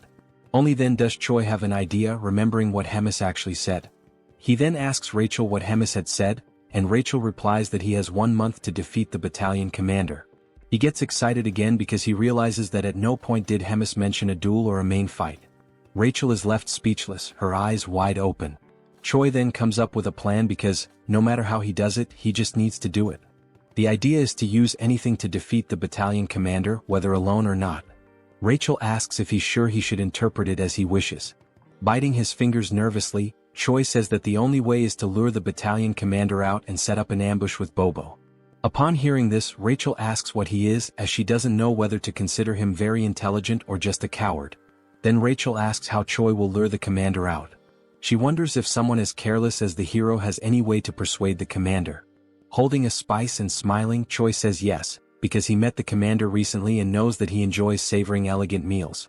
So Choi begins preparing the best recipe for grilled ribs. He selects the best ribs and goes through the entire process to make them incredible, soaking them in water with honey to remove the blood. Once the blood is removed, they should be left in a pot to cook quickly.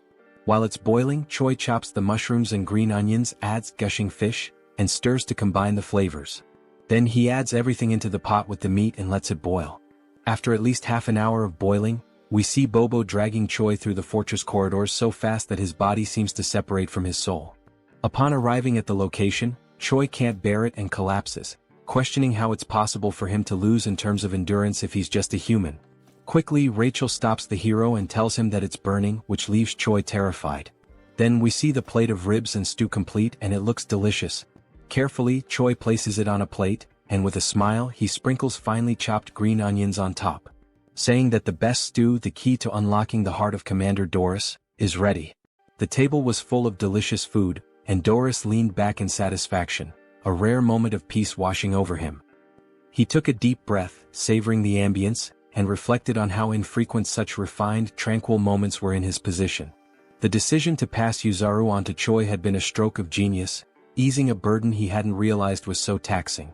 As he pondered this, a subordinate entered, bowing with measured respect.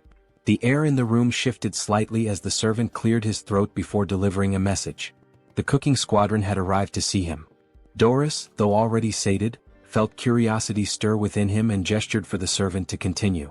Without hesitation, Doris dismissed any possibility of returning Yuzaru, assuming that was the purpose of their visit.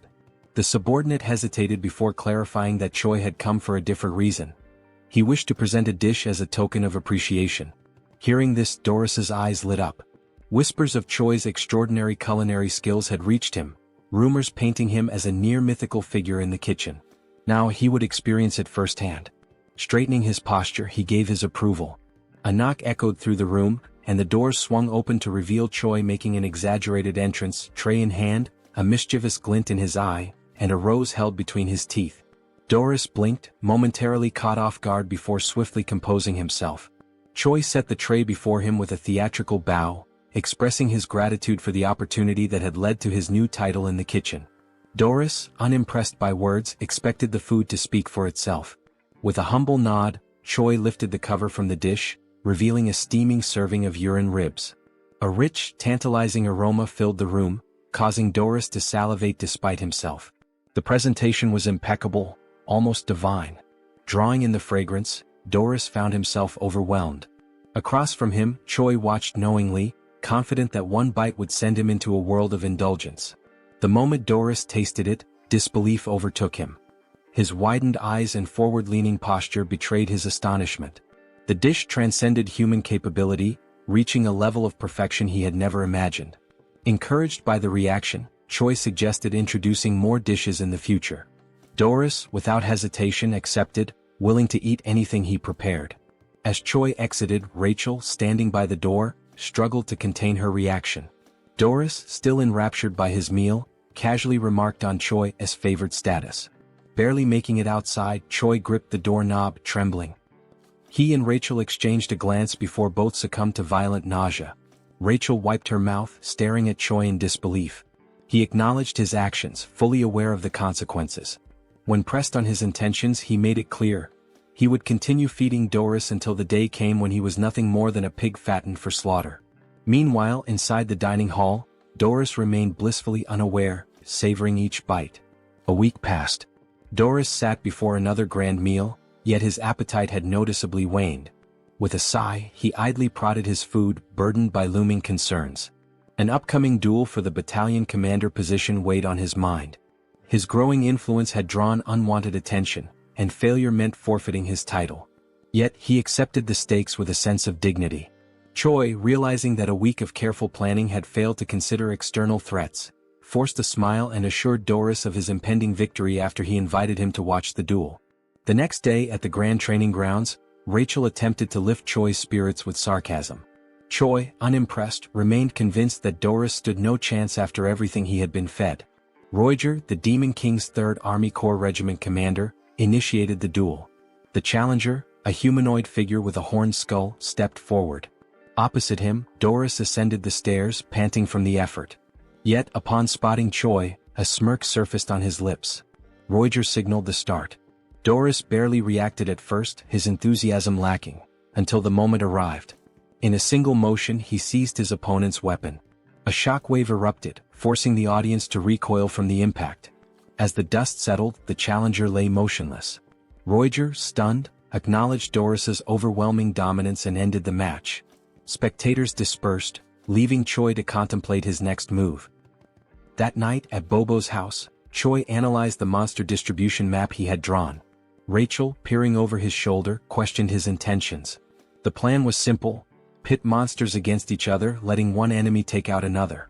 Rachel, after grasping the concept, understood the brilliance behind it. 3 days later, deep in the forest, Rachel groaned from exhaustion after memorizing endless monster entries. Choi had offered to divide the work, but she had refused, now regretting it. The dense foliage around them rustled as unseen creatures moved through the underbrush. Tension lingered in the air, each shadow carrying a hidden threat. The night was alive with distant roars and the snapping of twigs beneath massive feet. When asked about their first target, Choi pointed ahead. Rachel immediately identified it as a surfib, a massive forest worm. Despite its size, she dismissed it as useless for their plan due to its passive nature. Puffing her chest with pride over her deduction, she sought approval. Choi, unimpressed, remarked that even a fool could be useful. A soldier approached and inquired about their next hunting location. Choi told him to wait before asking Rachel about dragon-like monsters with steel-like scales. She replied that several types fit that description and that she would need to see it directly to identify it. This meant they had no choice but to face the creature head-on. Choi then announced to the cooking squadron that they would be sweeping the area clean. There was no need for captures. Everyone was free to kill to their heart's content. He even gave them permission to eat their prey immediately. The soldiers were ecstatic. They felt that their commander had finally come to his senses, celebrating the opportunity to eat their fill. They cut down monsters relentlessly, harvesting their meat until the supply piled up. Choi observed the results of their efforts but noted that the true owner of the territory had yet to reveal itself. He began to worry that their efforts had been in vain. Deciding to halt the operation, he ordered everyone to put away their weapons. The platoon commander ensured that his orders were followed. However, just as they began to settle, an unexpected sound caught Choi's attention. He immediately sensed that something had arrived.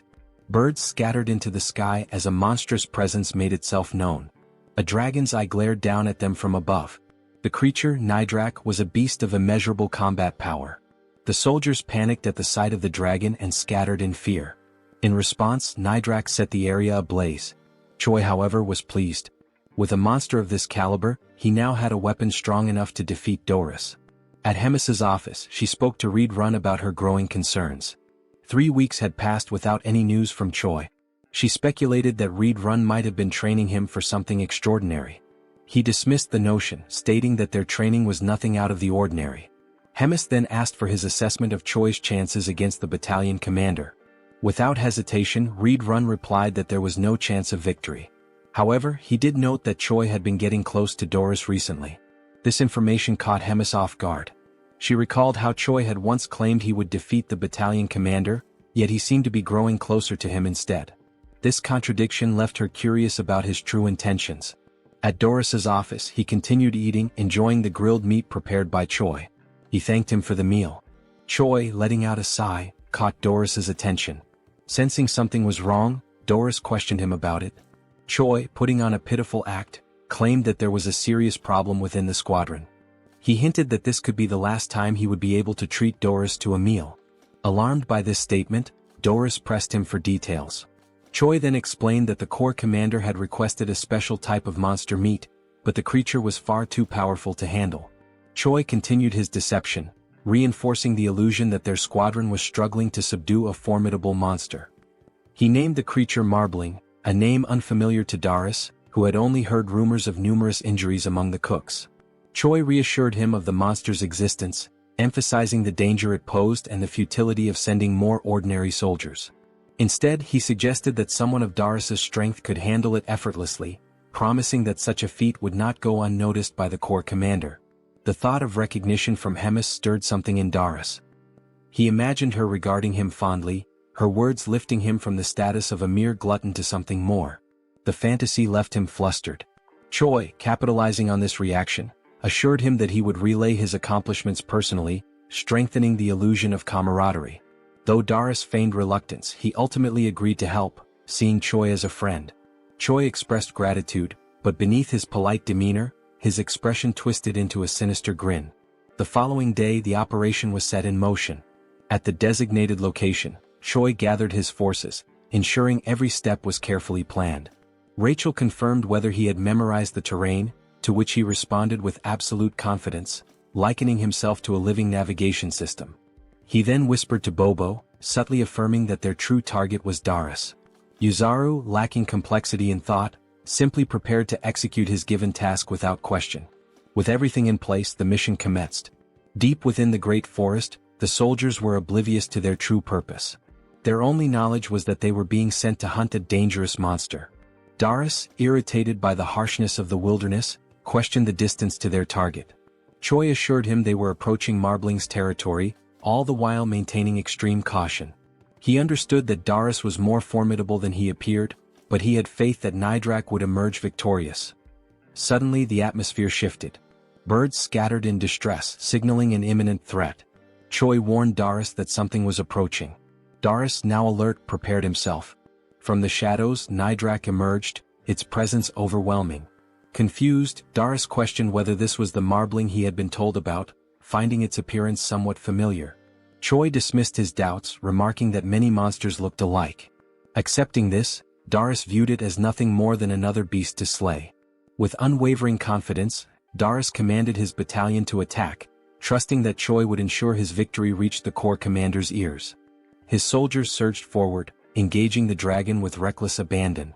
Darius himself lunged into battle, unleashing his formidable techniques. Despite Nidrak's immense power, Darius's sheer brutality kept him pressing forward. Choi observed with growing concern, realizing that Darius was more resourceful than anticipated. Instead of facing Nidrak directly, he used his soldiers as fodder, sacrificing them to create openings for his own attacks. Choi had intended for the battle to overwhelm Darius, but the demon's methodical approach threatened to undo his plan. Before Darius could land a decisive blow, a panicked soldier interrupted, reporting the arrival of another creature. Choi's expression darkened. He had miscalculated, this territory belonged to Nidrak alone. The presence of an additional monster disrupted his scheme. Retreat was immediately ordered, but before they could escape, a massive worm-like creature emerged. It was a Surfib, an entity Choi had initially dismissed due to its supposed non-aggressive nature. However, perceiving the ongoing battle as a territorial dispute, the Surfib prepared to fight. Darius quickly called for a full withdrawal, but Rachel realized that allowing him to escape would jeopardize everything. Choi knew he had no other choice. With a swift, decisive motion, he launched an attack. Using the read-run combat style's first form, he struck Darius, ensuring he had no time to process what had happened. His voice rang out, demanding that the retreat be cancelled. He called upon the demons to stand their ground, invoking their pride and courage. The chaos intensified as the battlefield descended into further disarray. Amidst it all, Darius registered the pain and the deafening roar of battle around him. Darius felt a surge of rage as he questioned whether he was being betrayed by a mere primitive human. Consumed by anger, he called out Choi's name, determined to risk everything to confront him. Activating his skill, Full Bloom, he unleashed a devastating attack. Choi, unaware of what was happening, found himself with no escape. Rachel urged him to run, but before he could react, he was struck by what felt like a bolt of lightning. The force nearly killed him, leaving him in shock and confusion about the nature of the attack. Through the chaos, Choi spotted Darius standing firm on the battlefield, declaring his intent to tear him apart while he was still alive. Realizing the imminent danger, Choi quickly assessed the situation, wondering about the whereabouts of Bobo and Yuzaru. Meanwhile, Rachel scanned the battlefield and noticed that Surfib's attack had caught everyone in its range. Choi felt as though he had been left alone to face Darius, who was seething with rage. Despite Darius' overwhelming fury, Choi saw him coughing up blood, recognizing that his opponent was pushing himself beyond his limits. Deciding to stall for time, Choi sprinted as fast as he could, instructing Rachel to call out the monster clusters from the map she had shown earlier. She complied, reading them aloud as she saw them. If Choi continued straight, he would reach the Warhound habitat. Darius, undeterred by the surroundings, pursued him relentlessly, showing no concern for the monsters in his path. Choi knew that while most creatures would avoid the strong, a habitat with younglings would provoke an aggressive response. Darius dismissed Choi's tactics as feeble tricks, determined to ensure his demise. Channeling his strength, he unleashed a level 3 technique, Falling Flowers. His power surged, fueled by his deep belief that promotion was the greatest weapon of a demon. With confidence in his overwhelming strength, he prepared to end Choi once and for all. However, something felt off. His body wavered, and he suddenly coughed up a significant amount of blood. Choi, having stopped to observe, listened as Rachel pointed out that Darius' demonic energy was depleting rapidly. Darius realized too late that he had reached his limit. Expending excessive energy while hunting demonic beasts had left him drained. Acknowledging the situation, he turned away, unwillingly accepting that he could not continue. Choi called out to him, questioning his retreat. Darius, though displeased, admitted there was no choice but to recover first. He vowed to return and exact vengeance, declaring that he would never forget this humiliation. Before he could leave, Choi refused to let him escape so easily. Calling out to him, he taunted the demon, stating that he had entered on his own terms but would not be allowed to leave so freely. Doris dismissed his challenge, ridiculing Choi for thinking he could be defeated by mere fists. But Choi was prepared. Activating Ride Run Combat Art 7th movement, he unleashed the explosive destruction wave. To his surprise, Doris endured the attack, proving his resilience. The demon smirked, accusing Choi of underestimating him. Before the battle could continue, an unexpected presence arrived.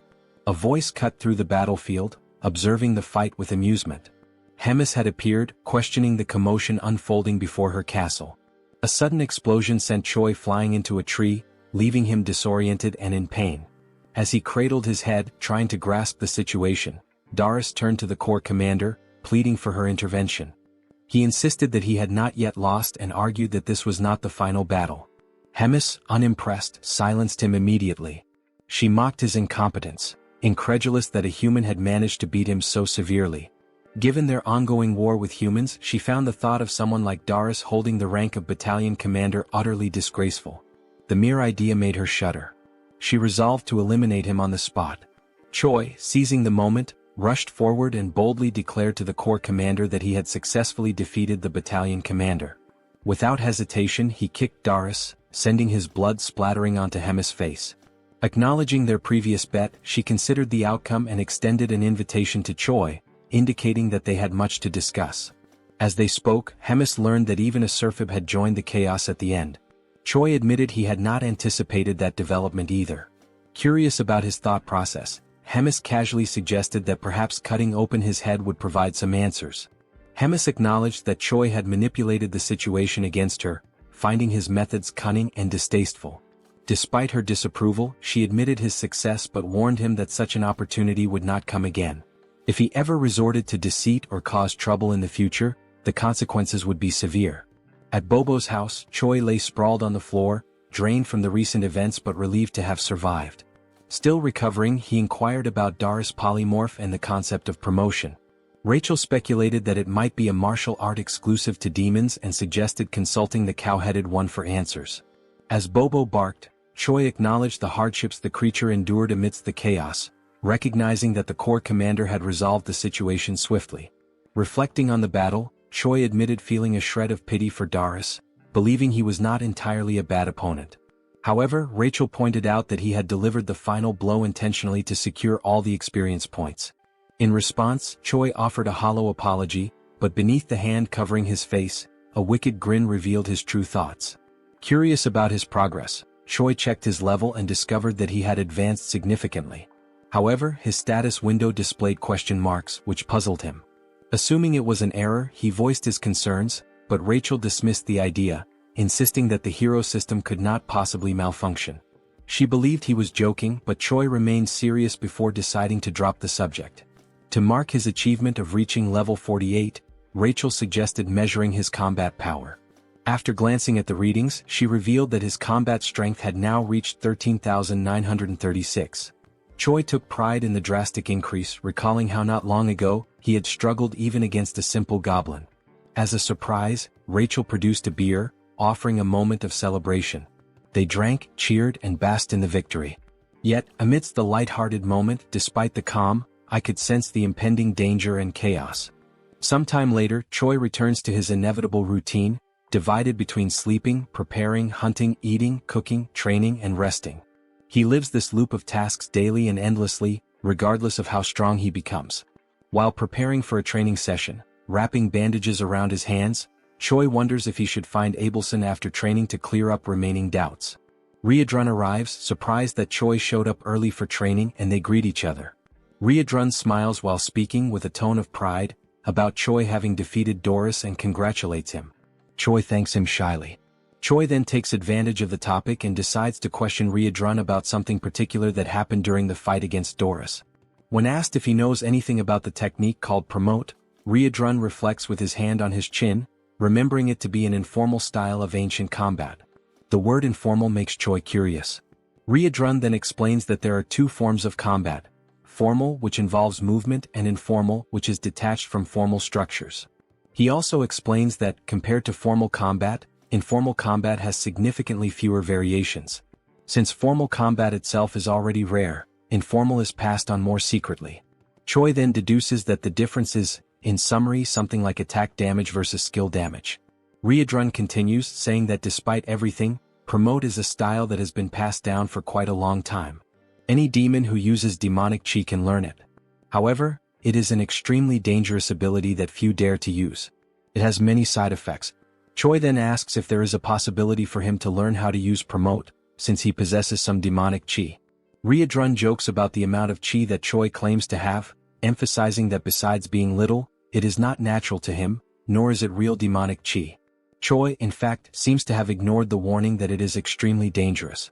Choi uses the given argument that his chi is little to claim that the consequences may be mild and, in the worst case, Abelson could help. Riadrun, facing Choi's insistence, resists the idea of training such an ability. Choi, in contrast, is frustrated with the delay in giving a final answer. Desperate for approval, Choi throws himself to his knees, grabbing Riadrun by the leg. In an attempt to gain acceptance, Choi argues fiercely that without promote, he will die. He argues that all the fights are meaningless, where his life is reduced to being a tiny ant with an expiration date for the commander. Finally, he swears not to insist if a single attempt goes wrong. Riadrun, convinced, understands all the points that Choi made and agrees to the training. Riadrun confesses to being uncertain, but he made a promise, from which he cannot back out, to Choi's relief. Riadrun then announces the beginning of training and demands that Choi pay close attention. The scene changes not to the underground prison of the Empire of Gartran. There, a shackled prisoner receives a visit from a man in white robes. The man in white greets the prisoner, whose name is Geffen. Geffen replies that he was wondering who was coming, surprised that it is the Pope. Geffen then asks what the Pope wants, since he had said he had no more business with him. The Pope responds that he brings an opportunity to make peace. Geffen then asks what he needs to do. The Pope, with a malicious look, responds that the mission is to eliminate Abelson. Geffen is surprised by the mission, asking why not a rescue and why the orders suddenly changed. He also asks what the church will gain if the goddess dies. The Pope responds with irony that it is not something Geffen needs to know. Geffen shows concern as there is a glutton there. The Pope reassures Geffen. He replies that he will place 4 warriors with him and that the glutton will be out for a while. The Pope then finishes with a threat, telling Geffen to succeed, stating that failures will not be tolerated. Back at the training field, Choi agonizes as a red energy emanates from his body and foam comes out of his mouth. Abelson is beside him, worried, asking Choi to try to control himself. Riadrun just watches without reacting. Meanwhile, Abelson scolds them for practicing demonic combat techniques, saying it's a madness considering that Choi is human. Riadrun argues that at every moment Choi claimed to be fine, and after so much time training there shouldn't be much demonic QI left. Abelson, enraged, disregards Riadrun's words and retorts, asking if they are healers. There's no way they could determine that Choi was fine since they're not specialists in that. Abelson explains that she had controlled and sealed Choi's demonic QI, but during the training it was undone as they thought they could handle it. Riadrun then asks what's going to happen to Choi, and Abelson replies that she won't be able to hold the situation as it is. She says it's too late to try to seal the demonic QI. Instead of sealing it, she decides to try to make Choi's body adapt to the energy flow. Abelson tries to compress the demonic QI and suppress it with divine energy to spread it out so that it stops being concentrated, and that way Choi's body can endure it. Riadrun is surprised by the idea and questions if it's really possible.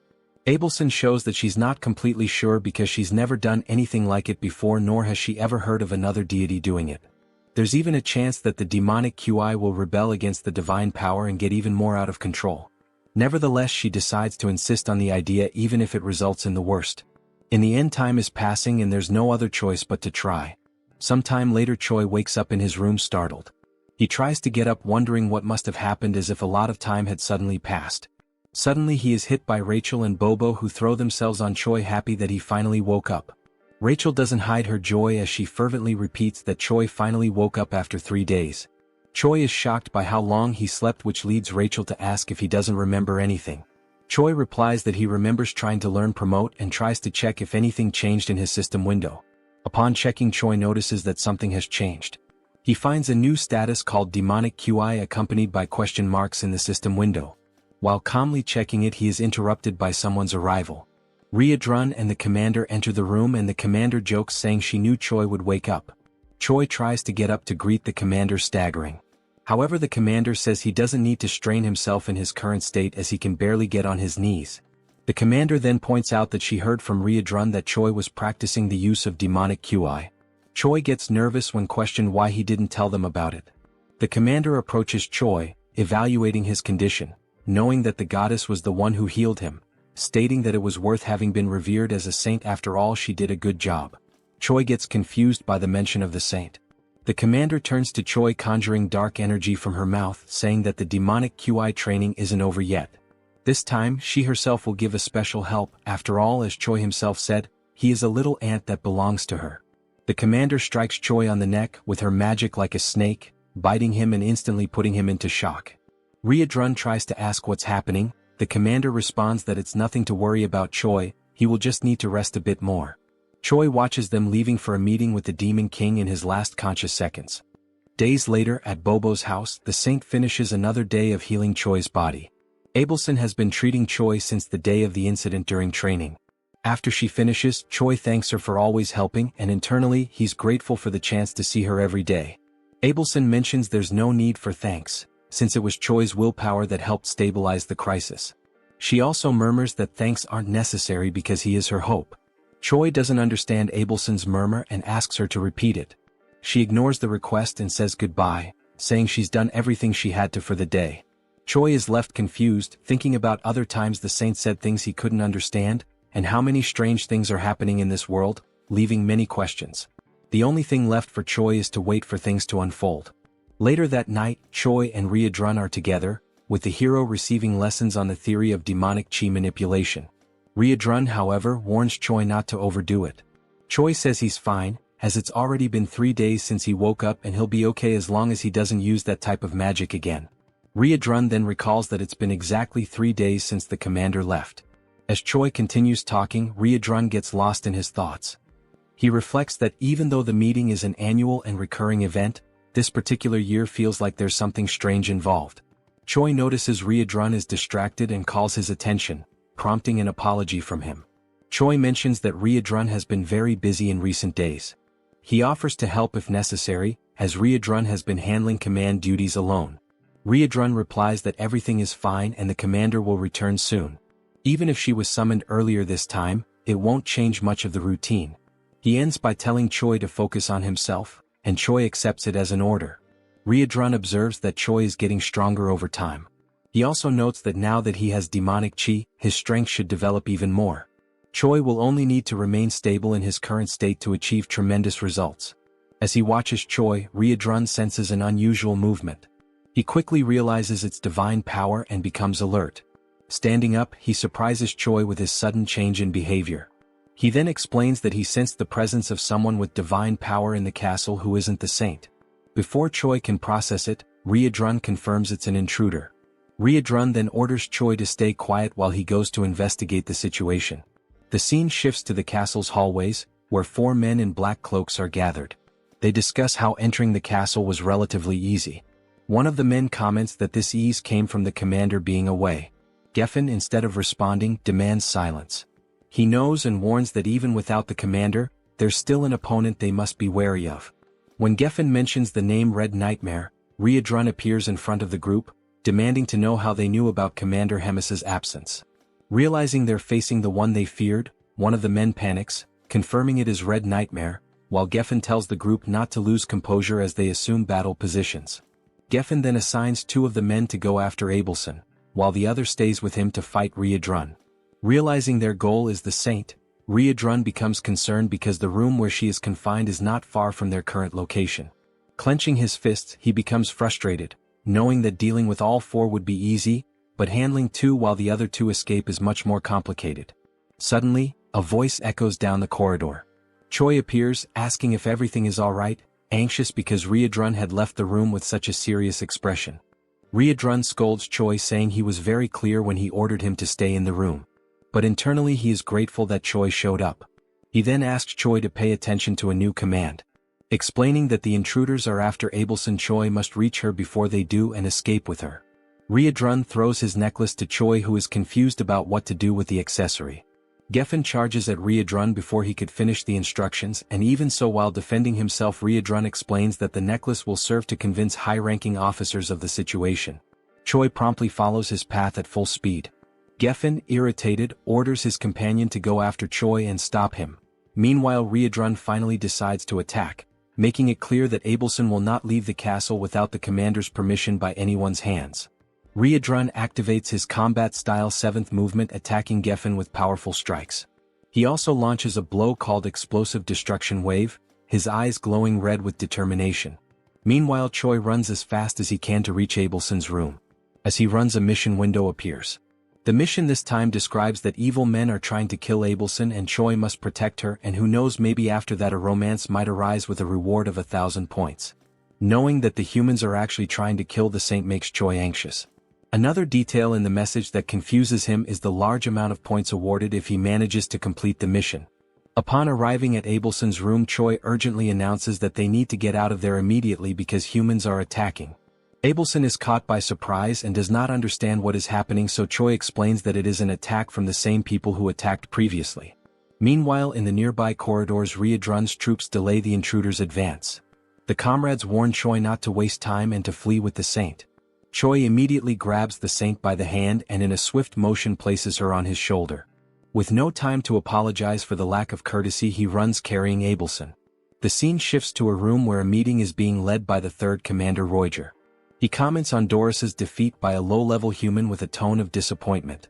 The memory of the commander asking him to take care of correcting everything while she's away takes over, and Roiger wonders why he was chosen for such a task. Focusing on the meeting, he decides to end it as there's nothing more to be discussed and asks everyone to follow the orders. Suddenly, a goblin interrupts with an urgent report. He explains that Choi has arrived carrying Riedrun's necklace, and Roiger tries to understand the situation. The goblin then explains that other humans are attacking the castle trying to find Abelson. Roiger receives the message and becomes irritated with such inconvenience. Moments later, Roiger encounters Choi accompanied by Abelson in a corridor, who intends to explain the situation in more detail. Choi then begins to tell that Riedrun detected divine power within the castle, and promptly went after the intruders who turned out to be humans seeking to put an end to Abelson. Roiger does not believe that humans would attempt on the saint's life, and asks Choi to calm down, thinking it must be some mistake. In a brief moment, Roiger senses something strange approaching, and before he can react, with only enough time to tell everyone there to protect themselves, a devastating attack hits the corridor windows, signaling the arrival of another enemy. Now, with no more doubt about the human's objective, Roiger is stunned by the reality he is witnessing. Roiger, seeing that the enemies are approaching the saint, casts a restriction spell to try to stop them. However, the distance is too great, being insufficient to stop both attackers. Choi decides to act, preparing to use the 7th movement of Riedrun's combat art. Before one of the enemies could reach Abelson, Choi hits him from behind with a powerful punch, knocking him out instantly. Choi shouts as he attacks, declaring that he will protect Abelson. Meanwhile, in Riedrun's battle, one of the invaders has already been defeated, while Geffen mocks the loss of his companion after having used him as a shield.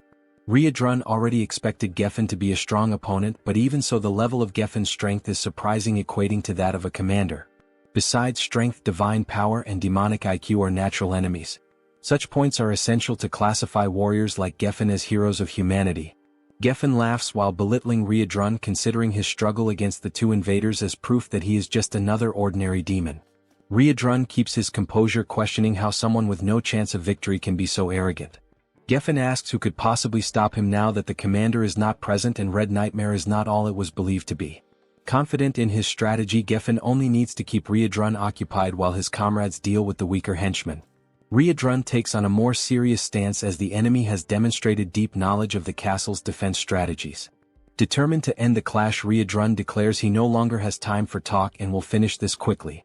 Geffen smiles and asks how Riedrun plans to end the fight quickly, considering their powers are incompatible. Riedrun responds that pure brute force can overcome any incompatibility. Meanwhile, in Choi's fight, after knocking out one of the invaders, Choi hears the other one say he didn't know there was another hero in the Demon King's army. The man laments that he didn't expect 3 corrupted humans to be on the Demon King's side. Choi ignores the enemy's concern and warns that the invasion plan has already failed and that all castle allies are on their way. Choi also declares that no matter how strong this enemy may be, there's no way to fight an entire army and the best strategy is to surrender. The man scoffs at the hero's statement, asking if he's sure the invasion has actually failed. Nearby, Roiger wonders when the hero learned Riedrun's combat arts, but also feels grateful that it allowed them to capture one of the invaders. The captured invader mutters something inaudible which soon reveals itself to be an incantation, a spell to use his own body as a sacrifice and quickly spread flames. He used sacred magic to burn himself completely, creating fire as a last resort, forming a wall of fire, a blaze that creates a kind of flaming arena. These flames are capable of killing a person with just a single touch. The man, now more confident, raises his sword while stating that not even the highest-ranking demons will be able to easily pass through the wall of fire, giving the hero the only option, which is to hand over Abelson. Choi is caught in distress, desperate, not understanding why the humans are interested in killing the saint. Choi desperately wants to know why they want to attack someone who is on their side. The man does not acknowledge Choi's statement, and when he tries to explain the obvious, Abelson decides to speak for herself.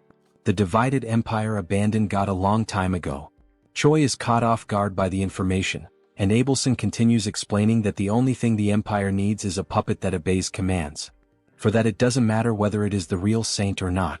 Tired of the conversation, the man strikes his sword to the ground. He declares that he no longer wants to hear drama and will give the hero a 10-second head start. Choi finds himself under pressure, with no safe strategy to withstand a direct fight for long. The only thing that comes to mind is exactly the riskiest possible option. While the man begins his 10-second countdown, Choi starts activating Promote. Upon activating the first level of the magic, Choi immediately causes concern in Abelson, because she realizes what he plans to do. The saint tries to warn him that his body won't withstand it and tries to make him stop, but time is running out. Nothing will be able to convince Choi because he already believes that everyone is going to die, so the only thing left is to fight with everything he has. Pushing the technique to its limit, reaching full stage 2, Choi still hasn't given up on evolving Promote. He recalls Riedrun's instructions, who explained that Promote has 3 stages named Bloom, Full Bloom, and Falling Flowers. Each step taken increases the risk to the user, highlighting that Choi should never think of going that far. Although he must master the previous level before moving on to the next, reaching the 3rd level is too risky. But Choi saw no choice in the face of certain death. So he decides that if he manages to do it, this will be the only time. After 7 seconds, Choi finally reaches the peak. His heart feels like it's about to explode while his body screams for him to stop this madness. Rachel, desperate, cannot believe that even with the situation so dire, using Promote is the only solution. Choi, however, is completely focused, ignoring any contradiction. He has only one step left to take, which is to act. Because Promote has already reached level 3. With his body completely transformed, crimson eyes and dark aura, Choi asks Rachel to use her buff abilities. Time is up. The man is surprised to see a human using Promote, recognizing that Choi is not just anyone. Choi ignores the dialogue and announces the start of his offensive. He then dashes forward at high speed toward the man, who decides to defend against Choi's blows. He recognizes the level 3 of the ability, opting to defend because, being human, Choi will soon run out of stamina to keep attacking. Choi once again ignores the man's words, throwing even more punches against the sword.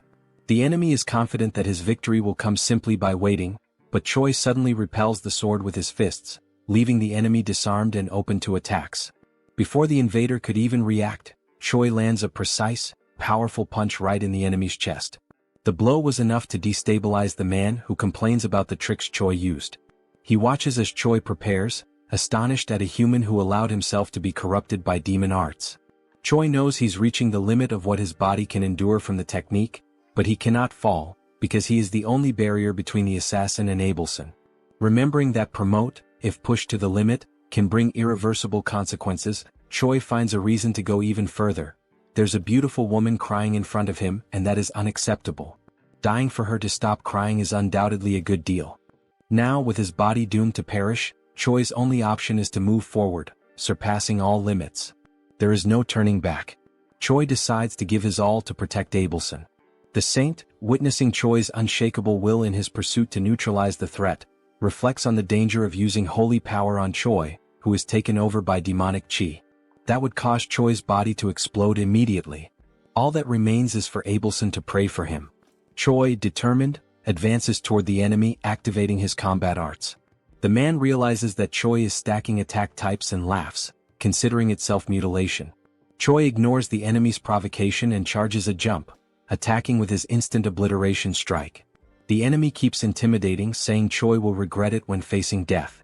As he delivers his blow, the enemy counters with his sword, declaring it was a very weak attack, but Choi continues charging a much more powerful strike. Not just one more blow but a combo of attacks. This time there was no room for the invader to utter a single word. The overwhelming power of Choi's simultaneous strikes left him stunned. All that was left was to wait for the barrage of attacks to annihilate him. The violence of the strikes was so great that it destroyed part of the castle's structure, sending a massive beam of red energy into the sky. The enemy finally perished. Choi briefly observed the damage he had done to the invader before finally freeing himself from the promote. Rachel immediately noticed that Choi had succumbed, while Abelson panicked and rushed to try and help. Before Choi collapsed unconscious, the saint held him, keeping him seated while checking the hero's shocking physical condition. Abelson noticed that Choi could barely breathe. She tried to talk to the hero to give him strength, but suddenly, a scream startled the saint. The defeated enemy stood up again, furious, declaring that Choi would become a threat to the empire.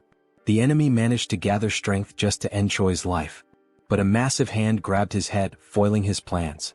Riadrun arrived on the scene, apologizing for the delay, and finally putting an end to the invader. The saint watched while caring for Choi as Riadrun wiped ketchup from the enemy's head. Riadrun quickly noticed that Choi had used, again breaking the promise, the arts they had trained.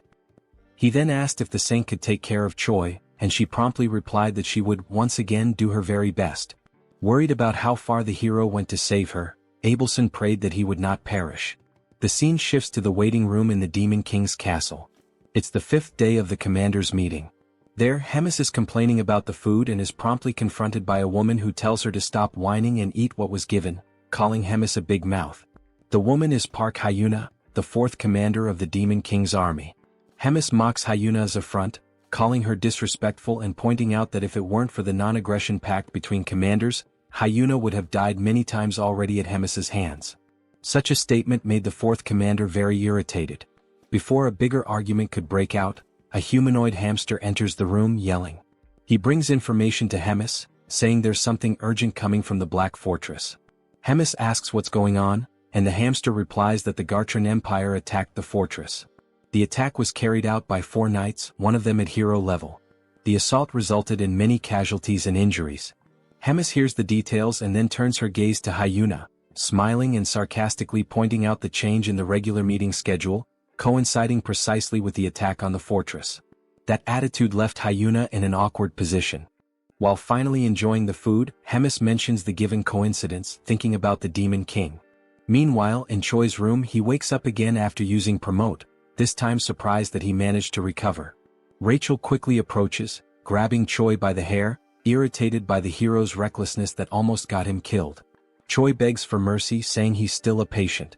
Choi jokes that, considering the pain he felt from Rachel's blow, he's definitely alive, even though he thought he had been defeated. Rachel then explains that he was indeed defeated because, even after using all the combined techniques and hitting the enemy directly, the villain still managed to remain standing in the end, while Choi was unconscious. But before the enemy could strike back, Riadrun arrived and ended the game. The cowhead guy saved everyone with just one blow. Choi listens to the explanation in awe. Rachel continues narrating the events, explaining that after the battle, Riadrun and Abelson took care of Choi, giving him the necessary treatment to recover. Finally, she and Bobo also took part in the care. No less important, both Riadrun and Abelson described it as a miracle that Choi came out alive and asked him not to repeat that recklessness, so he wouldn't make others worry again. Choi then points his finger at Rachel, who immediately gets irritated, thinking Choi is about to argue with her. However, he just gently touches her face and apologizes for making her worry, thanking her for all the care. Rachel lets her guard down and the two are fine again. A few hours later, Riadrun and Commander Hemis go visit Choi. While the commander plays with Bobo, Riadrun repeatedly says that Choi was only able to use the technique the way he did because of the demonic chi Hemis put in him. Riadrun also asks if Choi thinks he has 9 lives to keep acting recklessly, reminding him once again that he's only alive because of Hemis, and Choi states that he's already gotten the message. Hemis, while playing with Bobo, gets annoyed by the conversation. Choi asks how the meeting went, and Hemis says she doesn't care about what happened there because what matters more is taking care of the headquarters. That's why she simply abandoned the meeting and returned to the fortress. Choi is shocked by Hemis's attitude, since it was a meeting with the Demon King. Hemis smiles as she notes that the Demon King might have gotten a little upset. Meanwhile, Choi and Riadrun get chills thinking about what that could lead to. Hemis has more interesting matters at the fortress. Choi's performance after she put her own demonic chi in him behaved as if it were his own. While Riedrun and Choi fear the wrath of the Demon King, Hemis is delighted by how interesting Choi is. The scene then focuses on the moment when Hemis meets the Demon King. In the memory, she emphasizes that even during all the battles from the first to the last fought by the Demon King, she remained by his side, following his purpose. Hemis believed that all of the king's actions were with the intention of protecting. The Demon King Tigrad tries to move things along, asking what she means after all. Hemis then gets straight to the point and explains that if the Demon King's plans go against her, they will have a problem. Tigrad responds that Hemis's attitude is insolent and that what she's saying basically means she will no longer obey him. Additionally, Tigrad asks if the fact that Hemis has lived for a long time made her bored, as he sees it as a way for her to kill time. Hemis replies that she already knew that would be Tigrad's reaction and that she doesn't plan to fight him, which is why she will leave. But before going, Hemis looks at Tigrad once more and asks who is really getting bored as time goes by, and tells him to think carefully as this is her final warning as a longtime companion. And after that farewell, Hemis goes to meet Choi, and the scene returns to the moment when Hemis and Riedrun leave. Choi shows respect as the duo walks, and Hemis turns to Riedrun, congratulating him, which makes Riedrun curious about the reason for the congratulations. Hemis explains that he managed to handle a hero-class human on his own and asks if it wouldn't be time for him to evolve into a higher hierarchical position. Riedrun thanks her for the compliments but replies that he doesn't think it's the right time for that. Hemis asks why not, and Riedrun promptly responds that he's still interested in training and following Choi's growth, and with that he also wants to learn more from Hemis's own teachings. That will be good for his personal growth. Hemis briefly smiles, and after a moment she decides to go straight to the point, confirming whether the castle turned into 3 chunks due to the human invasion. Riedrun confirms that yes, and he has no excuse for it. Hemis then says she thinks everyone has gotten lazy, as she didn't even arrive at the front lines. So she gets the idea to start a tournament to select a commander for the Third Army. The scene then cuts back to Choi, who is viewing his shop through the system. He notes that even after upgrading the hero shop to the intermediate level, he still has 950 points left, and it would be a waste to let them sit unused. He wonders if there's anything interesting he could buy. Rachel questions if, since he finished another quest and gained another 1,000 points, that was to be expected. Choi focuses on browsing the shop, excited that after evolving the shop level, there are way more things to explore, seeing all kinds of items and even cosmetics. When asked by Rachel if he's actually going to buy something, Choi reflects that even though there are countless options, all of them are very basic and don't even offer bonus stats, considering their high cost. Rachel agrees, pointing out that all those items could be destroyed like paper by Hydro. Taking another look at the shop, Choi notices that some accessories have different options, but they're hard to understand. So he decides to first upgrade his combat power gauge. Before proceeding, Choi notices something and asks what this item called Wrath and Magic Creation is. Rachel then explains that it's not an item, it's more related to something like a unique skill from the creation system, where Choi can, for example, turn his kick into a skill and then level it up. Even though they're the same kicks, they'll probably hit harder. Choi reflects on Rachel's words. After proceeding, deducting 500 hero points, the system begins the creation process, analyzing the hero's mana and physical movements for a period, with the duration of the analysis being manageable by Choi himself. The countless pieces of information leave Choi confused, and as soon as he understands how the system records movements, he becomes amazed by the skill. With that, he stands up and prepares to record his new skill. While the system records the movements, Choi chooses to start with his kick, performing the motion for the recording. Once it's finished, the system will generate the alteration, optimizing his physical balance and mana control. Choi simply watches as the system operates, and suddenly, a warning message catches him by surprise, while he thinks that his life is finally becoming a real Isekai story. The system's warning message comes with a failure during the creation process and a suggestion for Choi to perform the movement correctly. Choi then gets irritated, asking what the hell is going on, since he did exactly what the system asked him to do, not knowing why the hell it's not working. Rachel speculates that the system might not be recognizing Choi because he's a bug user, since he possesses demonic chi, clarifying that the hero's security system is the most secure in that world. Therefore, it's not Choi's fault that he wasn't able to use the skill the way he did. Choi, even more annoyed, grabs Rachel with his hands and shakes her violently up and down, leaving her desperate. While he explains that he's already pissed and her explanation made it worse, something catches his attention. A new hero quest has appeared, and even before reading it, Choi gets even more irritated by a new mission, having spent a bunch of points for nothing, demanding that the system return his points. In the mission, it informs that it's too early for him to despair over the points spent, stating that he can always earn more points and now it's time to forget the past and move on. The mission is precisely to create a new skill using his strength. Sometime later at Riedrun's training field, Choi begs his master once again on his knees to help him. Riedrun confirms Choi's request, saying that he needs help to develop his personalized wrath, and Choi confirms it. Riedrun takes a moment to analyze, then responds to Choi saying he'll help him. Choi, with teary eyes, is left speechless by the answer, and Riedrun adds that he was already planning on giving Choi some training anyway. Riedrun turns and informs that the training has just begun, and Choi promptly follows him. Moments later, the two are sitting in a moment of concentration, marking the beginning of that training. The session continues with more strikes and some physical exercises, which may be the ones that leave Choi quite exhausted. At the end, Riedrun and the saint observe Choi resting in his room again, with some bandages and his feet positioned in a bizarre way. Marking day 1, Choi smiles, grateful for having completed the day, and after getting up to pull himself together, he checks the system window informing that he completed a mission. Choi's combat power increases, and he then reflects on having managed to create his personalized wrath. It's a modified version of Riedrun's martial arts style, and the name Choi gives to this new style will be Nobilis. On the day of the tournament, the host greets everyone, introducing himself as Jark, explaining that this time's event will be to select 1 company commander and 13 battalion commanders. The host also states that the number of expected tournament participants exceeds 1,000. Focusing on the image of Remus and Hyuna, who are together in a room, the host explains that the tournament will consist of 3 matches in total and that all of them will follow a battle style different from the usual in previous tournaments. All participants will have 1 hour to prepare for the beginning of the first match, and during that we already see some participants gathered, including one with a goat head and a weird smile. Right after that, we see Choi smiling as the host explains that a knife has been accidentally dropped, making a metaphor with the name of the first match, which is the Killer Run and will take place on the Outlaw of the Highway. The scene shifts to Choi, who is warming up as the 4th commander arrives and approaches him. She states that she has been observing him for some time, asking if he is human in a rhetorical tone. Choi is surprised by the presence of the woman, who is a stranger to him until now. The hero is dumbfounded by her beauty.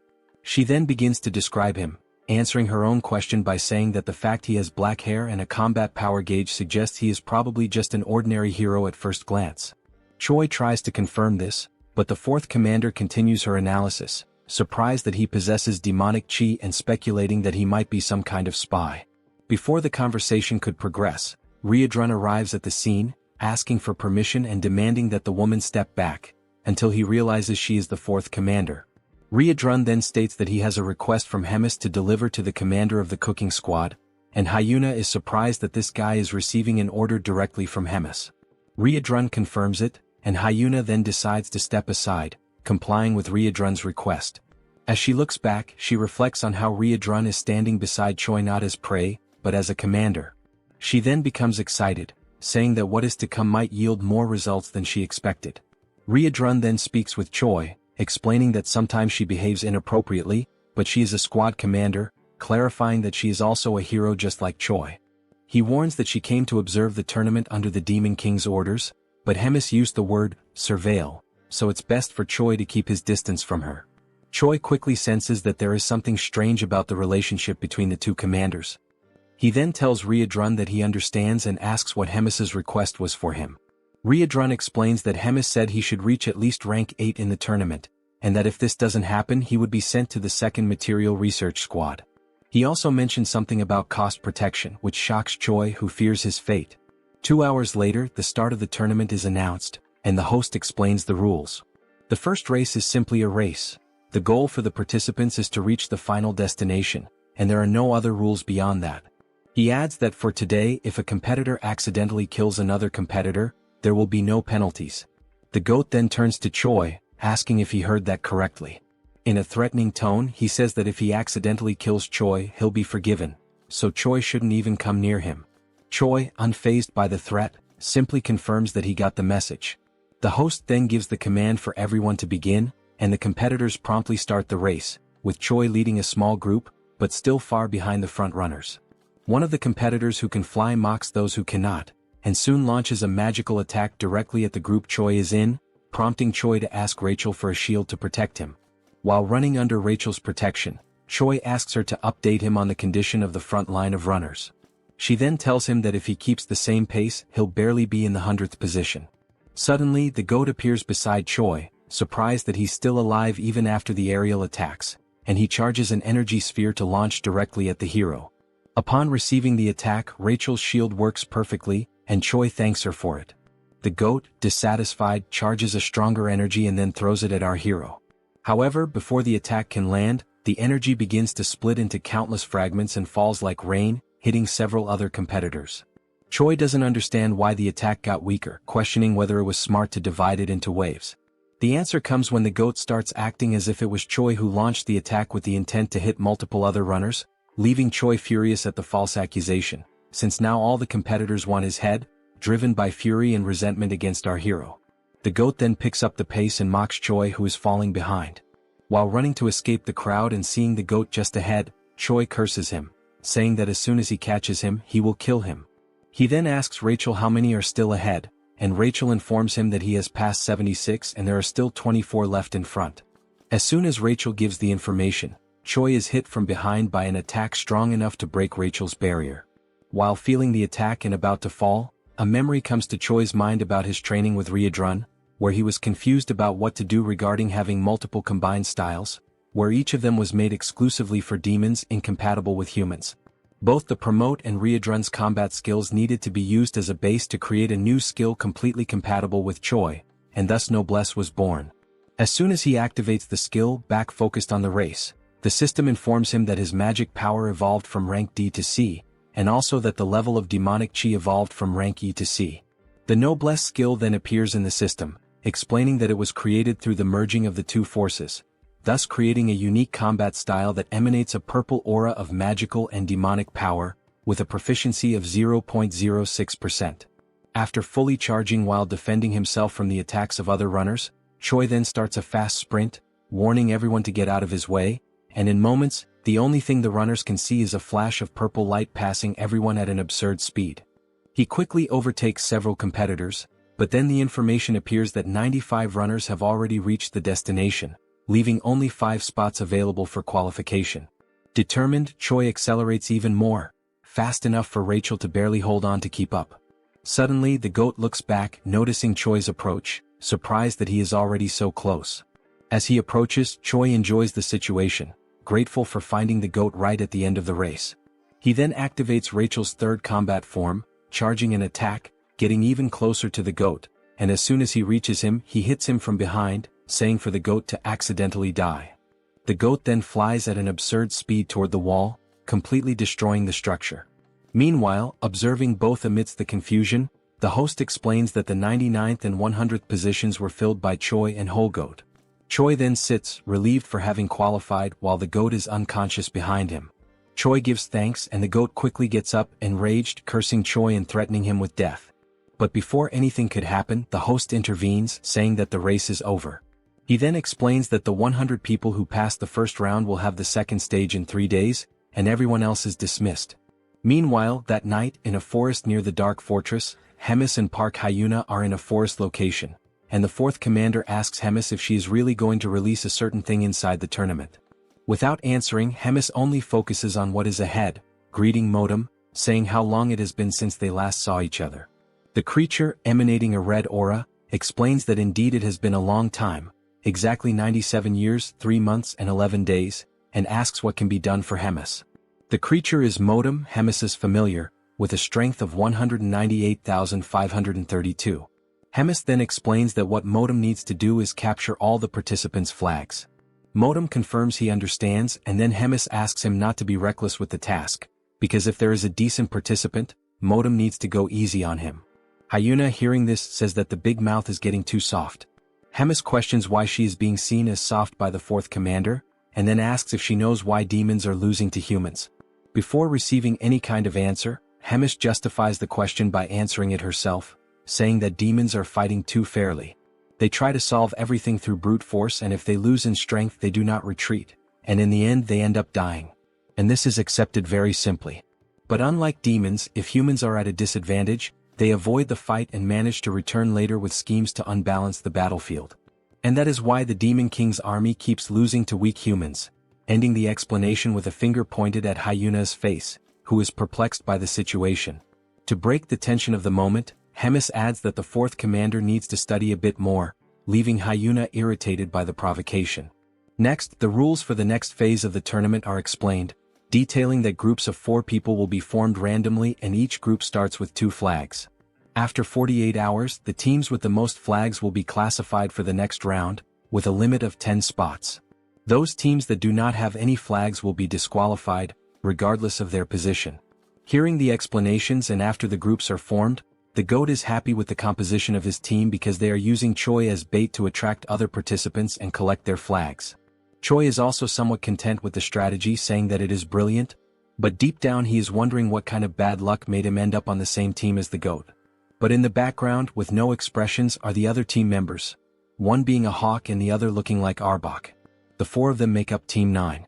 The GOAT, still excited with the results, declares that they just need to wait because with the number of flags they currently have, they are practically already classified. But Choi watches him, reflecting on how annoying the GOAT is.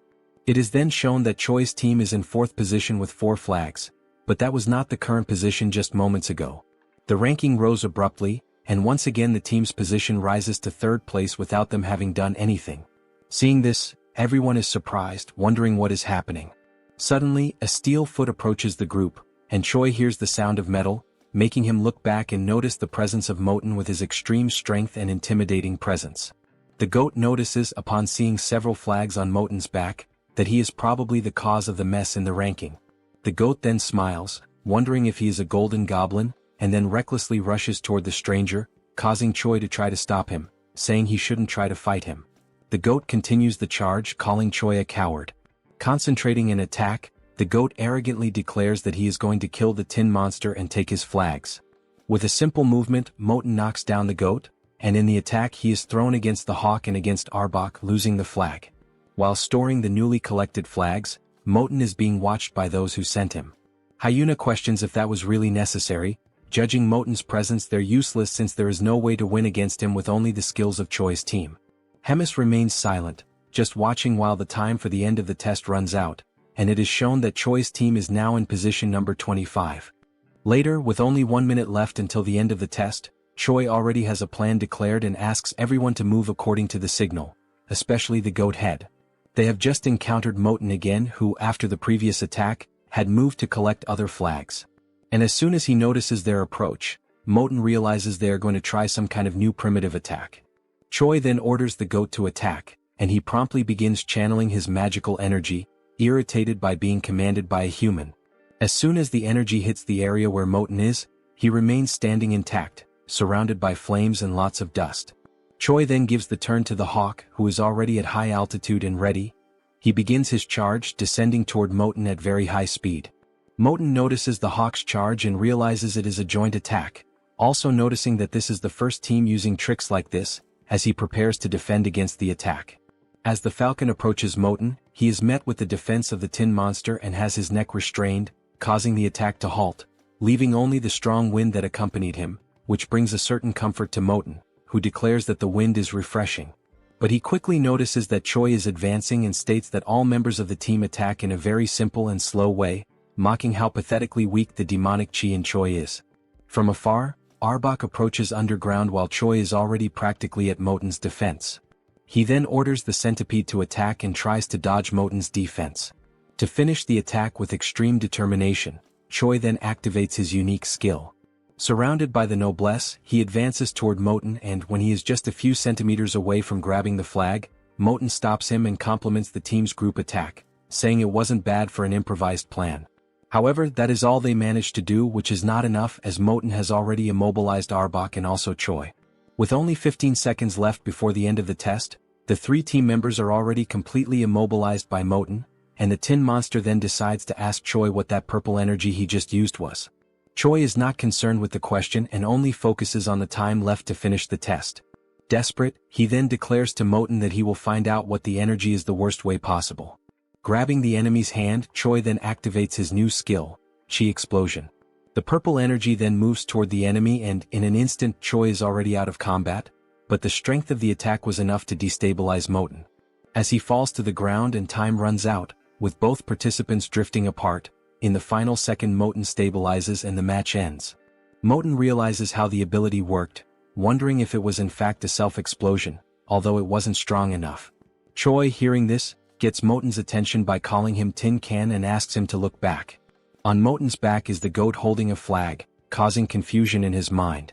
Choi then mocks the situation, questioning if Moten really thought he would blow himself up without a plan, explaining that everything was orchestrated so that at the moment of the explosion, the goat would be ready to capture one of the flags. Choi then ends by saying it was a great displeasure to meet him, and the ranking is presented as Choi declares that he will never see the Tin Can again, flipping the middle finger at his enemy. The system then presents Choi's new ability, Chi Explosion, with a proficiency of 0.11%. Sometime after the end of the tournament's second round, the scene shifts to a quiet but significant conversation between Hemis and Moten. Hemis asks Moten for his thoughts on Choi. Calm and composed, Moten describes Choi as a rare human possessing a hybrid of demonic ki and mana, an unusual and unprecedented combination. He states that he has never witnessed anything quite like it before in all his years. Hemis, unfazed, replies that she was already aware of this unusual trait. She presses further, asking if Moten has anything else to offer. Moten adds that Choi is not only talented but exceptionally quick on his feet. He highlights Choi's sharp, instinctive decision-making, admitting that the young human surpasses many demons Moten has known, even those considered elite. Hearing this, Hemis quietly reflects on the implications. She begins to consider that the direction of the demon army may need to evolve. She muses that, should she choose to pursue her own path, the future could unfold in unexpected, and possibly thrilling ways. The narrative then transitions to the divine empire of Gartrum, where the atmosphere is somber. The Pope mourns the loss of Geffen, a hero-level figure who perished during a mission, a warrior of great promise taken out in a vile and humiliating manner. The mood in the room is tense, laced with both grief and strategy. In the same chamber, a man seated nearby asks what will be done about Abelson. The Pope pauses in silence before coldly announcing that, despite her popularity, Abelson is merely the princess of a small, insignificant kingdom.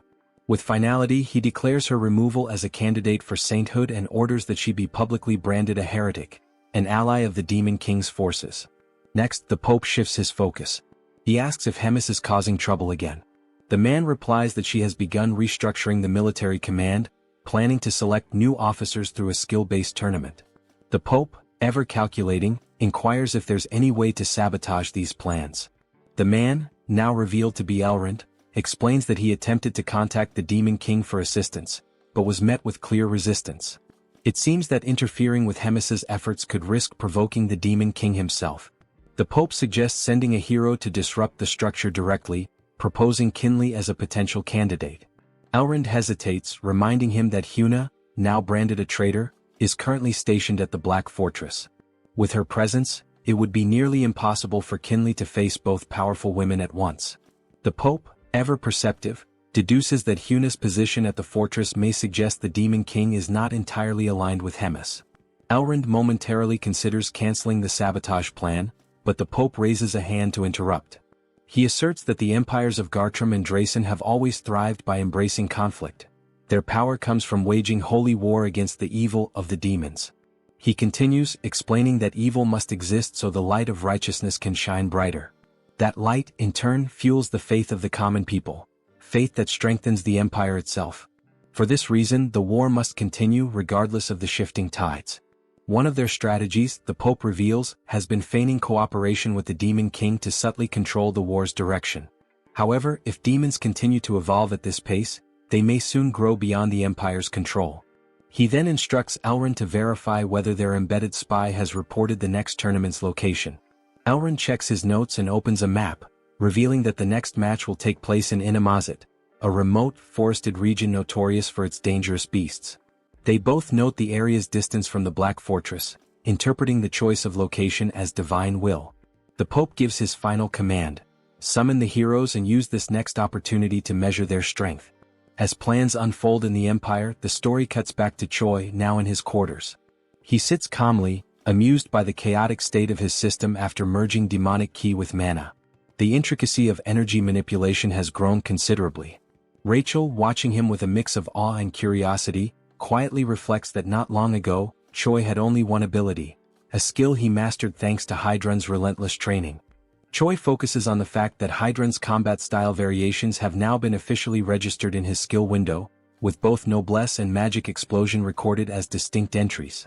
This brings the total number of unique skills in Choi's panel to 5, a significant milestone. Rachel, observing the update, asks if his leadership ranking has increased as well, noting that the new effects added to his abilities are extremely useful. She remarks on how rapidly he's advancing through the executive path within the Demon King's army, clearly impressed. While browsing through his system, Choi wonders aloud if there might be any items available that could further boost his stats. Suddenly, a voice interrupts, bluntly declaring that nothing will help him at his current level and insisting that he needs to wake up from this dream. The voice, cold and sharp, belongs to none other than Hyuna, who appears unexpectedly, startling the hero. Choi reacts instinctively, crawling backward in alarm when he realizes that the surprise visitor is none other than the fourth commander. Annoyed by his panicked scrambling, Hyuna tells him to shut up and demands that he state how many hero points he earned. Choi quickly answers that he accumulated 1,300 points. She follows up by asking about his shop's rank, and he replies that it's currently at the intermediate level. Hyuna scoffs at his progress, calling it utterly pathetic, even going so far as to label it garbage. Seeing a rare opportunity to learn, Choi timidly asks what Hyuna bought when she was at the same level, practically begging for a veteran's advice.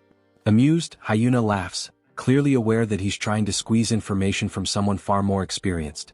She agrees to give him a tip, but only under the condition that he answer every single question she asks. Choi eagerly accepts the deal without hesitation. Hyuna then advises him that, since he already has an aura, the next step is to upgrade his shop level and purchase a dimensional pocket, a valuable inventory-like item that offers excellent utility for its cost.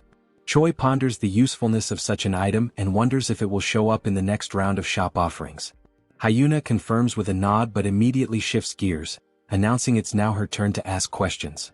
Her first, is Choi really a hero? He responds vaguely that, somehow yes he is. Her second, why on earth is he serving in the demon army? Again he answers that he somehow ended up there. Her third question, how can he use both demonic ki and mana simultaneously? Choi gives the same kind of answer, it just happened. Frustrated by the lack of clarity, Hyuna sarcastically sums up his story. He's somehow a hero who somehow ended up in the demon army, and somehow can use both demonic ki and mana. Choi simply nods in full agreement. Furious at his nonchalant attitude, Hyuna delivers a brutal kick to his face, launching him across the room. Dazed and annoyed, Choi retorts that Hyuna herself is also part of the demon army. The scene then shifts to some time later, with Choi lying face down and submissive, pinned under Hyuna's legs as she casually rests on top of him. When she calls out, he responds instantly. Hyuna asks if he wants to transfer to the Fourth Army and become her direct subordinate, offering to train him personally. Choi, still in pain, politely declines, thanking her nonetheless. Her mood sours again and she increases the pressure on his back, making him groan. As he struggles, she demands to know why he insists on staying. Choi, gasping through the pain, replies that his main reason is simple. If he tries to leave, Hemis might actually kill him. Hyuna then asks what Choi's next point is, whether he has any goal beyond simply staying alive to avoid being killed by Hemis. Choi, without hesitation, replies that his next grand ambition is to marry a rich blonde noblewoman and become the proud father of 5 children. The absurd honesty and randomness of the statement catches Hyuna completely off guard. She freezes for a moment before abruptly getting off of him, visibly shaken by what she just heard. With a dismissive wave, she mutters that it would be better for them both to forget the entire conversation ever happened. Trying to compose herself, Hyuna then tells Choi that he's free to pursue whatever strange dream he wants and admits, albeit begrudgingly, that he's probably right about one thing. Hemis would never let him walk away so easily. With those words, she turns to leave, tossing over her shoulder that he should take the time to rest while he still can. As her footsteps fade into the distance, Choi lies there in silence, staring up at the ceiling and reflects inwardly. He acknowledges that beyond his fear of Hemis or his ridiculous personal goals, there's another reason he chooses to stay. His growth, as a person, a fighter, and perhaps even as a hero, is inseparably tied to this unpredictable, chaotic life within the Demon King's army. And to his own surprise, that thought doesn't scare him. In fact, it makes him genuinely happy. Sometime later, the day of the third round of the tournament finally arrives. The mood in the air is tense with anticipation. Choi begins his preparations with focused determination, checking over his gear and gathering what little he needs. Before heading out, with a smile, he asks Bobo to guard the house while they're gone and promises confidently that he'll return victorious, carrying the first-place prize. Bobo barks once, tail wagging as if offering his blessing. As Choi and Rachel prepare to leave, Rachel brings up the route to Animosity, asking if they plan to pass through Lee Dongjin before arriving at the arena. Choi confirms with a nod, double-checking the map one last time. With everything set, the two step through the door, the energy between them buzzing with excitement. Their hearts are set on victory, their minds sharp and ready. With unwavering resolve, they march forward, determined to bring home the top prize and carve their names into the next chapter of the tournament's history.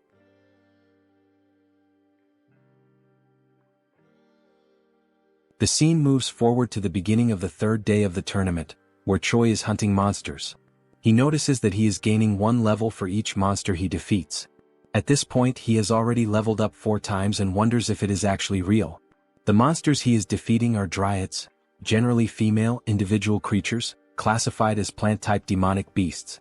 These monsters typically serve to assist in the reproduction of other monsters by exchanging pollen. While holding the body of one of the defeated dryads, Choi questions why he is gaining so much experience. During this moment, a purple sphere floats above him as part of the current training round. On this third day, the challenge is for participants to survive in the demonic beast forest, and the event will continue until 10 out of the 24 participants are eliminated. Each participant has been given a magical item for the day. This item is the same purple sphere that Choi is suspicious of. The sphere is used for military tracking, made by Hemis and composed of demonic energy capable of locating individuals.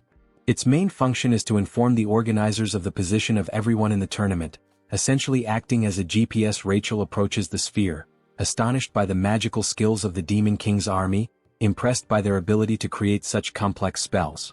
Choi decides to move on quickly before someone comes and steals the monsters he has defeated. Suddenly, he is struck on the head by an object thrown by someone, causing him to fall to the ground and lose possession of the monsters he was carrying. The attacker expresses joy at finding him and Choi tries to recover from the hit.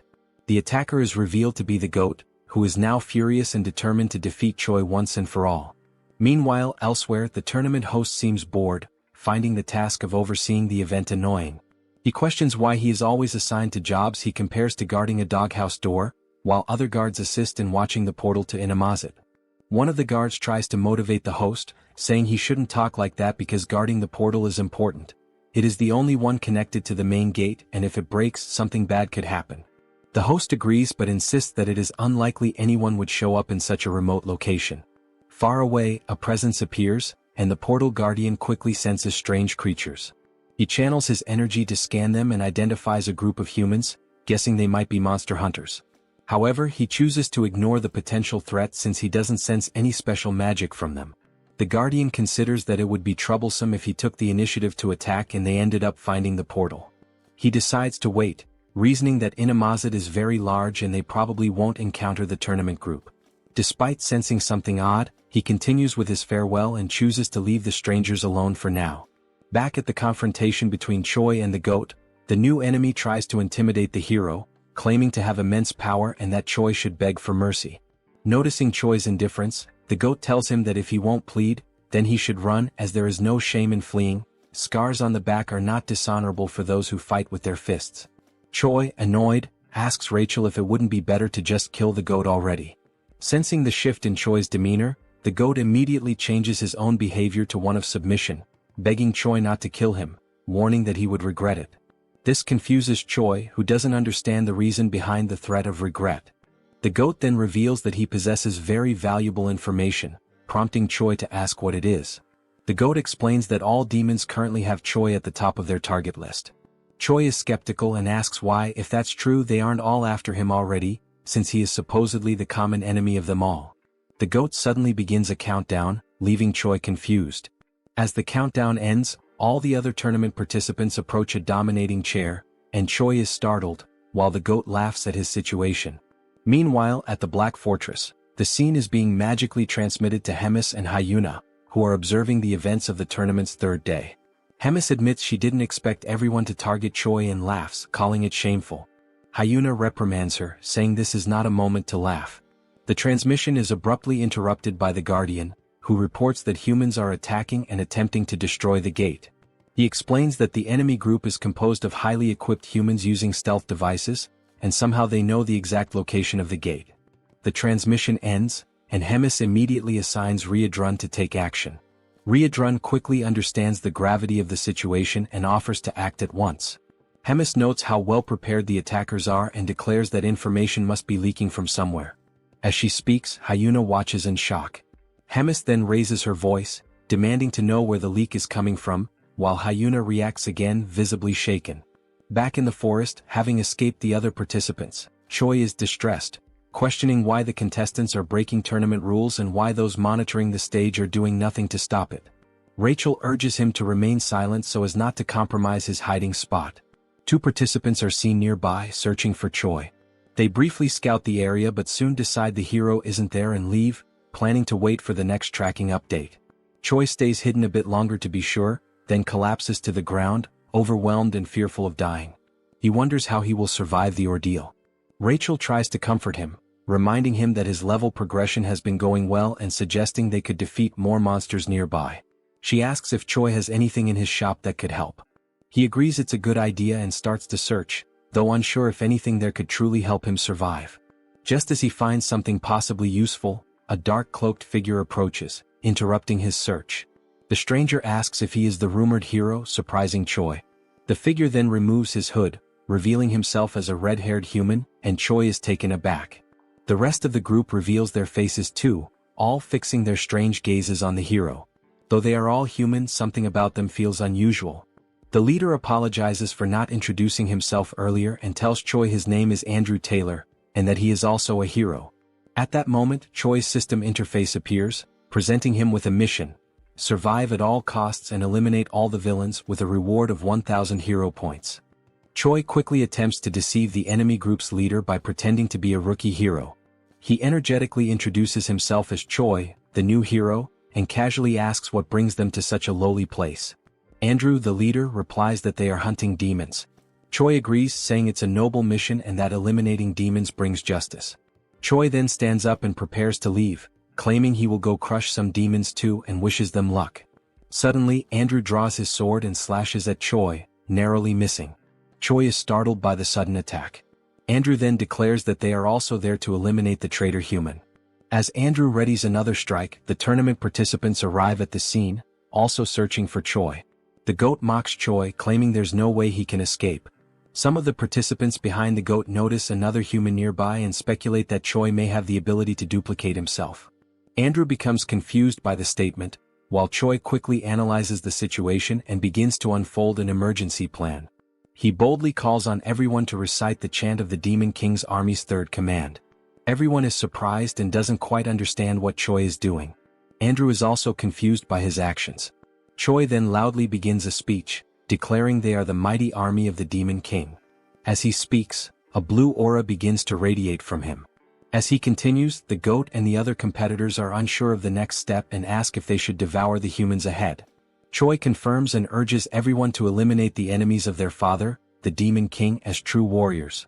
At that moment, the system announces the activation of a hidden status called Charisma and Leadership, and notes that morale among allies has increased. Choi raises his voice and commands the group to charge. The participants begin discussing among themselves, and the goat comments that Choi isn't wrong. Another participant agrees, saying they are an army either way. The goat then reinforces Choi's words, proclaiming that they should all advance and destroy the humans. Empowered by Choi's blue aura, the group charges into battle. In the midst of the crowd, Choi is thrilled that his plan is working and vows to remember their bravery. As they rush forward, Choi runs in the opposite direction, joyfully declaring that they will all meet again in Valhalla. As he flees, Choi reflects that they probably won't last long and that fleeing is his only option. Suddenly, someone grabs his scarf. It's the commander who was guarding the gate. Choi recognizes him and asks what's going on. The commander explains that the gate linked to the castle was destroyed during the humans' ambush.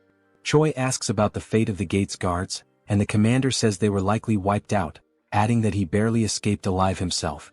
Choi questions how that could happen, recalling there were only about 40 enemies, The commander explains that all of them were at least battalion commander level, with 3 at regimental commander level, and 1 nearly at division commander strength. Choi then asks what they should do to survive. The commander replies that survival may not be possible. He then reveals that Choi has a tracking spell on him and that, being of high rank in the Demon King's army himself, both of them are top priority targets for the enemy. Choi then asks the commander if there is any way to remove the tracking spell. The commander replies that it would not be possible, as the process takes too long and they do not have enough time. Suddenly, the tracking spell alerts them to the presence of a nearby creature of extremely high-level demon beast class. Choi realizes that this monster might somehow be useful. He turns to the commander, who waits to hear what Choi has in mind. Choi then announces that he has an idea that might help them escape the situation. Sometime later, the invading army has already wiped out all the tournament participants and realizes that the traitor hero has fled, prompting a full pursuit using the spell to track him. Andrew notices that besides Choi, something else is being sensed and he wonders if it could be Flowclad. He explains that Flowclad is a monster with a combat power between 250,000 and 300,000, known as the top predator of Inamazet, a massive plant type being classified as high risk, which typically requires at least a fighter-class hero to subdue. Andrew comments that while defeating it is not impossible, the damage it could cause will be significant. It doesn't take long before chaos breaks out with the encounter between the monster and the invading hero group. Andrew instructs his team to keep the monster distracted while he goes after the traitor hero. At this moment, the system announces the use of an item called pheromone perfume, which mimics the scent of a demon beast. However, the wider the area of use, the weaker its effect. It simulates beast affinity towards humans at the cost of 10 hero points. Choi then combines the item with Promote to attempt his survival plan, even if it means disguising himself as a female tree. Andrew soon spots the pair's strange outfits and is visibly surprised. Without hesitation, he charges at them and Choi sees the incoming attack, calling out for the commander to intervene. The commander effectively blocks Andrew's strike, and both swordsmen reposition, preparing for battle. Andrew activates his sword's advanced form and attacks again, triggering an epic duel between 2 highly skilled fighters. As the commander is assaulted from different angles, Choi steps in and neutralizes each peripheral attacker one by one. He reassures the commander, saying he will handle the smaller threats and urges him to stick to the plan so they can hold out as long as possible. Andrew then realizes and questions whether the duo's actual plan is simply to stall for time. His question is met with complete silence. The scene then flashes back to when Choi explains the plan to the commander. The central idea is to use the demon beast as their main force against the enemies. The commander's role is to evade Andrew as much as possible, tiring him out while using the beast as a shield against his attacks. Meanwhile, Choi is to deal with the rest of the group by leveraging the presence of the demon beast. The crucial point of the strategy is to never engage in a direct fight. Choi names the operation "You Come at Me." Returning to the present battle, Andrew grows frustrated with the commander's evasive tactics, asking how long he plans to keep dodging blows. The commander remains silent, internally reflecting on the fighting style of the humans, calling it cowardly. Still, he admits that it's exactly this method that allows them to buy precious time. The focus then shifts to Choi, who now faces a cloaked enemy. Weakened but determined, the opponent rises with one goal: kill the traitor. As the man charges, Choi easily dodges each attack. However, he notes the precision and strength behind the enemy's strikes, each one powerful enough to cut him in half. Despite that, the movements are highly predictable. Without embellishment, the enemy swings his sword like a machine. Choi counters, first striking the man's leg to unbalance him. When he falls, his chin hits the ground and Choi follows up with a direct kick to the head, knocking him out instantly. The swift victory earns Choi several level-ups, leaving him surprised by how easy the fight turned out. He wonders if they are truly human given their mechanical fighting style.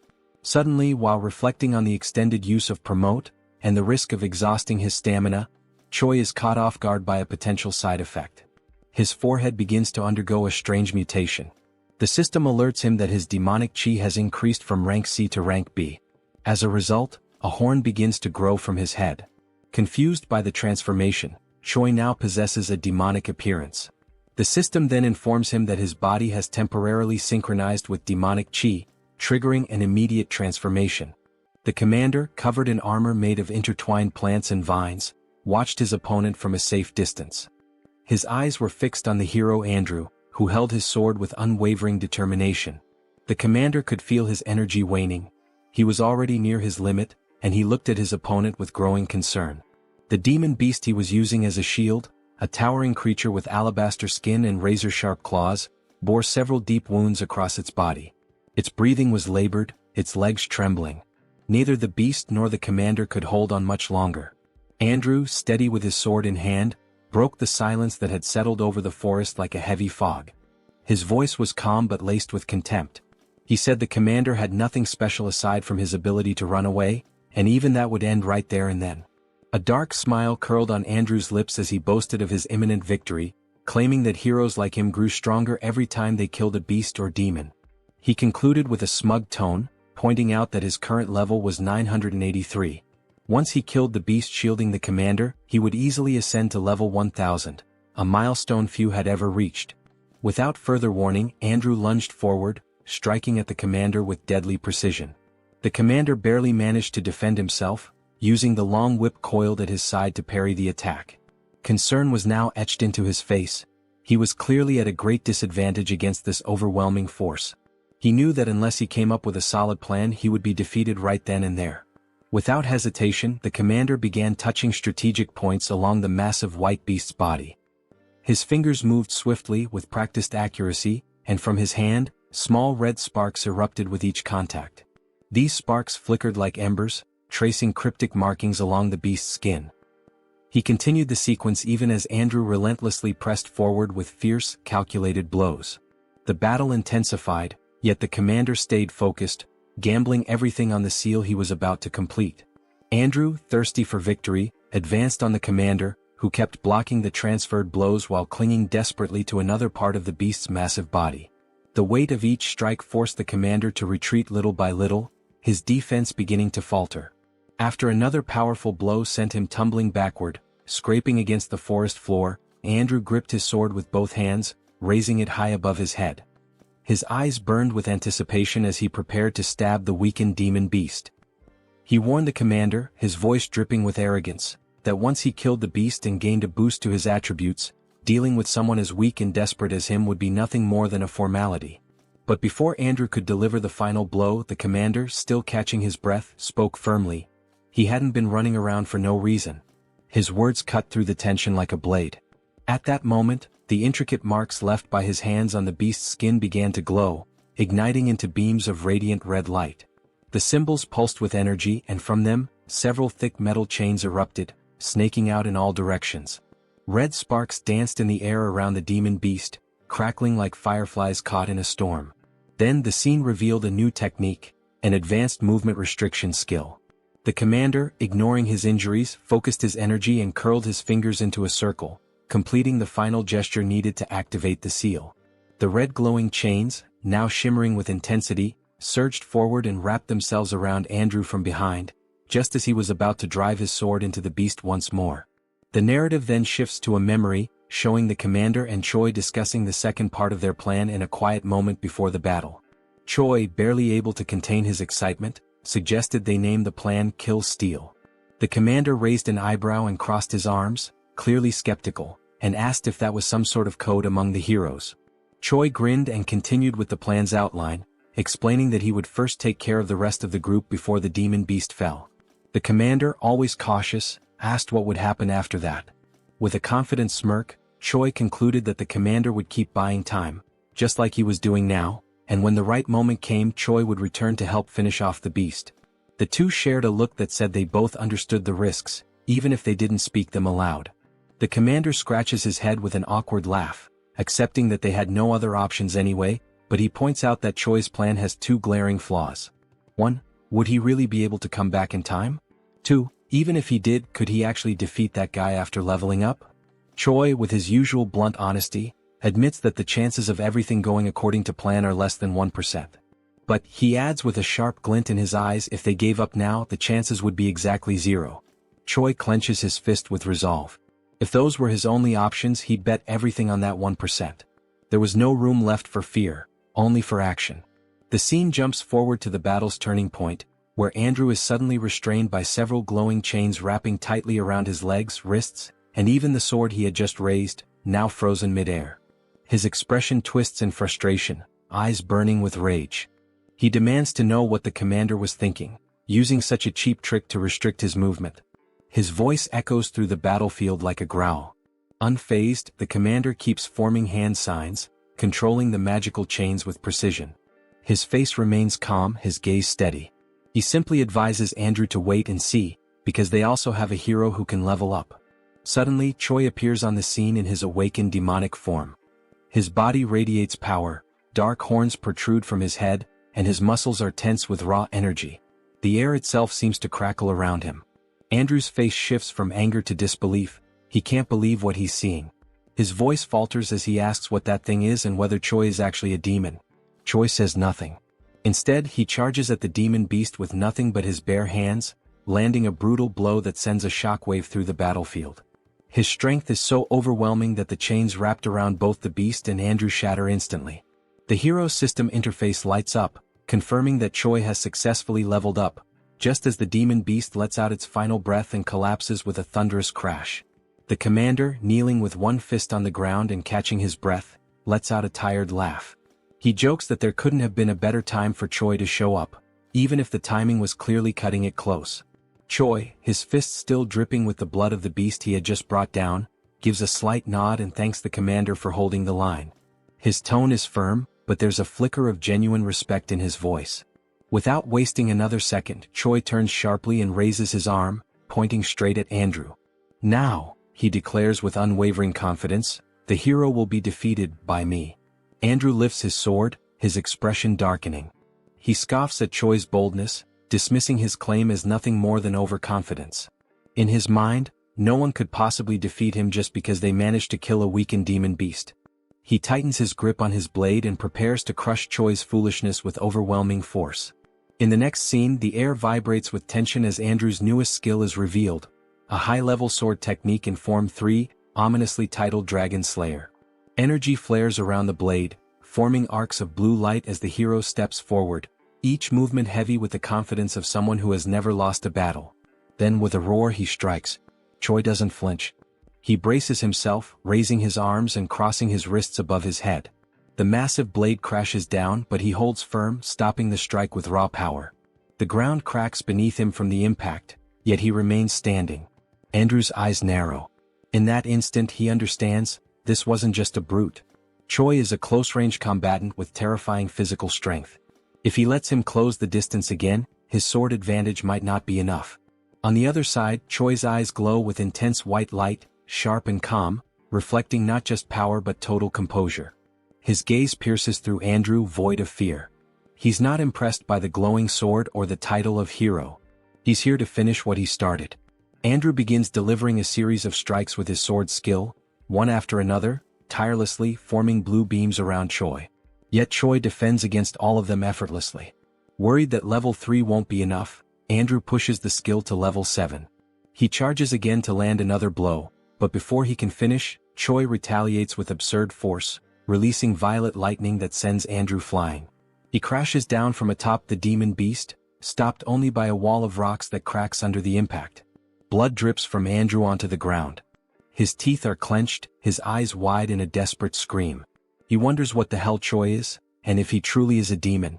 Choi, now standing on the forest floor, radiates a violet aura.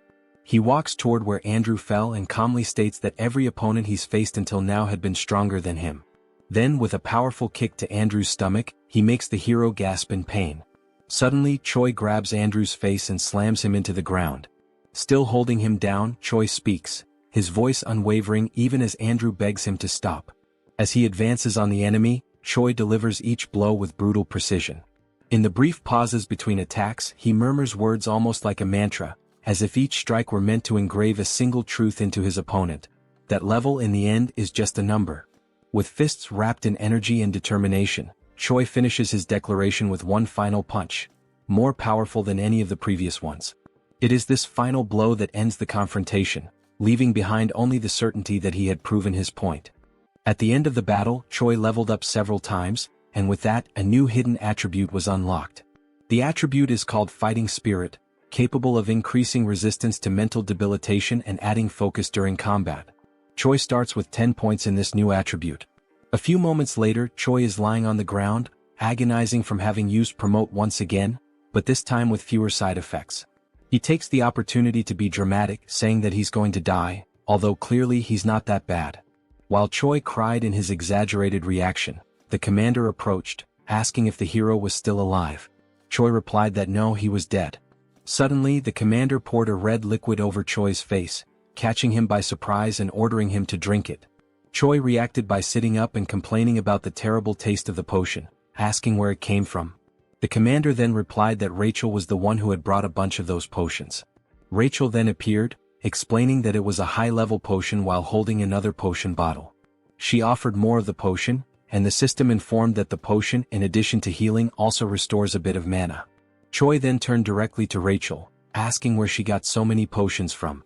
Rachel replied that she obtained them from defeated heroes, saying they drop everything they have when they die. Choi was surprised to hear this detail. Choi then looked at Andrew and declared that heroes in this world are far too strange. Rachel didn't understand the meaning behind Choi's words. He then explained that heroes are supposed to be righteous people. They should face evil and save the world. However, in this world there is no punishment for taking down another hero. On the contrary, by doing so you can gain XP and items. Choi reflected that even though he is a hero, he's been acting like a villain for some time. He does exactly what a villain would do, but suffers no kind of retaliation. The commander, after hearing Choi's words, responded. He said that this concern makes sense from a human's point of view. However, as an ally, Choi's actions are analogous to those of a good hero. After all, he saved him. Finally, the commander said that it's not worth getting too attached to human morality, as there are two sides to everything, and judging only between right and wrong doesn't work, because those points of view are not absolute. Choi carefully observes the commander's words. However, one detail catches his attention. Was the commander trying to comfort the hero?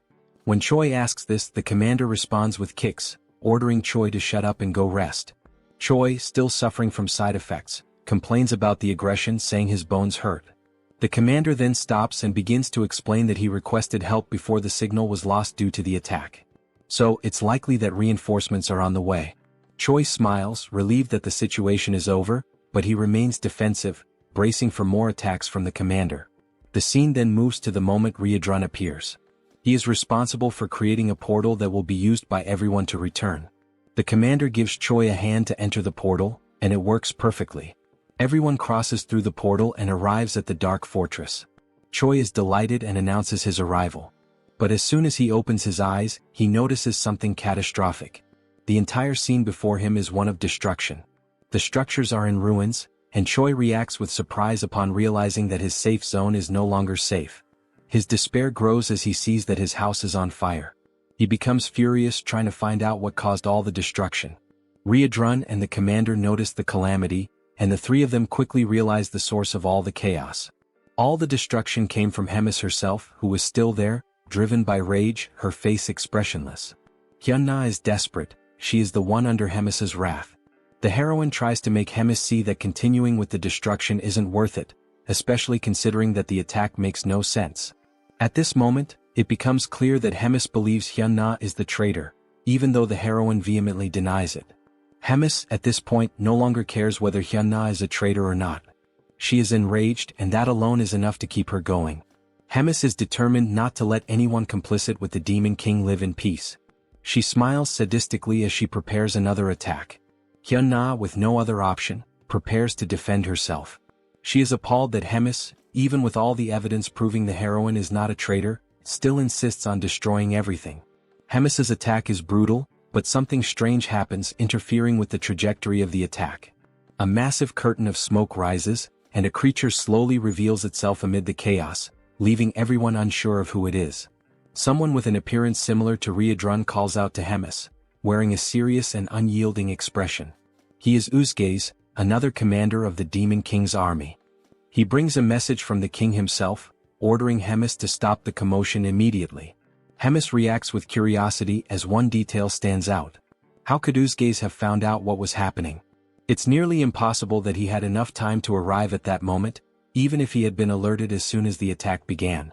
In other words, the Demon King knew before everything started and sent Uzgaze.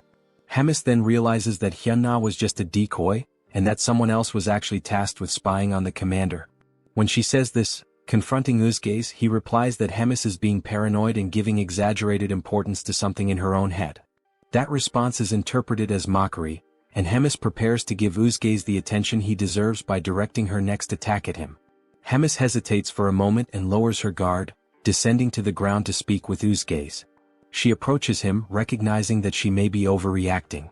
Then she begins to mention that she was unjustly punished for saving Rotak from the humans and was confined for 100 years in the Dark Fortress. With this, she reveals her interpretation of Uzgaze's words, asking if he truly thinks she is arrogant and paranoid. Hemis begins casting a spell that spreads across the ground. As the magic advances, Hemis declares that perhaps saving Rotak was a mistake. Uzgaze, sensing the threat, is surprised by Hemis's offensive move. As the dark aura surrounds Uzgaze, Hemis finishes her speech by asking if he agrees with that statement. He, in turn, remains still, standing, almost as if he knows that nothing bad could happen. Suddenly, a voice echoes through the scene. It's Riadrun who shouts, drawing Hemis' attention and asking her not to proceed with the attack. Uzgaze acknowledges Riadrun's presence, showing that the two share a certain familiarity. But before any concern can arise, Hemis calmly walks forward and touches Uzgaze's shoulder, telling him that he can relax because there's no more need for confusion. Hemis says she already got everything she wanted.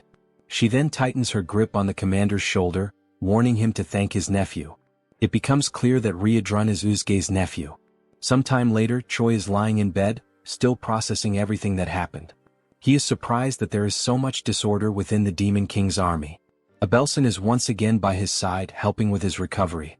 She takes the opportunity to ask if he plans to continue in the Demon King's army, considering he is about to be promoted to commander of a battalion.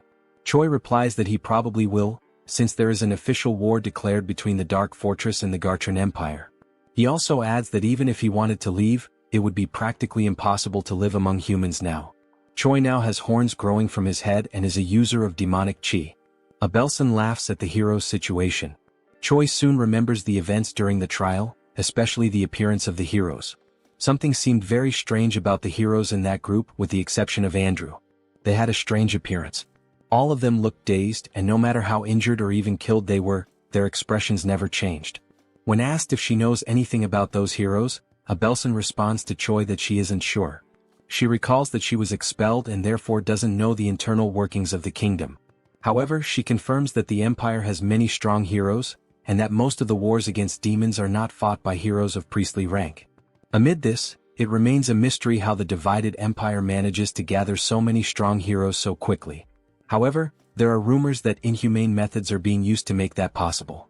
As soon as she finishes speaking, their conversation is interrupted by someone arriving. Riadrun apologizes for interrupting and ruining the mood between the two, but he informs them that Hemis wants to see them. The scene shifts to the meeting in Hemis' office. There they are warmly welcomed by the commander. She happily announces that they have a new mission. There is a need to install a spatial interference magic shield. Choi is confused about what that is. Hemis then explains it simply, asking him to think of it like a barrier capable of preventing unauthorized teleportation. She argues that it's important so that he doesn't wake up with an assassin waiting in his room. Hemis explains that only the Second Corps can carry out such a task. Choi then understands where she is going with this, and Hemis continues by saying they will go on a work trip, under the cover of being a messenger and the messenger's personal medic. Hemis states that this is basically to protect them from humans so it won't be hard to fulfill a simple task. Moreover, she will send a trusted guide to lead the two. And that guide is, once again, Commander Roy, who reads the travel order with fire in his eyes, irritated at being dragged into another ridiculous task. The room where the group gathered was wide and imposing, bathed in the vibrant light of a flaming structure at the center, whose presence not only illuminated the space but also reinforced the grandeur of the place. On its sides, swords meticulously positioned on the walls reflected the firelight, symbolizing both the opulence and the power of those present. In front of the flame, a long solid wooden table stretched out, with 7 chairs designated for the members present, although only 5 were occupied. At the head of the table rested the most ornate chair of all, occupied by the host of the meeting, a figure of authority and command. One of the seats, however, remained empty. The absence was notable but not surprising. It was just another one of Rotaka's recurring absences. The 5th commander, named Uzgaze, who wore the head and hide of a bull, shrugged, knowing that Rotak never showed up to the meetings. Dorichigus, the 1st commander, dressed in purple armor, was irritated by Rotaka's absence, even though the meetings weren't mandatory. Hyuna, who until that point was comfortably lounging in one of the chairs, resting her arm over her bent leg, claimed carelessly that if Rotak had come, he would just be talking nonsense. Hemis, who was right in front of the fourth commander, observed the conversation without being able to add anything more to what the others were saying. Tigrid, the Supreme Demon King commander, had imposing, wavy horns that grew from his forehead. He had a serious expression when he finally announced to the other commanders present that they would begin the meeting. The reason for the meeting was revealed. They had gathered to talk about Commander Hemis. She had carried out a major event without reporting it. Scenes are then shown of the battle between Choi in his demonic form and Andrew. Tigrid continued explaining that the border had been left exposed, and the humans had created an ambush that resulted in severe consequences. Uzgaze then interrupted the Demon King's speech to specify that the effects of that battle were 97 dead, 100 wounded, and an even greater number missing. Tigrid had his black claws resting on the armrests of his golden throne. His expression was calm as he continued speaking about Hemis attacking the fourth commander for no apparent reason and, according to the rules, battles between commanders require prior approval. Then, with a serious look, Tigrid announced the beginning of the discussion regarding the punishment that would fall upon Hemis, based on her actions. At the moment he opened the floor for objections, Hemis promptly interrupted, wishing to express her side. She raised her hand and requested attention to object. With no resistance from the others, Hemis began to speak, aiming to defend herself against the claim that she had acted without cause. She then explained that everything happened because there was someone acting as a spy against her. She explained that the attack on the fourth commander happened because she thought he was the spy, given the circumstances. With that, Hemis raised a question, suggesting that the ideal would be to find out who was trying to harm her, not try to punish her for defending herself from something so sneaky. Tigrid's expression changed. He was irritated by the question, seeing it as an affront. He then asked if such a proposal was a way of challenging his authority. Hemis simply replied that it was nothing more than a humble suggestion. She smiled, and her bold expression spoke louder than her words. Such an attitude only raised Tigrid's indignation, who was stunned by the commander's boldness and clenched his fists on the armrest of his throne. Some time later, Uzgaze, Dorichigus, and Hyuna gathered in the corridors, in front of the meeting room, discussing what had just happened. Uzgaze pointed out how terrible the emotional outburst of both commanders had been in front of them, rendering the meeting useless. Hyuna expressed her frustration, irritated by the possibility that Rems and the Demon King would never be friends again. Dorichigus commented that he thought it impossible for them to be as united as they once were, and Hyuna declared that she didn't like the direction things were taking. In the end, the group decided to put these events aside and not give them much importance, as situations like this would probably repeat themselves frequently from then on, and the only thing left to do was to choose a side to stand on. Meanwhile, in the magical tower of the fourth command, Shai's group approaches, and the hero is soon mesmerized by what he sees. They are then received by the fourth commander's bodyguards, who immediately request everyone's identification. Roger introduces himself as the commander of the 3rd Regiment and notes that he is accompanied by 2 humans. The guard receives the referral sent by Hemis, reads the contents of the paper, and greets everyone enthusiastically, declaring that the commander is waiting for them, and then guides the group to the meeting. Meanwhile, Rotak is in his office, relaxed in his chair, reflecting on the human who can use dark mana and who, furthermore, has a body in the process of transforming into a demon. Even though he finds the situation interesting after receiving warnings from Hemis, he ultimately reminds himself that the human is still just a human. Soon, the group arrives at the room and greets Commander Rotak, who receives them and immediately jumps toward Choi, who barely has time to greet him and is caught off guard. While analyzing Choi's body, he is surprised that he doesn't feel anything and then begins the infusion of energy into one of the hero's arms, warning that it will hurt a little, but that Choi needs to endure it. Choi doesn't understand the situation, and the only option is to endure the discomfort caused by the energy emitted by Rotak, flowing through his body without understanding what is happening. As soon as it ends, Abelson expresses her concern, asking if the hero is okay, while he is on his knees trying to recover from what just happened. The saint approaches Choi, ready to help him, while Rotak declares he is impressed with Choi's evolution. As the hero raises his head, Rotak asks if he knows about the future that awaits him, and only then informs him that if Choi continues at the pace he's going, he will be dead in about 3 months. This information leaves the hero stunned, surprised by such an unexpected future.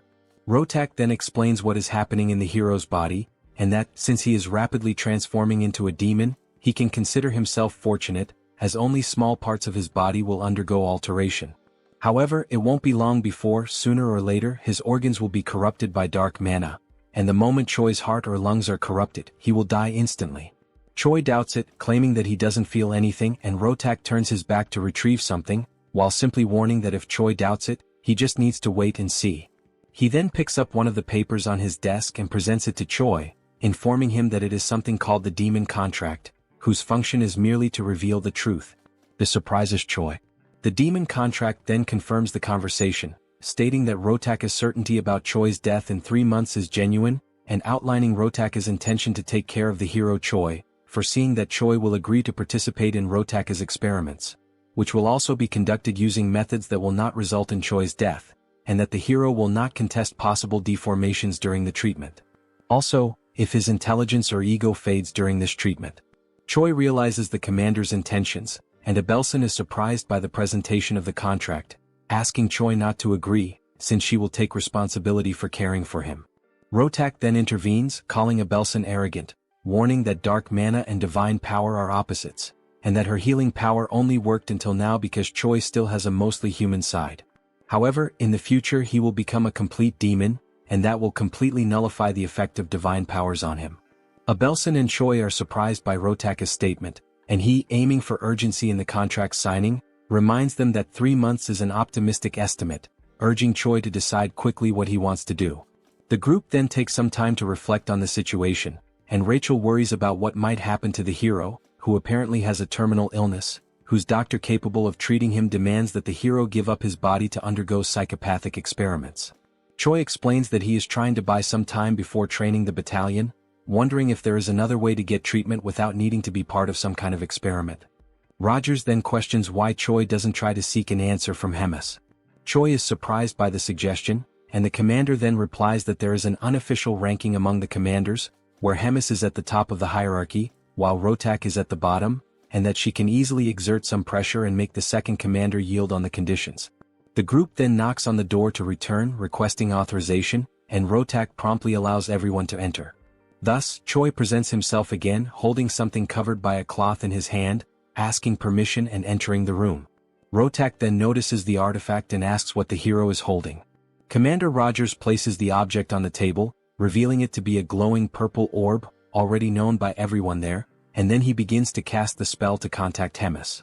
Rotak becomes slightly startled and concerned by the presence of the communication orb, and it doesn't take long for Hemis to initiate contact, greeting Rotak and asking how he has been. Rotak, with a trembling voice, greets Hemis, highlighting how long it's been since they last saw each other. Hemis recalls that the last time they met was at one of the meetings with the Demon King, and Rotak, even more nervous, repeats and confirms that it is indeed true. Hemis then goes straight to the point, stating that she is there only to ask for a favor. In a threatening tone, she asks him to write a few things into the contract, starting with a demand that Rotak do his best to treat Choi. Secondly, that the hero will not suffer any harm. Rotak realizes the direction of the requests and is stunned, unable to argue. Hemis wastes no time and adds the third point, requesting that he include in the contract that nothing in Choi's body can be altered without permission, and that the hero must not die before the contract is finalized. Rotak becomes enraged with the list of changes to the contract, questioning why Hemis would care so much and why he should follow that for a human.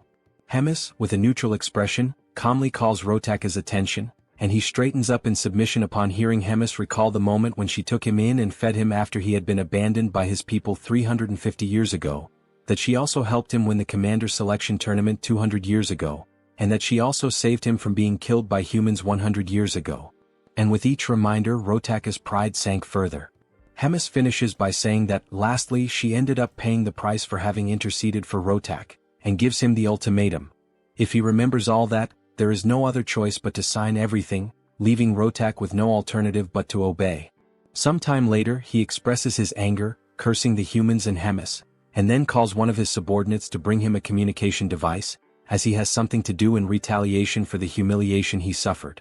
Time passes, and the next day Rotak receives Choi again in his laboratory, which he also uses as an office, and informs the hero that there is quite a lot to talk about.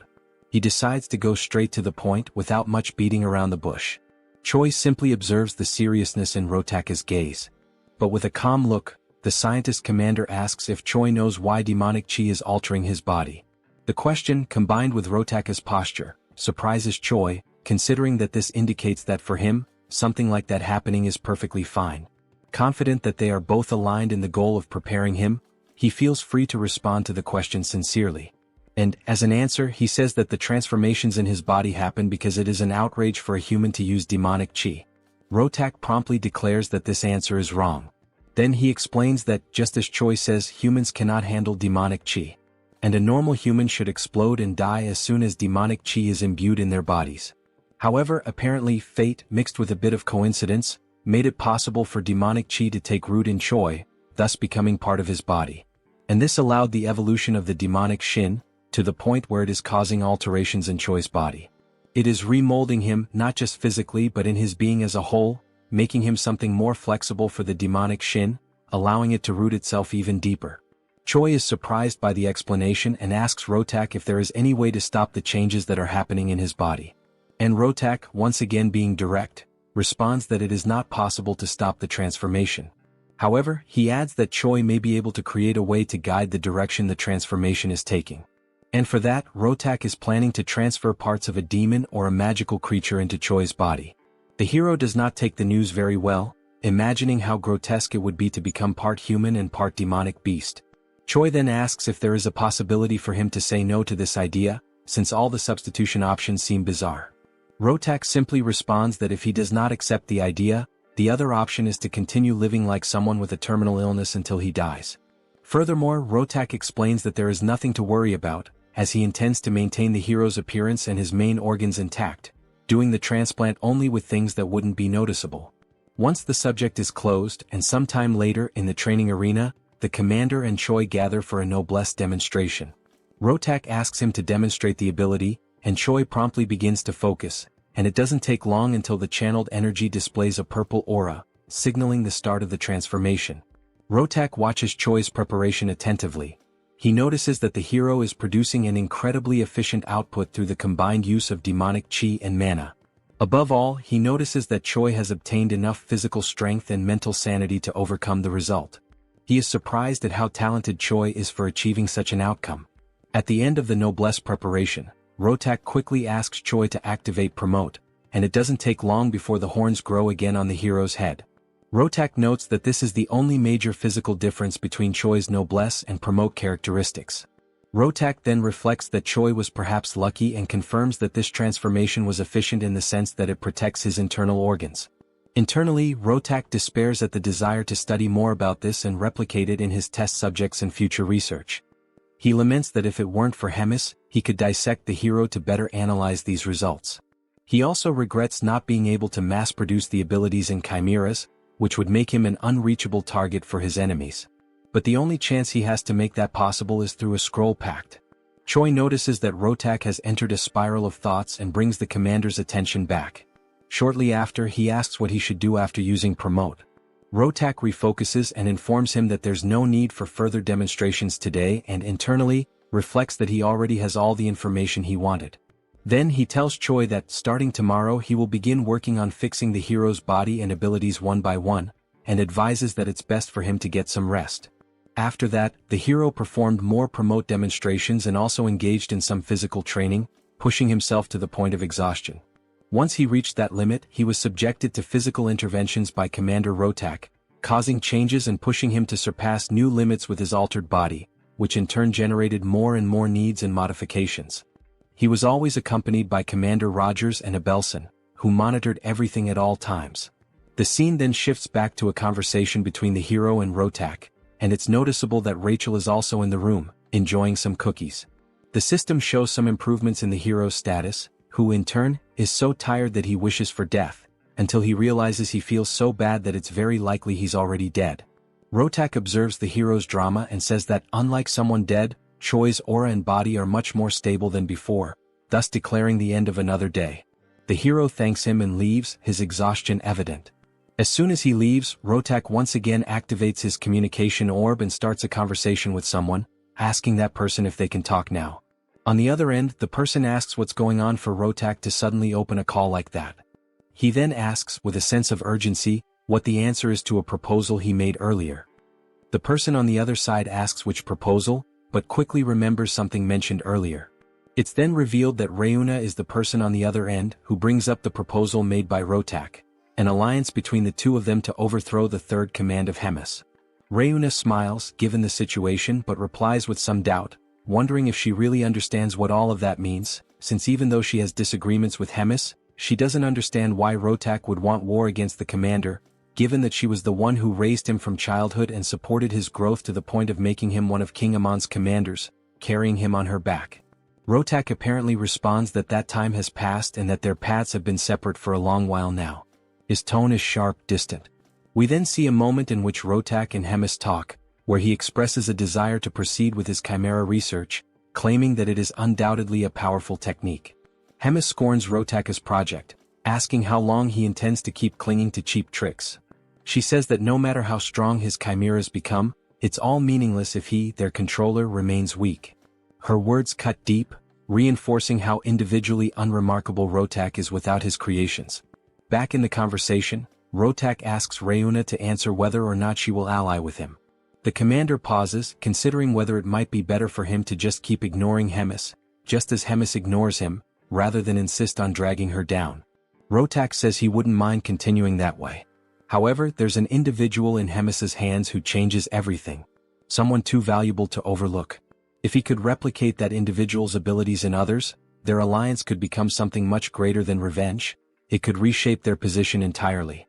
Reuna quickly realizes that he's referring to Choi, but asks if it might be someone else, still questioning whether he's really worth the fall of Commander Hemis. Rotak confirms that he is. As an argument, he states that no matter how powerful Hemis is, she won't be able to handle two commanders coming at her at once. If the two of them join forces, her downfall won't just be possible, it will be certain. Reuna reflects for a moment, her expression unreadable. Then, she agrees to the proposal and tells him to contact her as soon as a plan is in place. The call ends with Rotak calmly saying that he'll reach out again in a few days. Rachel, who was still enjoying her cookies, overheard the entire conversation and is shocked by Rotak's plans. It doesn't take long before the team contacts Hemis to talk about the plot forming against her, but to everyone's surprise, Hemis already suspected everything. Choi asks why she isn't surprised. Hemis then asks back why she would be, since everything was already out in the open. She then questions if that was the reason the team used the communication orb. Choi replies that it wasn't, because he has something else to report. He wants to know what he should do in this situation, considering that he is just a small shrimp in the middle of a battle fought by great whales. Hemis reflects for a moment, her gaze turning distant as if measuring the weight of her next words.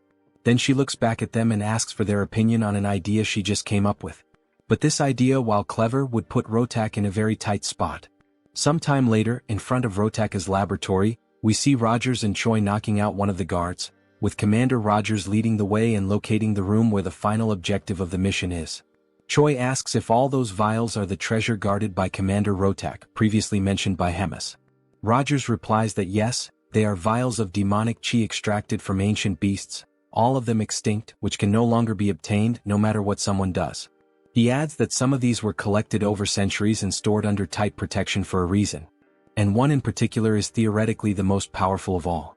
While holding a vial with a red liquid in his hand, Rogers asks Choi to wait a bit before taking any action, and warns that if something goes wrong, he'll make sure to arrange a good funeral for the hero. Choi reacts with unpleasant surprise, saying that he's very moved, and sarcastically thanks the commander.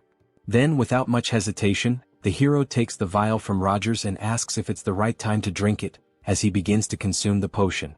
Moments earlier, still during the call between Choi and Hemis, the detailing of the plan that would follow began, an unexpected strategy meant to help Choi take better advantage of his encounters with Commander Rotak. The instruction was short and clear, yet jarring. Hemis told Choi to hurt himself. The simplicity of the order contrasted sharply with its implications. Naturally, the plan left the hero stunned, confused, and hesitant. He couldn't help but wonder why he would do such a thing to himself, especially considering that Hemis had previously gone out of her way to force Rotak to include strict rules in their pact, rules that ensured Choi's physical integrity at all times. The contradiction unsettled him. Hemis, noticing the hesitation and fear building in Choi's expression, softened her tone slightly. She clarified, with calm but firm seriousness, that this wasn't a joke or some kind of twisted training exercise. It was a direct order. A strategic one. She had learned through her own sources that Rotak had been lazy and half-hearted with Choi's treatment. From what she gathered, he was doing nothing more than the bare minimum, just enough to satisfy the conditions of their pact. Once that obligation ended, so would his efforts to keep Choi alive. Still unable to grasp how this related to harming himself, Choi asked what any of that had to do with self-inflicted injury. The very idea clashed with everything that had been set to protect him. Hemis then elaborated, informing the hero about the collection of rare and dangerous demon essences that Rotak had gathered over the years. These weren't mere specimens. They were remnants of power from ancient beings, each carrying immense, raw potential. The plan now hinged entirely on those essences. More specifically, Choi would need to absorb the most powerful ex-demonic essence in Rotaka's possession. The mere mention of absorbing such volatile energy made Choi's stomach turn. He voiced his concern, asking whether ingesting something like that wouldn't inevitably lead to death. It was a fair question, one Hemis had clearly anticipated. With the same composed authority, she reminded him of the Pact's power. Because of it, Rotak would be magically and contractually bound to do everything possible, and impossible, to keep Choi alive no matter what. That was the very leverage Hemis had counted on when she forced the terms. It was the safety net. No matter how dangerous the essence was, Rotak would be forced to use every last ounce of his knowledge and skill to save Choi from dying in the process. To calm the growing fear inside him, Hemis reassured Choi again, adding something more personal this time. She knew Rotaka's capabilities intimately. She didn't just know him, she had created him. Every facet of his medical prowess, every ounce of his talent, she was responsible for nurturing. If anyone knew what Rotak could do, it was her. She believed in this plan. The scene returned to the moment when Choi was reluctantly consuming the supposed potion. As the bitter liquid slid down his throat, Commander Reuters watched him closely, arms crossed, his expression unreadable. Rachel stood nearby, concerned, and asked if everything was all right. With a sigh and a grimace, Choi remarked that nothing unusual had happened, except for the awful taste, which he couldn't help but complain about. For a fleeting second, it seemed like things would go smoothly. But then everything changed. A wave of searing pain crashed through Choi's body. It was so sudden and overwhelming that his limbs locked, and the potion vial slipped from his fingers, shattering against the floor. His vision blurred. His breath caught. The agony was unlike anything he had experienced before. Rachel's voice broke through the chaos, calling his name with urgency. Reuters, though less panicked, narrowed his eyes and murmured something about the side effects having begun.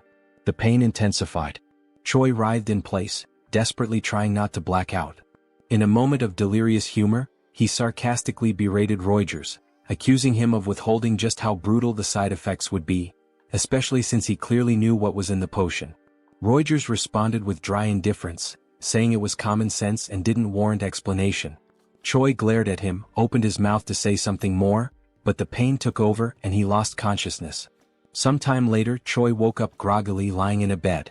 He immediately realized it wasn't any place he recognized. The air was sterile, the light cold. He sat up slowly, his muscles sore and weak. Just as he began scanning the room for clues, Rachel appeared, smiling softly. She told him that he was in Rotaka's office. The commander had personally tended to him for 4 consecutive days, using all sorts of questionable but effective methods to keep him alive. Rachel's words were comforting, but her expression hinted at unease. Finally, she asked how Choi was feeling, but before he could answer, the door opened. Rems entered the room with theatrical flair, declaring how long it had been since they last saw each other. Behind her, Reuters and Rotak followed quietly. Rems approached Choi with a pleased smile, commenting that his power had grown noticeably. She noted that he was stronger than she'd imagined he'd become. Choi tried to deflect the praise, modestly insisting that he wasn't that strong, but she ignored him completely. Without warning, she placed her hand on his shoulder and chanted a spell. Choi's right arm turned pitch black. Pain surged through him. Whatever magic she had cast was aimed at destroying his limb entirely. And once again Choi was left stunned, unsure of why or what would come next. Rotak then explains that the demonic essence of the beast Choi ingested is slowly but surely establishing itself within his body. The beast in question was once feared throughout the demonic realms, an entity known for its near-complete invulnerability, a creature considered by many to be indestructible. Now, that same property was beginning to manifest within Choi's body, granting him the terrifying durability of that ancient being. His cells, muscles, and internal structure were starting to reflect the changes brought by the ex-demonic infusion. However, even with such a remarkable result, one fact remained unaltered. The testing process had been excruciating. What Choi endured to reach this state was nothing short of brutal. The pain had been relentless. The transformation violent. His body had teetered between survival and collapse, and it had taken all of Rotaka's knowledge, along with the pack's forced intervention, to keep the hero alive through the ordeal. Still, the results were undeniable. Standing nearby, Rems took it all in. With a faint smile and an arched brow, she admitted she felt a hint of jealousy, though her tone was half playful, half serious. She questioned aloud whether this entire plan had been intentionally kept from her. Perhaps as some personal project Rotak didn't want interfered with. Rotak, for his part, didn't dignify the accusation with a real answer. He merely brushed it aside, stating curtly that the hero's treatment was complete. Then, without any visible emotion, he asked whether it was time to destroy the pact. Rems gave no resistance. She calmly began the destruction ritual, acknowledging that the pact's purpose, to ensure the completion of Choi's treatment, had now been fulfilled. As the last glyph of the contract faded into magical dust, the pact dissolved entirely. The invisible leash that had bound Rotak to his obligations was gone. With nothing holding him back, Rotak didn't waste a moment. He turned to Rems and, in a voice laced with bitterness, made it clear he hadn't forgotten her interference. In a tone more threatening than professional, he promised she would regret everything. His eyes, cold and unblinking, burned with silent fury. Rems, unfazed, merely smiled. Her voice carried a touch of amusement as she questioned if she truly would be the one to regret anything. Her answer was cryptic, a layered warning rather than a rebuttal. She suggested that regardless of how things unfolded, perhaps regret would fall on someone else entirely, and that in the end she would be waiting eagerly to see how Rotaka's threat unraveled. The scene shifted to the training grounds, where Choi and Ryodrun stood amid the dust and sweat of daily drills. The sun hung high in the sky as their sparring session intensified. From the very first strike, Ryodrun noticed a difference. Choi's posture, his timing, the pressure behind each attack, it had all improved. The young hero had indeed become stronger. Choi launched a fierce punch, one that Ryodrun blocked with minimal effort. But the hero didn't stop there. He pressed on with a series of rapid strikes, chaining his movements together with surprising precision. Ryodrun watched carefully, analyzing each blow, studying the trajectory of Choi's fists, the positioning of his feet, the way he adjusted his breathing to manage exertion. There was real progress here. And then, a breakthrough, Choi landed a solid punch to his mentor's abdomen. Ryodrun didn't even try to block it. He took the blow, let it connect. The smile that flickered on Choi's face afterward said everything. For the first time, he had struck his teacher cleanly. All his pain and effort were beginning to bear fruit. But the celebration was short-lived.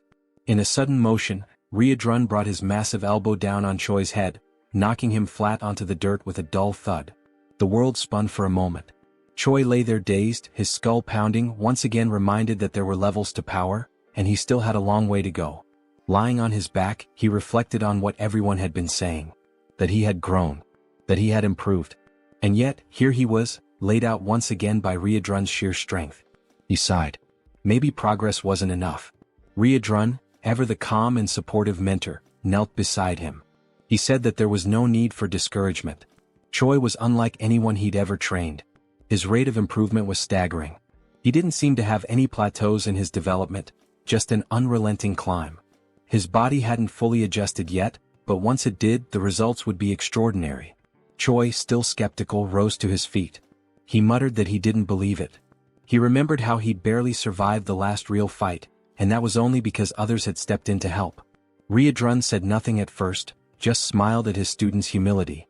At the end of the session, he extended a hand and pulled Choi back up again. With a reassuring nod, he told him not to be so impatient.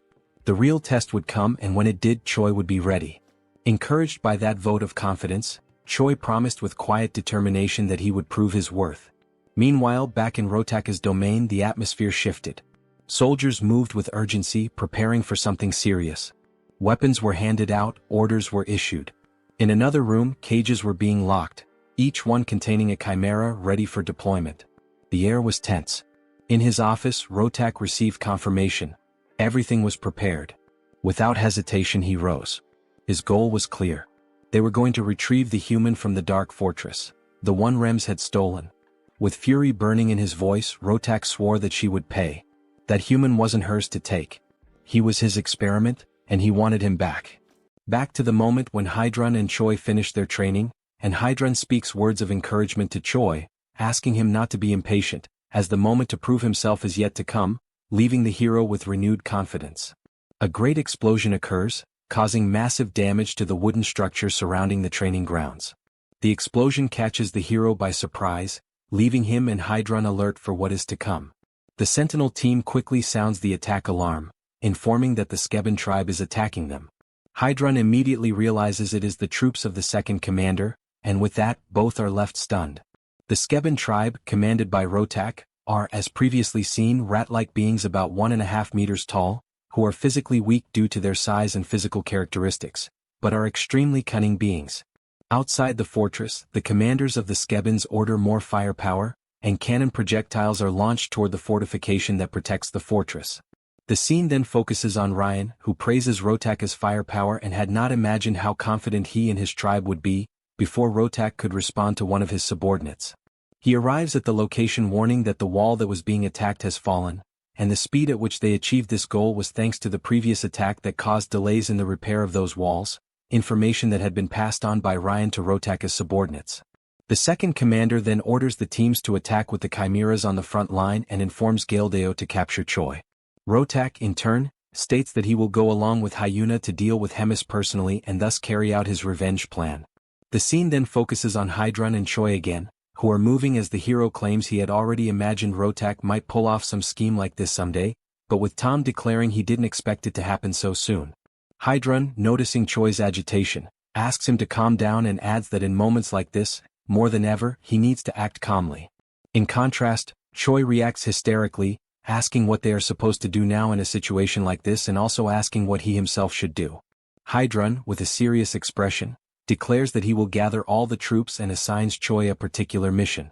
Choi attentively observes the instructions, which are, first, to eliminate Commander Galdeo, which leaves Choi completely stunned, as he is being assigned to deal directly with a commander. Hydrun gives more details about this commander, explaining that he is a very close confidant of Rotak and adds that in other situations he himself would take care of fighting Galdeo. However, Hydrun declares he has full confidence in Choi's strength, and this vote of confidence makes the hero even happier, feeling ready to accept the mission. Secondly comes the mission that is quickly brought into the scene, where Choi is carrying Abelson by the arm while they run through the corridors. The Saint questions whether Hydrun sent Choi directly to get her out of there, and Choi confirms that indeed that is what happened. The justification for taking care of Abelson was rooted in a simple but strategic reasoning. If she were allowed to simply wander freely, sharing her divine power without restriction, she would quickly become a significant threat to the demonic forces. Her presence alone, radiating sacred energy, would be enough to destabilize entire squads. And if such power fell into the wrong hands, or even just wandered unchecked through the battlefield, it could shift the tide in unpredictable ways. This explanation, while grave in tone, was met with a soft chuckle from the Saint, who found some amusement in how seriously her power was being regarded. Choi, standing beside her with a focused gaze and unwavering seriousness, declared his intention clearly. He needed to find Galdeo. The air around him seemed to tighten with tension. But even before he could consider which path to take, the very commander he sought emerged from the shadows, appearing without warning and commanding immediate attention. The suddenness of his arrival caught both Choi and Abelson off guard. The imposing figure stepped forward, introducing himself with confidence and a hint of arrogance. This was Galdeo, the one Choi had been preparing to face. As soon as the hero caught a glimpse of Galdeo's stats, an imposing power level of 162,730, he found himself stunned. The sheer magnitude of strength displayed before him far exceeded his expectations. This wasn't just a strong opponent, this was a genuine powerhouse. The realization drew a comparison in Choi's mind. He couldn't help but recall Taylor, the enemy hero whose raw power had proven incredibly difficult for both him and Rogers in a previous battle. It was a grueling confrontation, one that tested their limits. Now, standing before Galdeo, Choi couldn't help but question whether he had the strength to emerge victorious on his own. Before he had the chance to assess his surroundings or think of a strategy, Galdeo made the first move. With a snap of command, he unleashed his hellhounds. The monstrous beasts lunged forward with ferocity, aiming directly for Choi and Abelson. Reacting instinctively, Choi placed himself between the Saint and the oncoming danger. Snarls and growls filled the air as the hellhounds sank their teeth into him from every direction. The pain was sharp, but he stood firm, shielding Abelson from harm. Gildeo, observing with malicious satisfaction, claimed that he had successfully restrained the hero. He began charging what appeared to be one of his most devastating attacks, boasting that this would end the battle swiftly and leave nothing of the hero behind. However, just as he prepared to strike, Choi interrupted. His voice rang out with firm resolve. He stated that the hound's bites were insignificant, their power greatly exaggerated. As their fangs pressed against his skin, he felt nothing, not even a scratch. With that, he activated his transformation, a blinding surge of energy engulfing him as his body pulsed with raw force. In an instant he ascended directly to level 3. The sudden shift in power stunned everyone. The hellhounds, sensing the danger, instinctively backed away. Gildeo himself was caught off guard, his confidence visibly shaken. But Choi gave no pause. Wasting no time, he darted forward, his speed immense, his body a blur as he charged at the commander with everything he had. Then, with a thunderous impact, Choi's fist collided with Gildeo. The strike reverberated through the air like a shockwave. The confrontation had officially begun, a direct clash of strength. Gildeo snarled, claiming once again that he possessed the finest technology on the entire continent, and that there existed no reality in which he would be bested by a mere human. Fueled by pride and desperation, he shouted for his entire army to converge on the battlefield. The ground trembled as more enemies approached. Abelson, who had remained in the rear, now sensed the danger escalating. Her eyes widened as she witnessed the arrival of the chimeras, grotesque, powerful creatures bred for war. The threat level rose dramatically. In a moment of resolve, she dropped to her knees and began chanting. She focused all of her divine energy into a single incantation, trying to delay or, if possible, repel the monstrous advance. Within moments, the battlefield was illuminated by an immense explosion of sacred energy. Her power surged across the terrain like a tidal wave of light, radiating from her in every direction. The brilliance of the spell could be seen from every corner of the Black Fortress. It was an awe-inspiring sight. But Choi's admiration was quickly replaced with concern. He knew the toll such a spell would take. Abelson, breathing heavily, confirmed that she wouldn't be able to keep going. She had used everything she could muster to deliver a single blast. Her energy had now been spent like a sacred cannon shot. That was all she could give. But it was enough. With newfound vigor, Choi turned his attention fully to Gildeo. Channeling his strength and determination, he began to overwhelm his foe. With a fierce cry, he tore one of the mechanical arms from the commander's armored suit, ripping it free with a sound of screeching metal. Gildeo's expression contorted into one of fear. The commander, once so proud and composed, was now frightened. He couldn't understand how a human could possess such overwhelming power. But Choi didn't allow him time to process. Without hesitation, the hero surged forward once more, gathering all his strength into a single devastating blow aimed directly at the buoy that protected Gildeo's head. The punch landed with tremendous force. Metal cracked and shattered. The buoy split apart entirely, and the impact transferred directly into the commander's body, sending a tremor through him. It was a finishing blow, one that left no room for recovery. With that, the enemy is finally defeated, falling to the ground with a dull impact that echoed through the battlefield, and Choi finds himself unexpectedly disappointed with his rival's overall performance. He tilts his head slightly, observing the fallen enemy with a look of contemplation, questioning whether this individual truly carried the weight and responsibility of a commander.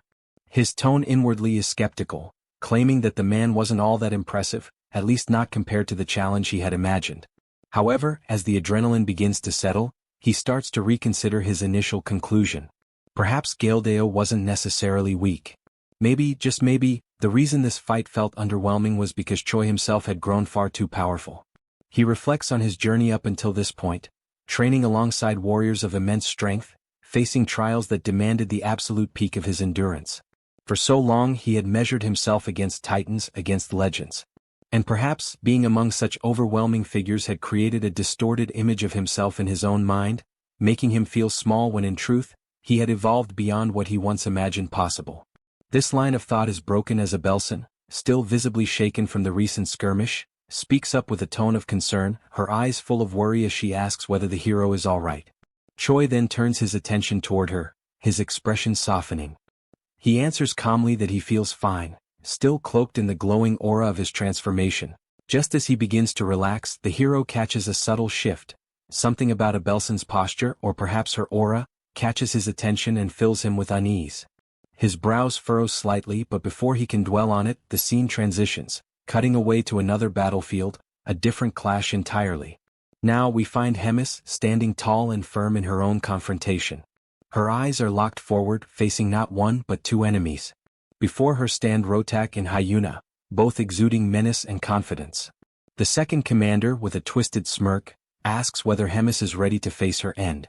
His voice is laced with mockery, echoing across the scorched terrain. Hemis responds not with fear but with biting sarcasm. Her words drip with irony as she mocks their excessive preparation, noting with theatrical dread that they even saw fit to bring the fourth commander just to take her down. The absurdity of it almost amuses her, and she scoffs at what she calls cowardice taken to an entirely new level. But Rotak remains unfazed, dismissing her words with cold indifference. He makes it clear that he doesn't care what Hemis calls him, coward, weakling, dishonorable, it makes no difference. What matters is the result. And for him there is only one conclusion to this battle: her destruction. Not only that, but surpassing her as a warrior and burying her legacy in the ruins of this battlefield. With unwavering resolve, Rotak steps forward, his presence growing more intense, and prepares himself for the clash that is about to begin. Rotak then turns to Hyuna and asks if she is fully prepared and truly ready to begin the decisive battle that will at last bring an end to Hemis's reign. Hyuna reacts to his question with a sinister, almost mocking smile and a sharp, scornful gaze, as if she cannot fathom how naive and foolish Rotak has been all this time. She tilts her head slightly, her eyes glinting with mischief. And then, dripping with heavy sarcasm, she slowly and deliberately responds that she won't be able to join in because, all of a sudden, she felt an overwhelming, uncontrollable hunger deep in her core. She repeats this ironically several times, emphasizing the absurdity of her excuse, which only leaves Rotak utterly baffled and thrown off balance. Rotak, unable to contain his irritation, demands to know exactly what kind of nonsense and ridiculous excuses Hyuna is babbling about at such a critical moment. But Hyuna remains calm and composed, lightly waving her hand as she casually replies that Rotak and Hemis can go ahead and have all the fun and excitement on their own. She declares that she will be heading home instead to prepare and savor a delicious bowl of steaming hot ramen, almost as if nothing important were happening at all. Before finally turning to leave, Hyuna dramatically points her finger at Hemis and states that she has one final thing to announce before she makes her exit. It is then revealed that from the very moment Rotak first reached out to Hyuna with his plan, she had already secretly decided to betray the Demon King's army and side with Hemis instead, merely pretending and acting as if she were joining Rotaka's orchestrated attack. In exchange for taking Hemis's side, Hyuna asked for one favor in return: that all the endless disputes and conflicts between her and Hemis come to a final conclusion. With that agreement in place, Hyuna bids a rather casual and carefree farewell and walks away, leaving Hemis to focus entirely on Rotak. As Hemis turns her full attention to Rotak, she mocks him mercilessly, sarcastically asking if perhaps he has been abandoned and left behind by his strongest and most trusted ally, which stings Rotak deeply and fills him with rage. At that moment, Rotak finally begins to understand what had been obvious from the very start and demands that Hemis confirm the truth directly, whether she and Hyuna had truly conspired together to deceive and betray him. Hemis, calm and serene, gently affirms that Rotaka's guess is indeed correct. Hyuna had switched sides the very instant she learned of Rotaka's true plan, and because of this betrayal, Hemis had known every intricate detail of his schemes from the start. At last, Hemis, wearing a more peaceful expression on her face, decides to ask Rotak if even after everything that has happened, he still insists on moving forward with his foolish plan. Despite the shocking situation and betrayal, Rotak, seething with anger at what he perceives as Hemis's pity and condescension, activates a strange, hidden device embedded deep in his chest. While doing so, he fiercely declares that nothing else matters anymore and that he will finish this no matter the cost. By activating the device, he begins to generate a strange, complex technological armor that wraps and twists tightly around his arm, emitting a dark, ominous crimson energy that fully envelopes him and finalizes his transformation. Now fully armored and brimming with murderous intent, Rotak stands prepared for battle, clearly determined to demonstrate in the most brutal way possible everything he has learned and all the skills and experience he has gathered through the hundreds of years he spent living and training in Hemis's shadow, always yearning to surpass her. Meanwhile, back with Choi, it is revealed that the moment he noticed a figure was actually the moment Hyuna approached him, leaving him shocked and completely caught off guard to see her there. Hyuna calmly explains that she was merely passing by and happened to become concerned that Choi might get caught up and hurt in all the surrounding chaos. However, she quickly adds that she is relieved to see that he has obviously become much stronger, admitting that she worried for nothing and had overthought the situation. This unexpected revelation leaves Choi utterly puzzled and speechless, since she had originally been his enemy. Yet here she stands now, completely calm, asking casual questions and even showing genuine concern for his well-being. Choi then decides to ask directly if she wasn't supposed to be preparing to fight on the battlefield. Hyuna answers without hesitation that she was sent by Hemis under strict orders to stay out of any combat or direct confrontation, so she decided to simply watch from a safe distance instead. Realizing that Hyuna was faithfully following Hemis's instructions, Choi then decides to ask who she believes will emerge victorious in this critical fight. Hyuna, looking thoughtful, declares that she is truly impressed by how well-prepared and determined Rotak is for this battle. However, she calmly adds that she knows with complete certainty that Hemis is infinitely superior to any power or strategy Rotak could have possibly brought with him into the fight.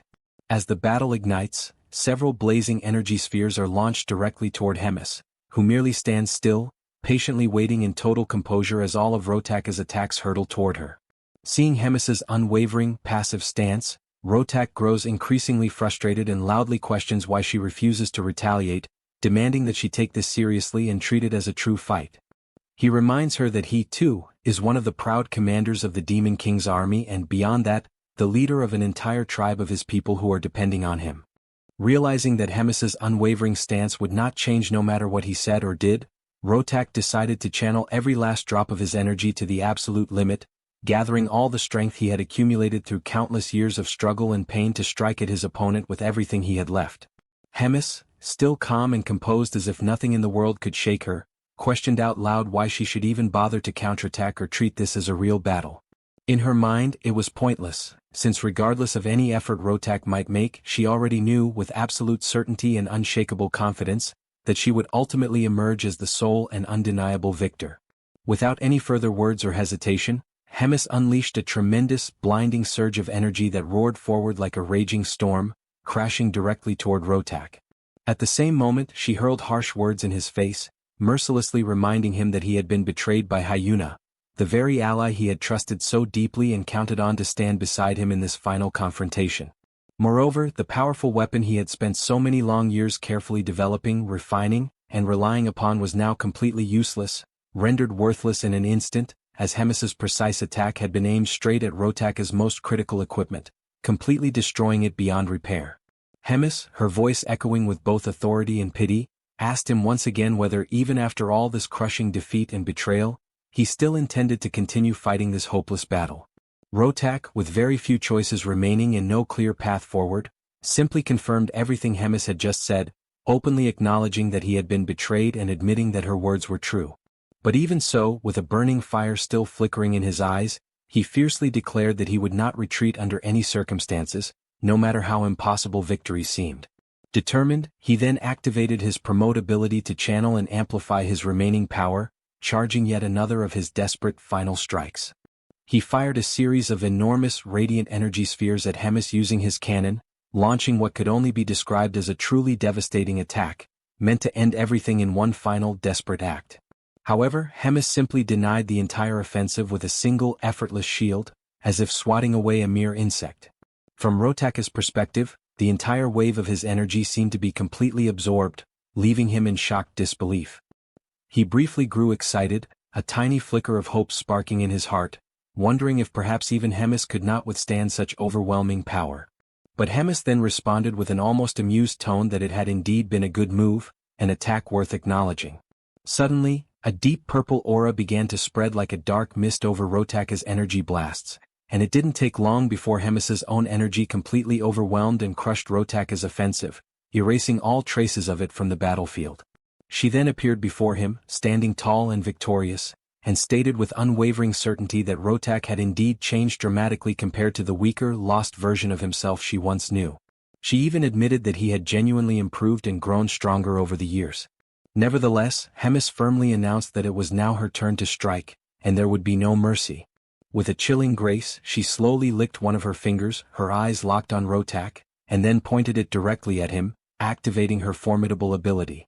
Countless black claws suddenly materialized and surged forward like a pack of ravenous beasts, advancing rapidly toward Rotak with lethal intent.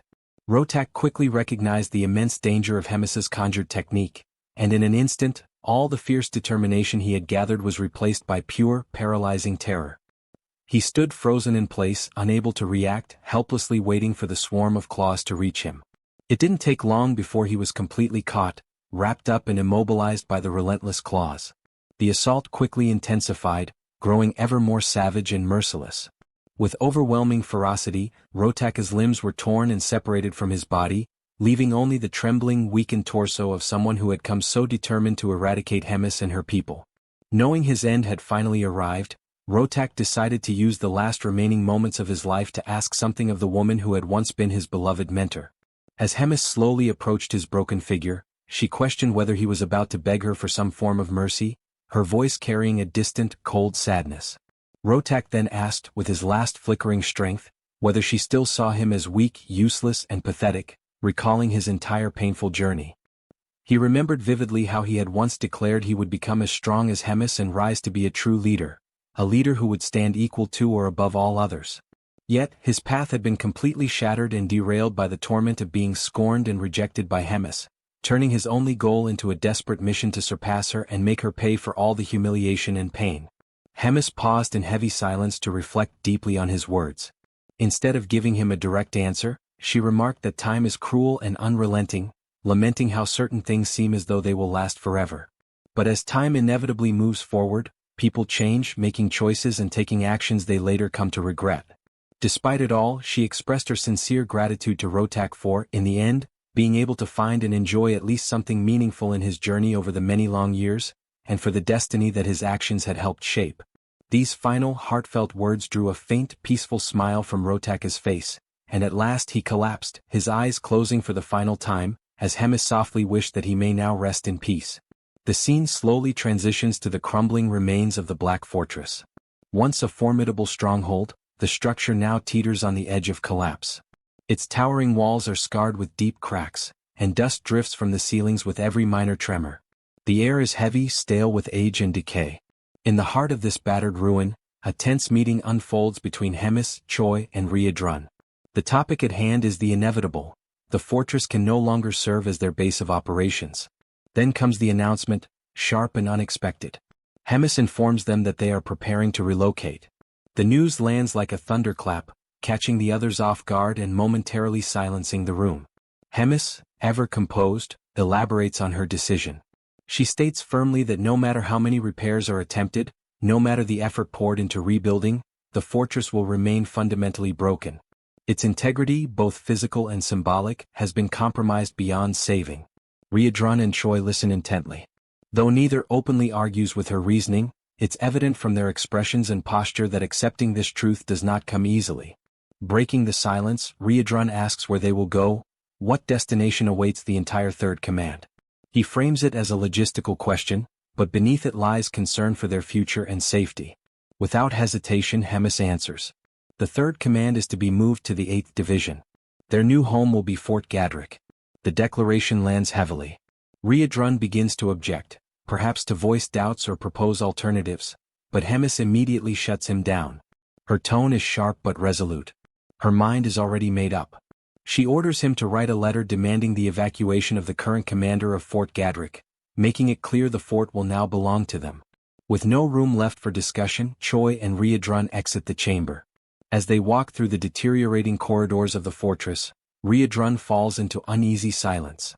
In his mind, questions swirl. Of all the divisions, of all the fortresses available, why had she chosen the 8th? What could possibly be going through Hemis's mind? Noticing his companion's troubled expression, Choi finally speaks. He asks what it is about the 8th Division that's causing such worry. Riedrun responds after a pause. He explains that Fort Gadrick isn't just any fortress, it is the one closest to the forward outposts maintained by the human forces. In short, it is the closest thing they have to a frontline base. A dangerous, volatile position. Choi's face hardens as the implication sinks in. It's a deadly place to be stationed. And yet, he reasons, if the fort has survived this long under such pressure, then surely the one commanding it must be highly capable. Riedrun disagrees, shaking his head. He reminds Choi of Fort Hemron. The reference seems to confuse him, which visibly irritates Riedrun. That's where they first met, he says with a touch of frustration. He recalls the fierce battle that forced the command to retreat, an unforgettable moment of loss and tension. He goes on to remind Choi that Grat had been the commander of that division during those days.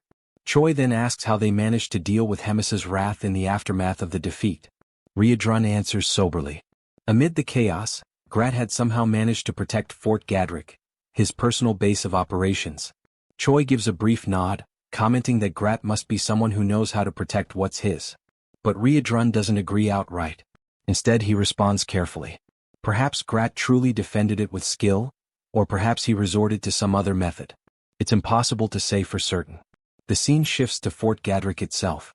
Grat, seated in a dimly lit office, finishes reading Riedrun's letter. The veins on his temple twitch as his hand curls into a fist. Without warning, he slams it onto the table with a loud crack, shouting Riedrun's name in fury. The arrogance of the message enrages him. The order is clear. He is to evacuate the fort so that it can be claimed by Hemis's third command. The insult stings.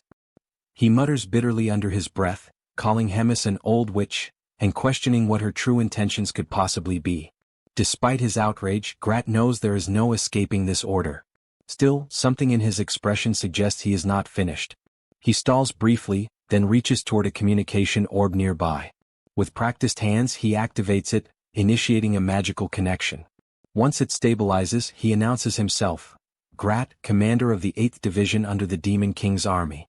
A voice on the other end responds with dry amusement, remarking how long it's been since Grat last reached out, and asking what he wants this time. Grat doesn't waste time. He states plainly that he has a proposal, an urgent and significant one. The narrative now cuts to the Holy Capital, where a conversation unfolds in shadowed halls. One of the Pope's subordinates speaks, visibly disheartened. He laments the failures of Jeffin and Andrew, his voice low with regret. He confesses that he had genuinely believed Andrew would emerge victorious. He then wonders aloud, was it Choi again? Was he the one who turned the tide? The man with the monocle confirms it without hesitation. He adds that Choi's progress is unlike anything they've ever seen. His power is rising far too quickly. It's a pattern that's now beginning to alarm the Pope himself. The advisor then suggests perhaps it would be wiser to deal with Choi later, to shift their focus for now toward resolving the situation with the Drajan Empire. After all, he says, despite everything, Choi is just one man. But the Pope rejects that reasoning. If Choi were merely a regular citizen, then perhaps yes, he could be ignored. But he is not. He is a hero. And that changes everything. The Pope then scolds the monocled man for brushing things aside so easily. He accuses him of failing to grasp the true nature of what a hero is, and more importantly what a hero can become. Such a decision would be incredibly dangerous and entirely indefensible, especially coming from someone in a position of such authority. The weight of such recklessness could ripple across kingdoms. The Pope, solemn and commanding, stresses the urgency of neutralizing this threat before it spreads, before it digs deep into the heart of the sacred capital itself and poisons everything from within. Turning to his aide, he asks in a quiet but heavy tone whether there has been any further communication from the spy embedded within enemy lines. The man confirms that there has. He reports that a message just arrived. According to the spy, a surprising offer was made. Support has been promised to completely wipe out all major enemy targets in a single decisive strike. Hearing this, the Pope falls silent for a moment. The offer is shocking. Completely unforeseen. Such a bold proposal leaves him visibly stunned. He narrows his gaze and, in a hushed voice, wonders aloud how the spy could even hope to carry out such a sweeping, ambitious mission. The man elaborates further. The 3rd Command is preparing to relocate. Their new destination is Fort Gadrick. The intention is clear. They seek to claim the fortress as their own and establish it as a new operational base. The suggestion is that something much larger may be unfolding there, some plan already in motion. As the room grows tenser, the Pope raises another question. If this proposal had already existed, why was it not brought up sooner? The response from the advisor is direct but uneasy. Grat had attached conditions so severe that they seemed impossible to fulfill. 10,000 sacrificial offerings. The strategic recall of support posts scattered across multiple fronts. And a non-aggression pact spanning 5 years. The monocled man hesitates as he says it, his voice tinged with disbelief. The demands, in both number and scope, are immense. perhaps even unreasonable. The Pope considers this. Then, calmly but with precision, he asks what Grat's true motives might be. Why place such a steep price on this deal? The advisor takes a breath and then answers. He's heard whispers that the second command seat has been vacated, the result of internal strife, specifically tied to Hemis's elimination of Rotak. With such a power vacuum, Grat might see a chance to ascend, to claim that seat for himself. And to do so, he may be attempting to manipulate the fragile balance between Hemis and the Demon King. The Pope ponders this out loud. 10,000 sacrifices, and perhaps more than just bodies, maybe land as well. A territorial gain masked beneath political strategy. But the monocled advisor responds carefully. It's not the land that's troubling, he says, it's the staggering demand for sacrifices. That level of loss could shake even the strongest foundations of the empire. The Pope then wonders aloud, why is Grat, of all people, seeking so many resources and services from within the empire's reach? Before another answer can come, the Pope rises slightly from his seat and delivers his verdict. With a voice of finality, he commands that the agreement be accepted. His conviction takes the advisor by surprise. The firmness in the Pope's decision is unshakable. The Pope begins to explain his reasoning. This might be the only opportunity they'll ever have to crush every looming threat in one bold stroke. To sever the heads of every rival in a single campaign. Even more crucially, this arrangement could elevate their spy into a vital, strategic position within the very core of the Demon King's army. And that, above all else, is an advantage they cannot afford to lose. No matter the cost. Be it 10,000, 100,000, or even 1,000,000 sacrifices. However, the Pope warns, such a scale demands meticulous planning. Every step must be executed flawlessly. The margin for error is now non-existent. No further failures will be tolerated. With that, the Pope issues his final order. Summon the legendary warriors of every region. The time has come. Every blade, every spell, every oath must be prepared, for the final battle is about to begin. Sometime later, within the shadowed walls of Gadrick Fort, Grat welcomed the arriving members of the Third Command. His face wore a smile, but it was clearly forced. His exaggerated enthusiasm poorly disguised the tension lingering beneath. He appeared to agree with their mission, to vacate Gadrick Fort as ordered by Hemis. On the surface he was cooperative. But it didn't take long for the cracks to show. Barely a few words in, Grat's tone shifted. Something wasn't right. His eyes narrowed and a hint of concern bled through his voice. Riadrun, sharp as ever, cut straight to the point. He demanded to know what kind of issue Grat was referring to. Grat then launched into a detailed explanation. According to him, the nearest human army had been behaving oddly. Their troops had been shifting in strange patterns, and massive quantities of supplies were being relocated. From that movement alone, Grat deduced something dangerous. They were likely preparing a full-scale siege on the fortress. It wasn't a guess. It was a calculated warning. Riadrun, concerned but focused, immediately asked what countermeasure had been planned. With a grim look, Grat laid out his strategy. He was preparing a segmented wave offensive, designed to strike preemptively before the enemy could tighten their hold. But to execute it properly, he needed support, solid reinforcements to hold the line until Hemis's main force could arrive. According to Grat, the 8th Division had been suffering from ongoing complications, minor setbacks here and there, that left them undermanned and overstretched. They were in no shape to hold out on their own. Riadrun gave his word. The 3rd Command would provide the necessary backup. Then he asked if the rest of their team would also participate in the counterattack. Grat hesitated for a moment, then shook his head. He claimed their presence might slow things down. Their involvement, he argued, could be more of a liability than an advantage. With an urgent tone, he volunteered to assign roles himself and made it clear. Everyone was to get some rest and prepare for the operation ahead. Later that evening, in the quiet of their quarters, Choi and Rachel sat in conversation, tension still thick in the air. Choi, clearly conflicted, turned to Rachel once more with the same question he'd asked before. What did she really believe it meant to be a hero? Rachel immediately sensed where this was going. She braced herself, knowing full well that Choi's mind was already spiraling into another round of reflection. He spoke slowly at first, then with growing emotion. He was a hero, but he was fighting humans. And that truth was tearing him apart inside. Rachel's response was calm, even a little distant. She said there wasn't much they could do, it was just how the situation had turned out. But Choi wasn't satisfied. He was taken aback by her resignation. Rachel, who used to speak endlessly about heroism, duty, and righteousness, now seemed strangely indifferent. When had that changed? Rachel simply smiled and asked when, exactly, had she ever said those things? Choi didn't hesitate. He recalled how she had once promised to guide him to defeat the Demon King and protect humanity. But something had shifted inside him recently. Choi admitted he'd started to see things differently. A hero shouldn't exist solely for humans. And more than that, heroes didn't always follow the right path. Sometimes they chose wrong. At that moment, Abelson spoke up, breaking his silence. He said he'd once read that heroes existed to fulfill the will of all. Choi blinked, confused. What did that even mean? Abelson elaborated. He'd seen ancient writings that claimed heroes were born to secure the happiness of the absolute majority. That was their true calling. Those words triggered a buried memory. Choi's commander had once told him something similar, that in his eyes, Choi was already a hero. It made him question what majority truly meant. Did it include non-humans too? The saint nodded. She said it likely did. Humans, she explained, often believed their happiness represented the happiness of the world. But maybe that wasn't true. Maybe human joy didn't equal universal peace. Choi's brow furrowed. Were heroes supposed to be responsible for the happiness of every intelligent life form? The saint didn't flinch.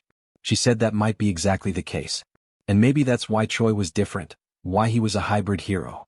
That answer left him silent, his thoughts consumed by the gravity of that role, what it meant to protect the happiness of the absolute majority. At dawn, the assignments were finally handed down.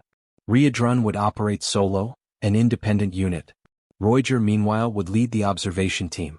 According to intel gathered by the analysis division, he was tasked with triggering a direct engagement once the enemy was detected. His unit would engage immediately upon visual contact. The 8th Division had their role as well. They were to intervene at the end of Riedrun's skirmish, acting as support during the fallout. As for the trio, Choi, Abelson, and Bobo, they were stationed in the rear guard. Their duty was to defend the fortress's stockpiles and resources. Following instructions, the trio moved into what appeared to be a mess hall.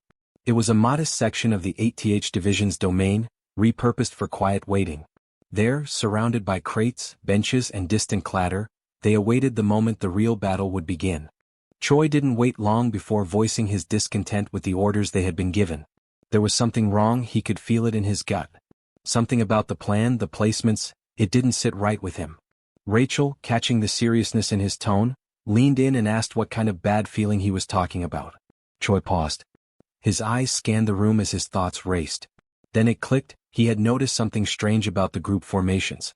When he compared them to the original setup that Rems had authorized, it became clear. Everyone had been split apart and sent in directions completely opposite from their intended formation. Rachel tilted her head, trying to wrap her head around the logic. Her face contorted with confusion, her usual confidence momentarily lost. She mumbled something, half thinking aloud, trying to figure out what it meant for them all to be positioned on opposite ends. But her puzzled expression said it all, she didn't get it. That's when Abelson stepped in, her voice calm but heavy with implication. She explained that Riedrun had been dispatched to a dangerously hostile region.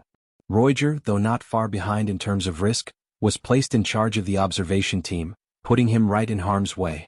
And yet, the three of them, Choi, Rachel, and Abelson, were stationed somewhere completely secure, far from danger. Rachel frowned in disbelief. That couldn't be right. It had to be because they were guarding a saint, that had to be the reason, she insisted. Protecting a saint should be an honor, something positive. But her argument rang hollow as the logic unraveled. Choi slowly stood up, still processing. He pointed out the strange contradiction. Riedrun and Roiger had both been pushed to the front lines, even though it had been said that the enemy forces weren't particularly powerful. And yet, 3 capable team members had been left behind, to guard supplies.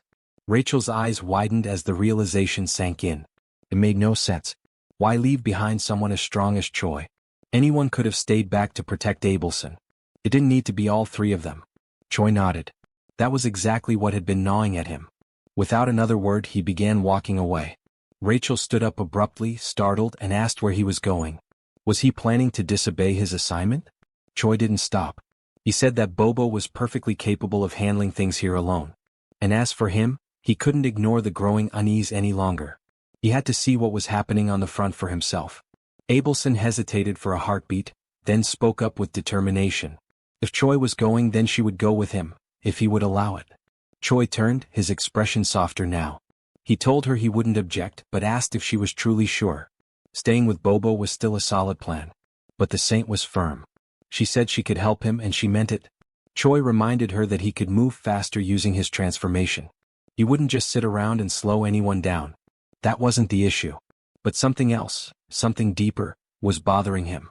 Abelson looked confused by his words, but before she could press, Choi shook his head. He told her to forget what he said. As long as she felt well enough to keep up, then she could come along.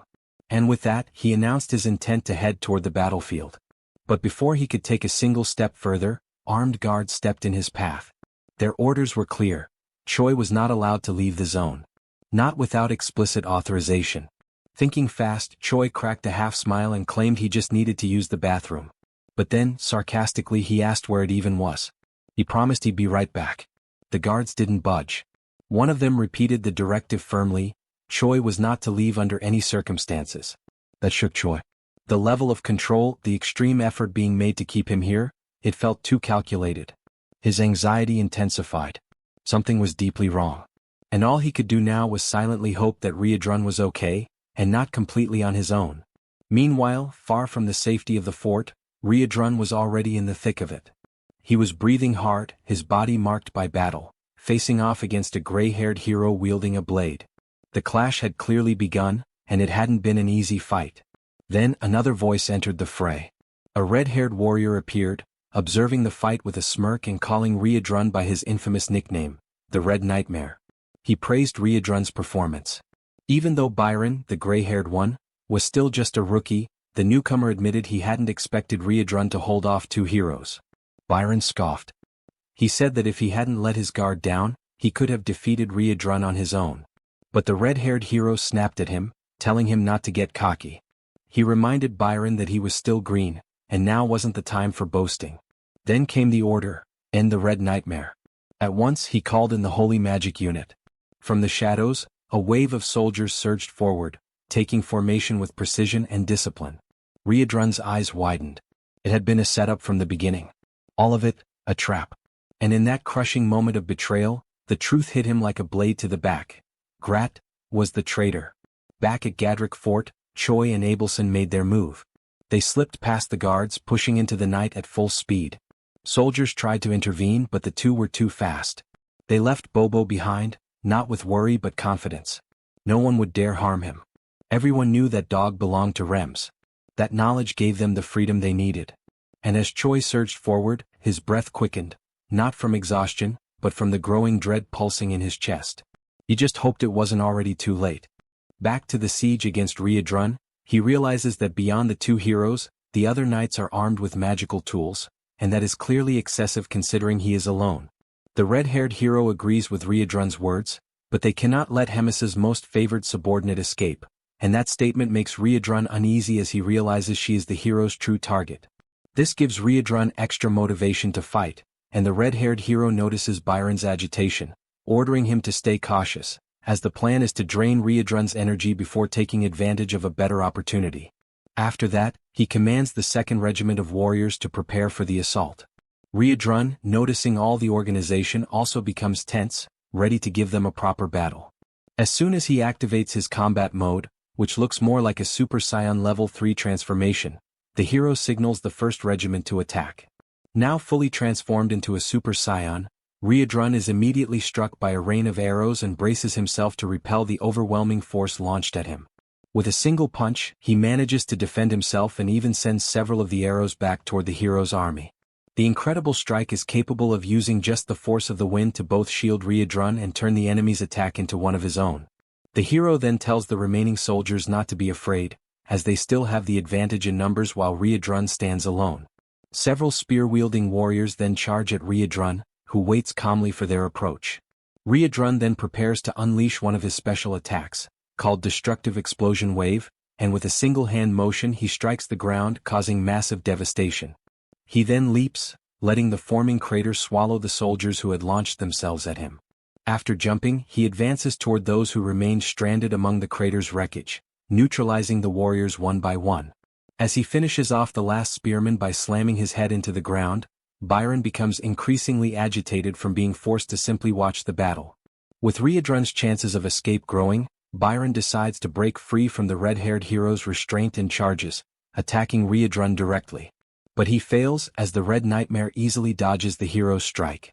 Even so, Riadrun is surprised at how quickly the hero recovered and readied himself for battle, although it doesn't change much. From that point, Riadrun prepares to attack Byron, but the red-haired hero intervenes, pulling Byron away from Riadrun's strike and countering. Riadrun manages to stop the attack with the red-haired hero's sword by grabbing it and locking eyes with his enemies, taking the moment to strike both of them at once. He launches another destructive blow at the ground, causing a new crater.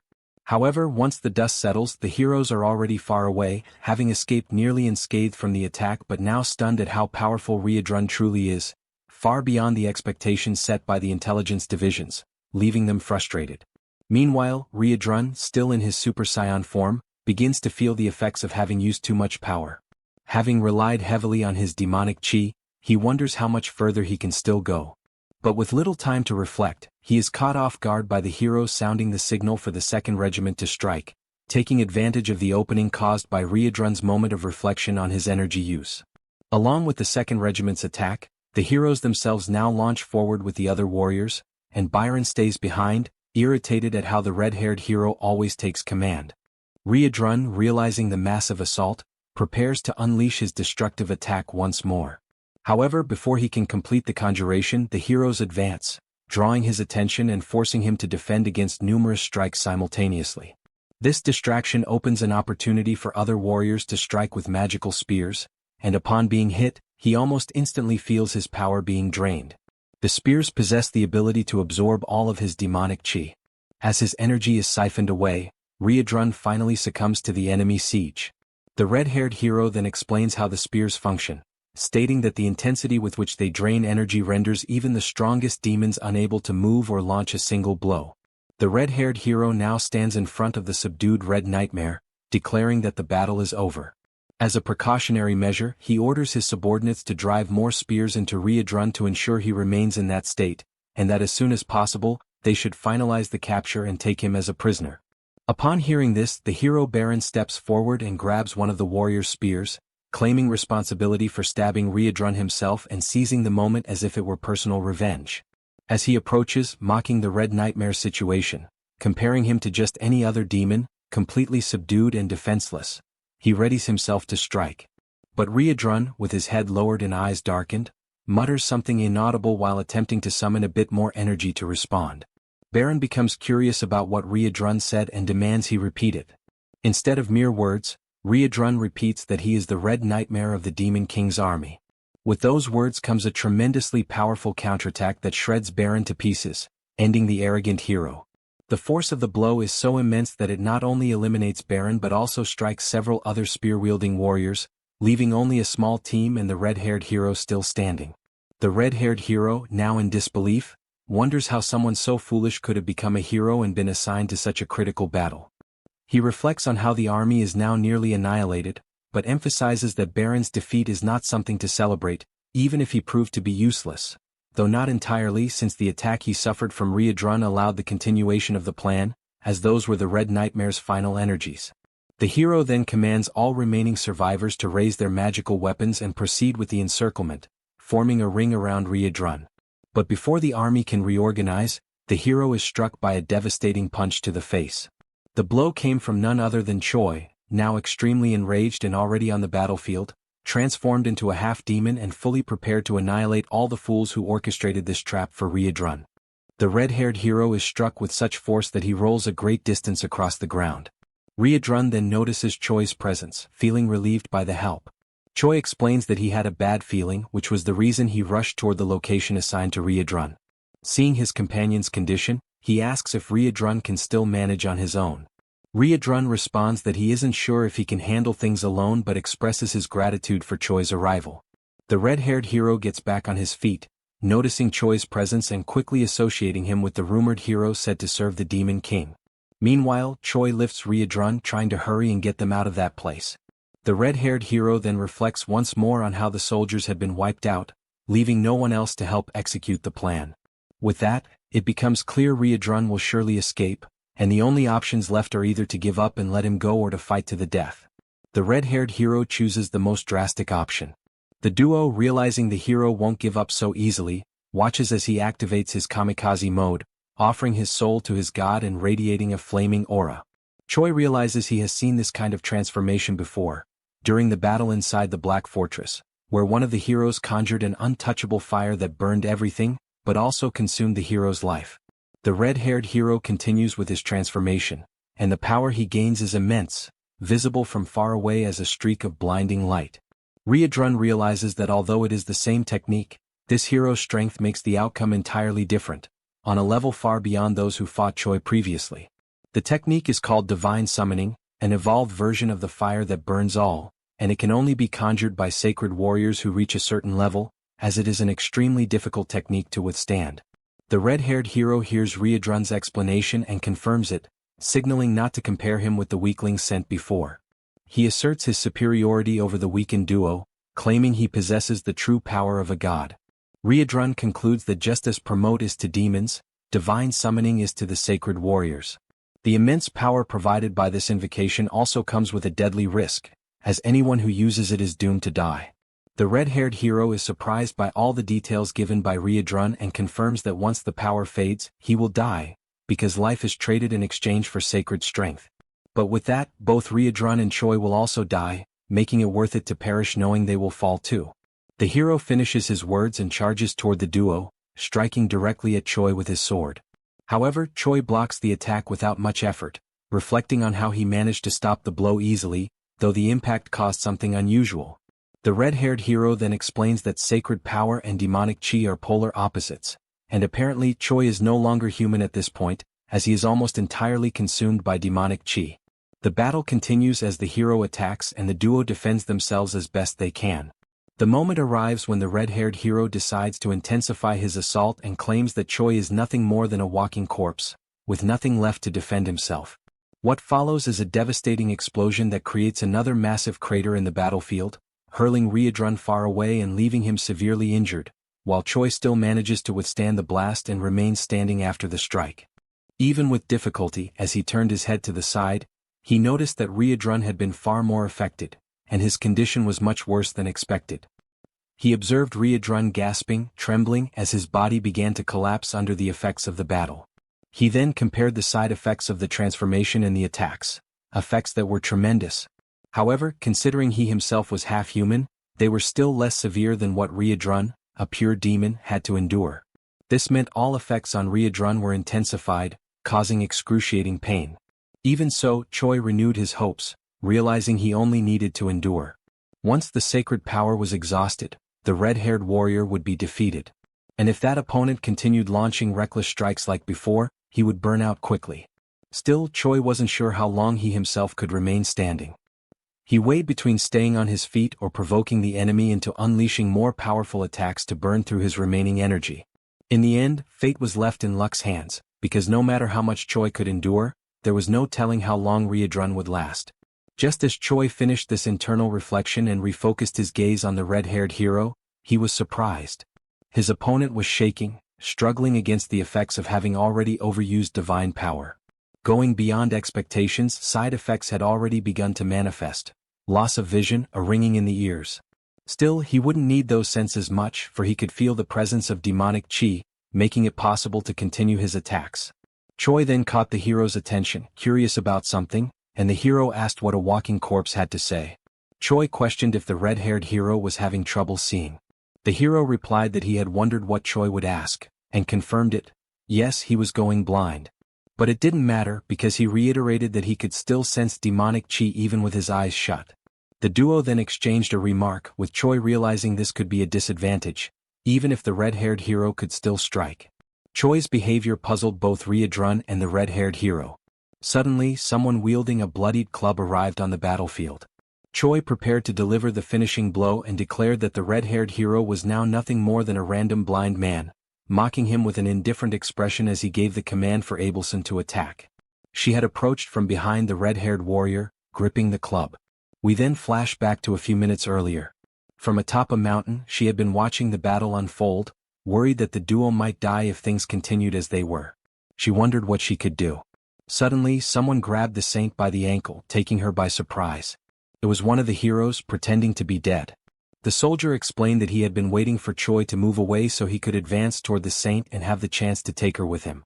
Abelson was unsure of what to do, considering she had no one left to lose her body for.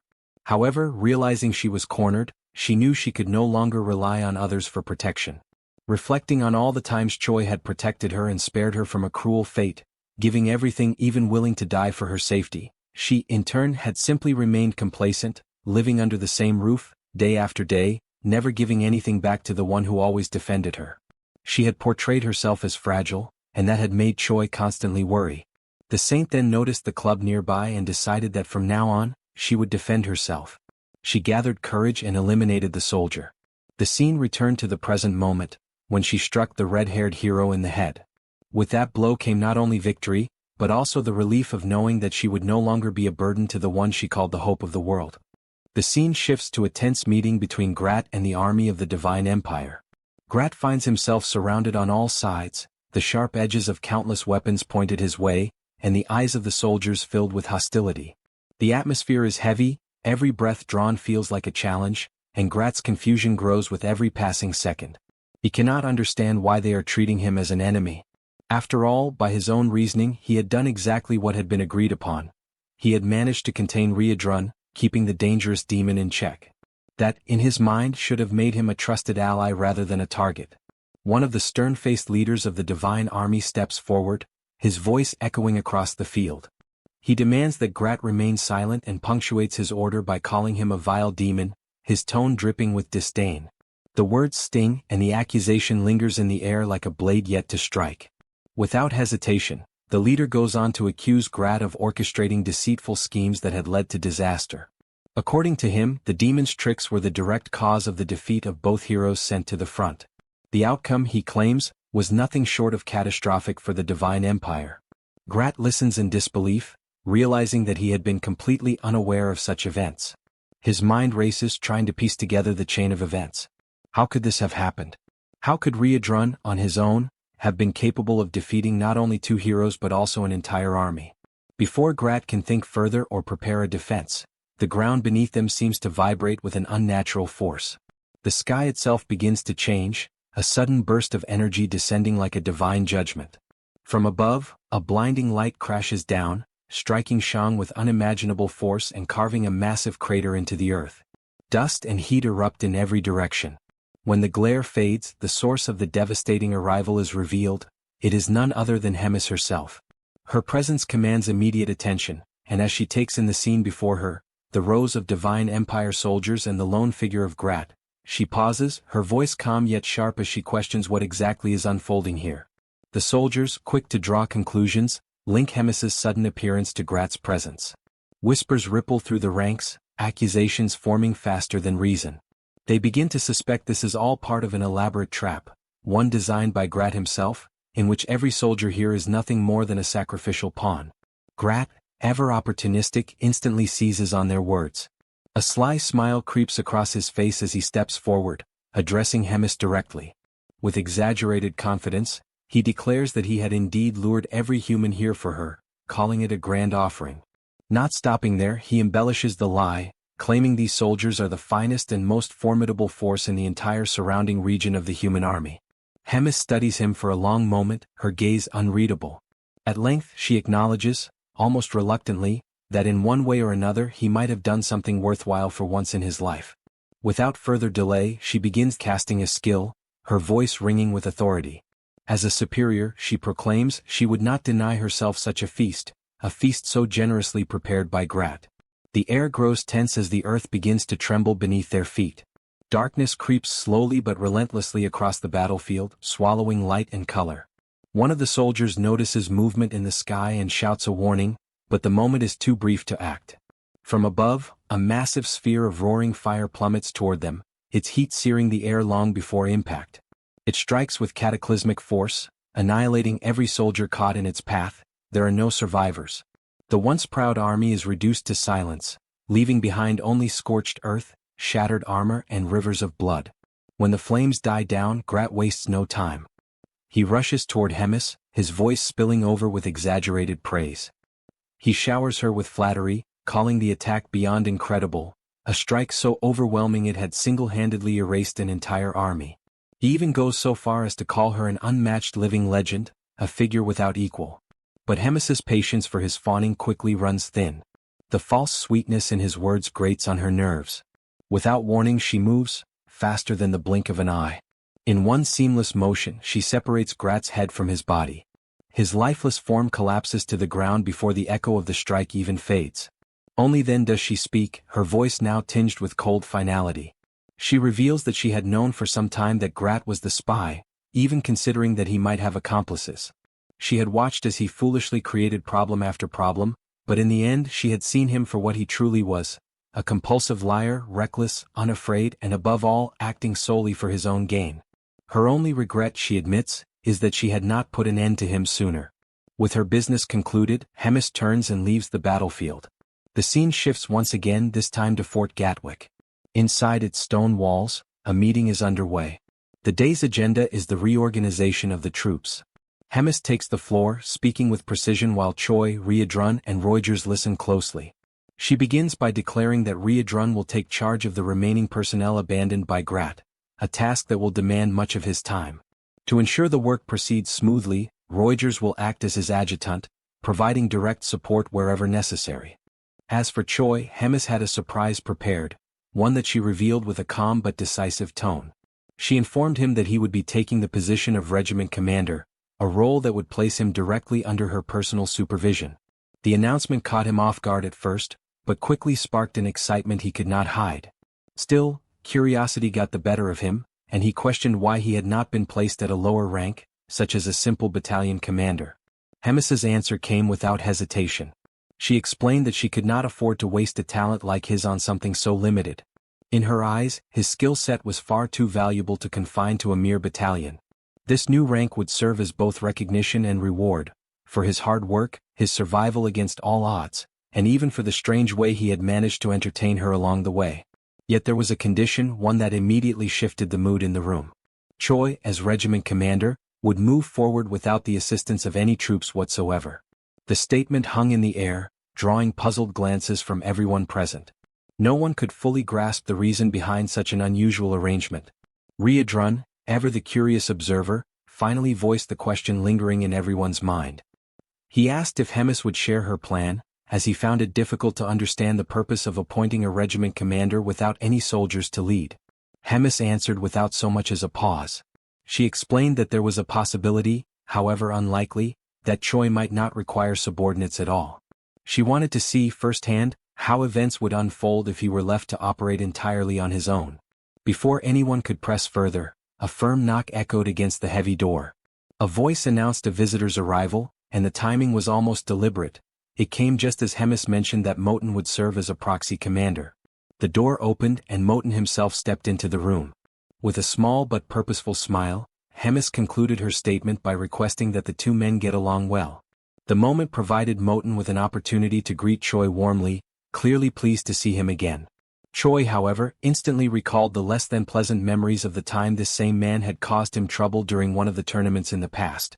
With the formalities concluded, Hemis dismissed herself from the meeting, explaining that there were other pressing matters demanding her attention. The scene shifted to the quiet interior of Abelson's room. Here the atmosphere was markedly different, less formal but filled with a quiet intensity. Choi spoke plainly, admitting that he had been genuinely surprised by the saint's recent actions.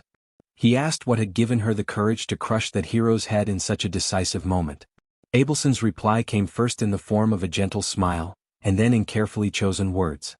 She explained that she had felt a strong urge to act after realizing that constantly being shielded by Choi had made her complacent, lazy even, and it had begun to bother her deeply. Choi noted the change in her demeanor, a more proactive energy replacing her earlier passivity. He asked whether this meant Abelson would now join him in battles going forward. She answered without hesitation, if he needed her, she would fight.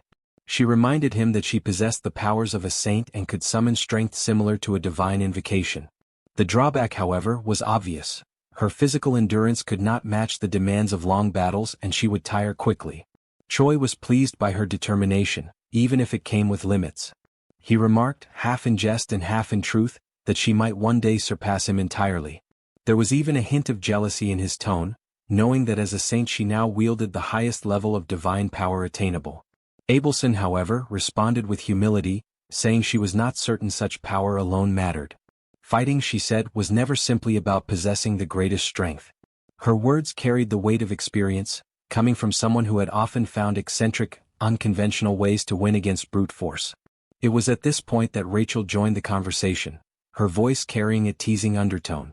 She commented that Abelson's words almost made it sound as though Choi relied solely on dishonorable tactics and dirty tricks to win. Then, with a shift toward a more factual tone, she explained something that caught Choi by surprise. The position of battalion commander, she said, was equivalent to the rank of hero in the human hierarchy. Across the entire continent, there were likely only 1,000 humans who ranked higher than hero.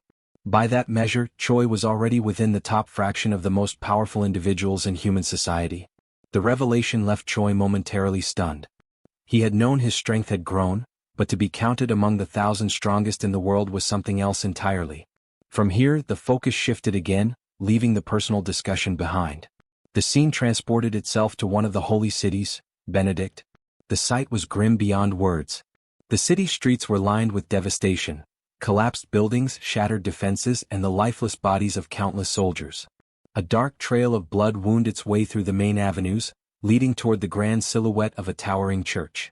In front of its massive doors stood only two figures, Hemis and a lone survivor trembling in her shadow. Hemis took a moment to absorb the scene, her expression unreadable. When she finally spoke, her voice was steady and commanding. She told the man she would spare his life, but not out of mercy.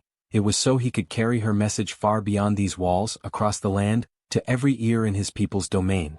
The man's trembling intensified as she continued, explaining that from this day forward, she would wipe every single village of the Divine Empire from the map, one by one, leaving no survivors. And in that moment, the only thing left for the man to do was to fall to his knees and beg for a mercy he knew would never come. 500 years ago, the continent was plunged into chaos by endless wars. The Great Drazen Empire sought to expand its territory, swallowing smaller kingdoms that resisted. The conflict grew fiercer day by day until suddenly, a new region appeared in the middle of nowhere, accompanied by a massive pillar of light. Speculation quickly spread. Could this be the legendary supercivilization of Valington? A civilization that had vanished into the ocean without a trace 1,000 years before the Great War, once hailed as the apex of magical arts. Rumors suggested that if these were indeed the ruins of Valington, they might hold the key to reviving ancient magic, a power nearly lost when Valington fell. Every nation believed that whichever kingdom succeeded in reviving this magic would gain unmatched supremacy. Thus, each realm embroiled in war sent expeditions into the newly appeared land, hoping it would guide them toward a golden age of power. However, what the humans found there was nothing like the ruins of Valington, nor the lost people of that civilization. Instead, they encountered beings from another realm, demons, hostile, lustful for conquest, and utterly alien to humankind. Faced with this common threat, humans ceased their wars against one another and united for the sake of survival. Their armies turned against the demons, beginning a new war, one that would last for centuries. At first, it was the demons who seemed destined to win. Their innate belligerence and overwhelming physical strength far surpassed that of humans. On top of that, they possessed the demonic chi, a force of cunning and power that tipped the scales in their favor. When all hope seemed lost, a new light emerged. Clerics, healers and priests who had until then served as non-combatants, declared their intent to join the battlefield. With them came divine power, a force capable of countering the demons. Their presence was decisive. Not only did it balance the tide of war, it also spread the influence of religion across the continent. From this, the divine empire of Gartran was born, a union of faithful nations bound together by belief. Over the next 2 centuries, the power of faith grew stronger, and the number of combat clerics multiplied exponentially. Humanity, once outmatched, eventually surpassed the demons, gaining complete military superiority. It was during this period that a new figure emerged, the greatest contributor to the war against the demons. He became a legend known as the Pope. Through his unparalleled martial skill, he trained countless knights and soldiers, and even summoned heroes from other worlds. Under his leadership, demons were driven to the edges of the continent. A new age of peace dawned. But peace brought with it a new problem. During a great council with leaders from every region, the Pope raised the issue. He asked if they knew why humanity once again faced danger after so long. And he answered himself, It was because the demons had not been completely annihilated when the chance had been given. Instead of eradicating them, the humans had chosen to prioritize rebuilding their ruined cities. This was not wrong, for the well-being of the people had to come first. Yet, in the end, the survival of the demons meant that all nations still bore the shadow of their threat, and each nation's way of life had been negatively shaped by that choice. Before the worst could happen, the Pope urged all nations to unite their strength once again and retaliate against the rising threat through a holy war. The divine empire of Gartrum would lead the charge, sparing no effort, no resource and no warrior, with one ultimate goal: to consolidate an era entirely dominated by humankind. The scene shifts to a religious setting where a message is being delivered. The speaker warns that the demons once more threaten human life. 3 cities have already been annihilated within days, and no one knows which will be next. Perhaps, even as he speaks, he and everyone present could be the next to die, for the demons show no mercy, not even to women or children. The man then points to Father Levi, the sole survivor of Benedict. With a hollow voice, the priest confirms that everyone in the city was slaughtered in a single moment, while they were merely living their ordinary lives. Only he remains to deliver the message, but his soul, he confesses, was left behind in Benedict, dead alongside those he once cared for. He admits he has no reason to go on. The speaker resumes, stressing the cruelty of the demons, who grow stronger with each passing day. He declares that the Pope has proclaimed a holy war and refuses to stand idle in the face of this threat. He also announces that Azahel Bald, the legend of Gatling, has ended his long seclusion to take part in the war. Other nations too have promised to send forth their legends and heroes to serve the people. A large-scale offensive is already underway. Yet this alone will not be enough to eradicate the demons completely. For the future of the continent to be secured, every man and woman capable of fighting must lend their support and strength. Now more than ever is the time. The call goes out to all: join the holy war, the will of God, which shall guide them onto the path of peace. The speech ends with a rousing cry, shared by all present, united in a single desire: to eliminate the demons once and for all. The scene shifts again. In private, the Pope speaks with one of his subordinates. He reveals that, though competent, Cardinal Elrond has failed gravely in recent times. His blunders have led to the deaths of 2 heroes and the failed capture of Riadrun, a disaster that achieved nothing while costing tens of thousands of lives. For this reason, the Pope orders that Elrond's duties be reassigned within 3 days. Once this is done, all his possessions are to be seized and he, along with his entire family, executed. The scene shifts once more, this time to Riadrun, who storms into a room abruptly, visibly excited by Hemis's arrival. Hemis greets her with mild surprise, remarking that she never thought she would see the day Riadrun entered a room without knocking first, joking that it must be driven by longing. Riadrun ignores the comment and immediately presses the issue. Why had Hemis attacked an entire city alone? Hemis replies calmly. She had indeed acted alone, but her actions were part of a greater plan, one that, in the end, would benefit all demons. By acting as she did, she forced the humans to deploy their legends, for no ordinary warrior could stand against her. Hemis explains that the legends of each nation are the pinnacle of their strength, and by eliminating these figures, the demons would gain more time.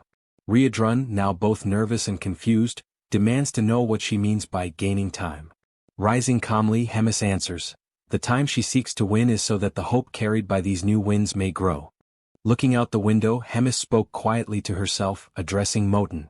She wondered whether Riadrun had truly been convinced by her plans. Moten replied that Riadrun was likely unconvinced simply because suspicion was in his nature. Then he shifted the subject.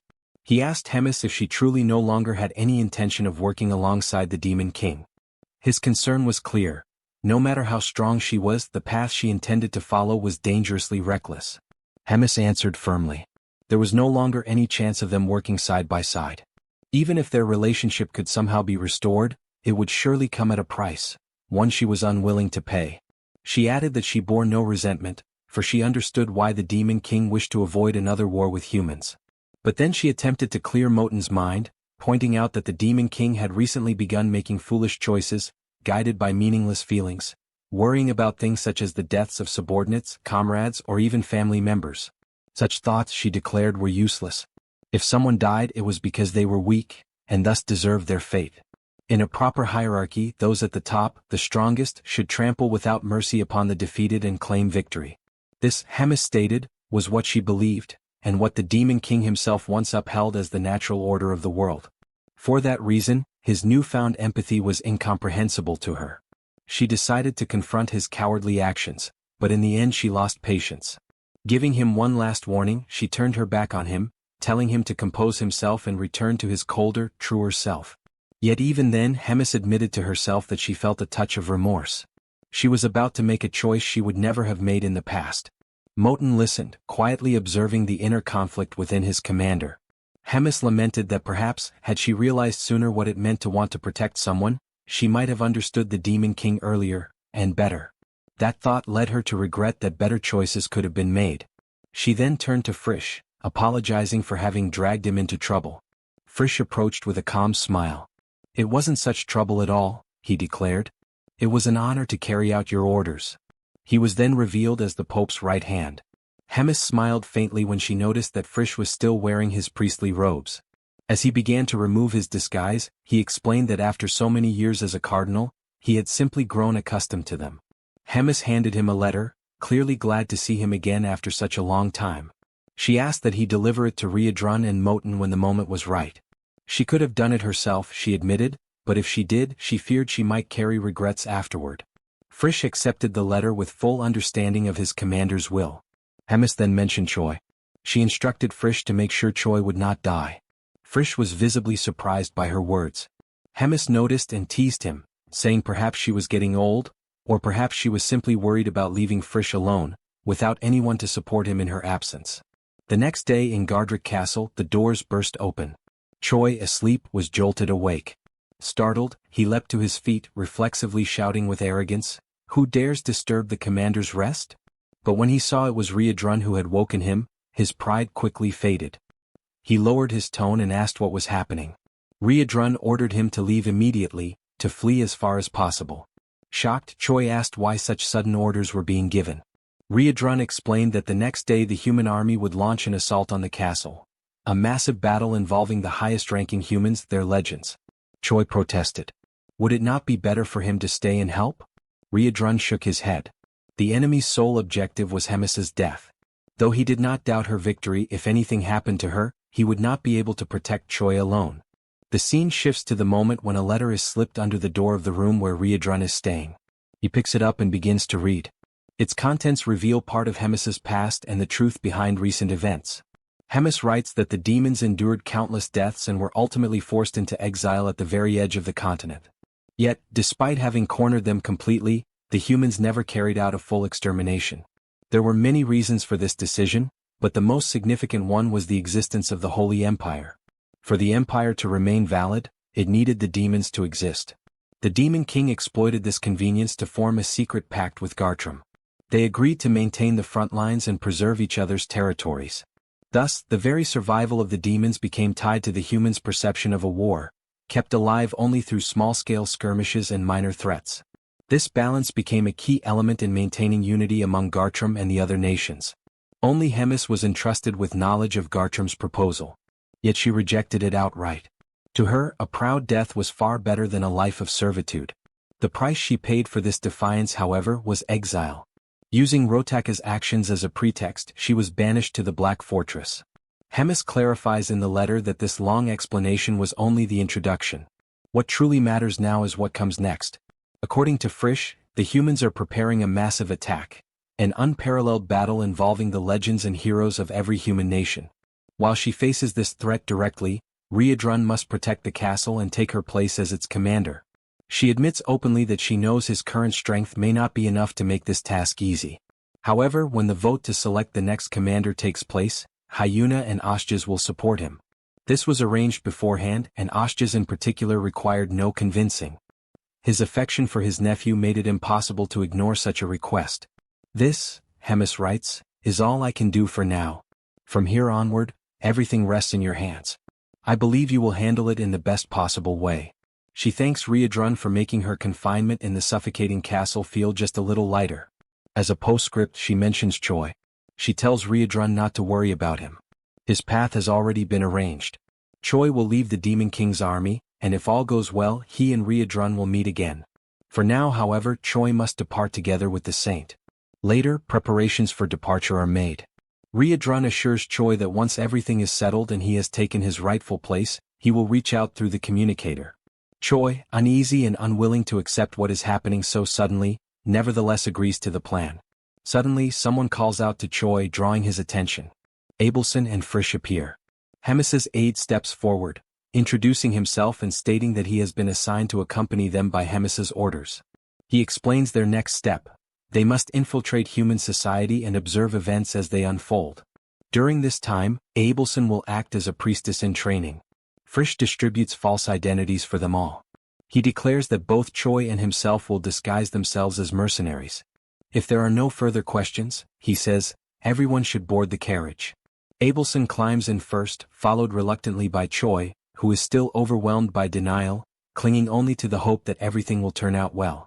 Once inside the carriage, Choi asks Frisch where exactly they are heading. Frisch sighs, regretting that he had not explained it earlier. He clarifies, the regions of the Holy Empires are extremely dangerous, and Drazen is known for rejecting heroes. That is why they are moving toward the kingdom of Marriott.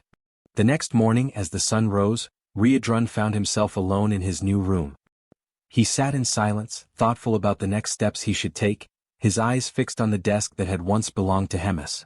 His mind wandered, reflecting on the many demons who had already died up until now. He knew that if things continued in the same way, the number of losses would inevitably grow. Riedrun, aware of the truth surrounding the war between humans and demons, reached a painful conclusion.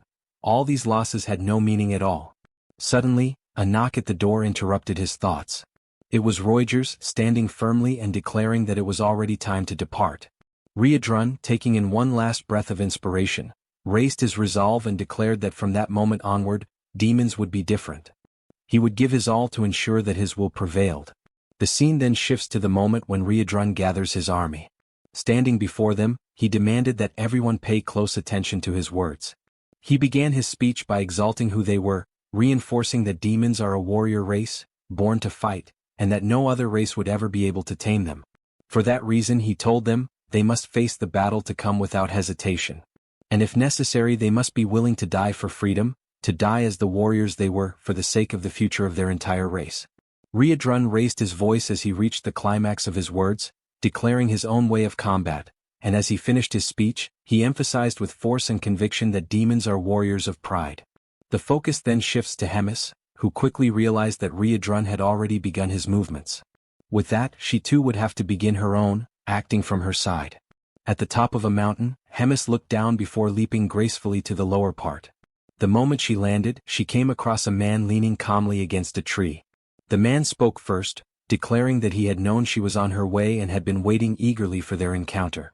Hemis recognized him immediately and stated that it had been 150 years since their last meeting, remarking with some surprise that he had grown younger with the passing of time. Basil Scott, the Legend of Drazen, was this man's name.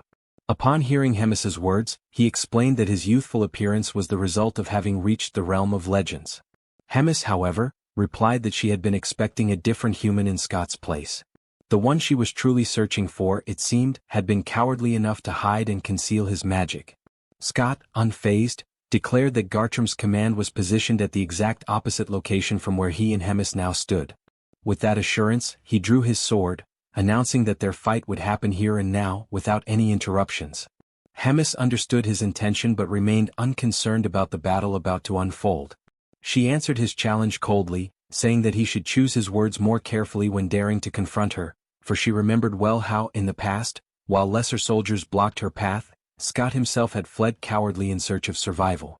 She then acknowledged that his bravery now was driven by his desire to cleanse his stained name. With that, she activated a magic that created her personal domain, known as the Boundary of Lamentation. Scott, undeterred, declared that back then he had been defeated by a technique he had never seen before, but that now things would be different. As soon as the words left his mouth, he charged toward Hemis with full force. Hemis immediately prepared her attack, the Stars of Loss. Yet the strike had no effect on the hero, for he deflected every blow and continued his advance. He pressed closer and closer until he was nearly upon the commander, his sword now channeling a strike of immense power. At that moment, Hemis reflected briefly on his words. Perhaps this time, it truly would be different. As the attack drew near, the hero struck at Hemis, but she swiftly blocked the blow and mocked him, claiming that she had not noticed any difference in his strength so far. With a sneer, she ridiculed his lack of evolution. Their weapons clashed violently, the sound echoing with each strike, and in that brief moment the hero reflected on how his powers seemed to be evenly matched with hers. Realizing this, he concluded that all he needed to do was remain cautious of the magical projectiles raining down from above. These projectiles, known as the ability Tears of Lament, were conjured instantly by the commander. This time, however, they did not fall solely from the sky, they also erupted from the ground. Taken completely by surprise, the hero was forced into evasive maneuvers, dodging desperately while at the same time avoiding Hemis's relentless physical strikes. At one point she leapt into the air, preparing a devastating combined assault that nearly struck the hero's head. By the narrowest margin he avoided the fatal blow. The feat left Hemis impressed, for it proved that he had indeed improved, managing to evade attacks that once would have overwhelmed him. Irritated by her condescending remarks, the hero shouted for her to be silent. He reinforced his energy and steadied himself, preparing to advance once again. Their clash resumed with even greater intensity.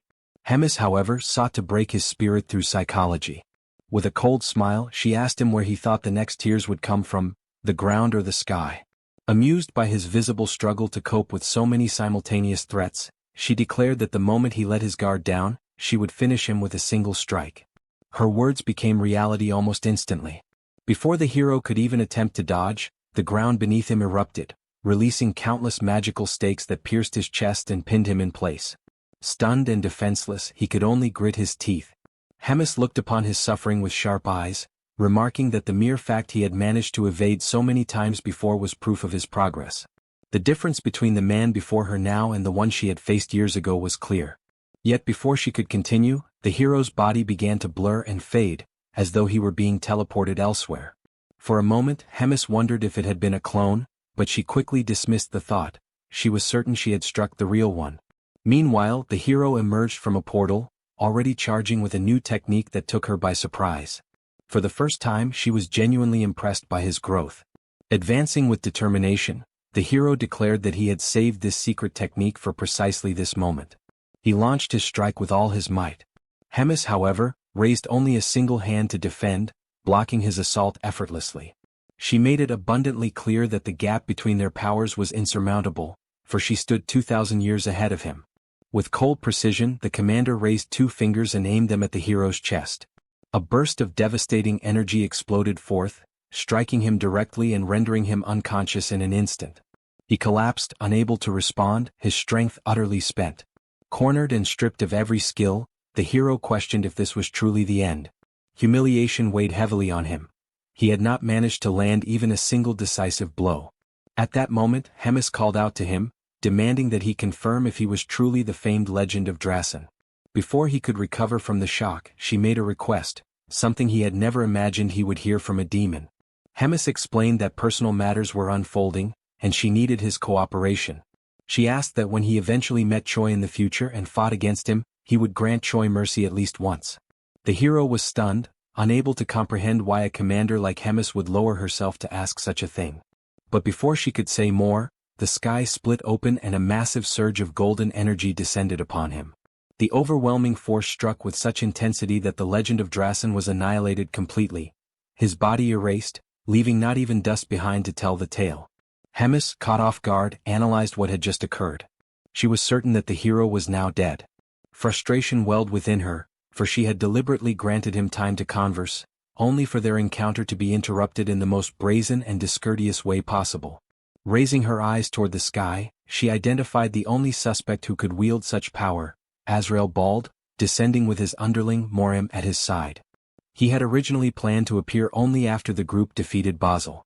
However, realizing that such a victory was far beyond their reach, he concluded that he had no choice but to reveal himself earlier than intended. At that moment Hemis appeared, gripping her scythe tightly. Her gaze reflected doubt, questioning whether it was too cruel to act this way among humans, silently wondering if it was truly the right thing to do. But the answer was clear, it did not matter. Standing before her was none other than the legend of Drasen. Even if temporary cooperation existed, the truth remained that Drasen had always been the rival of the Holy Empire. Striking first and eliminating him was the wisest choice. After all, the death of a legend carried the weight of disaster on a national scale.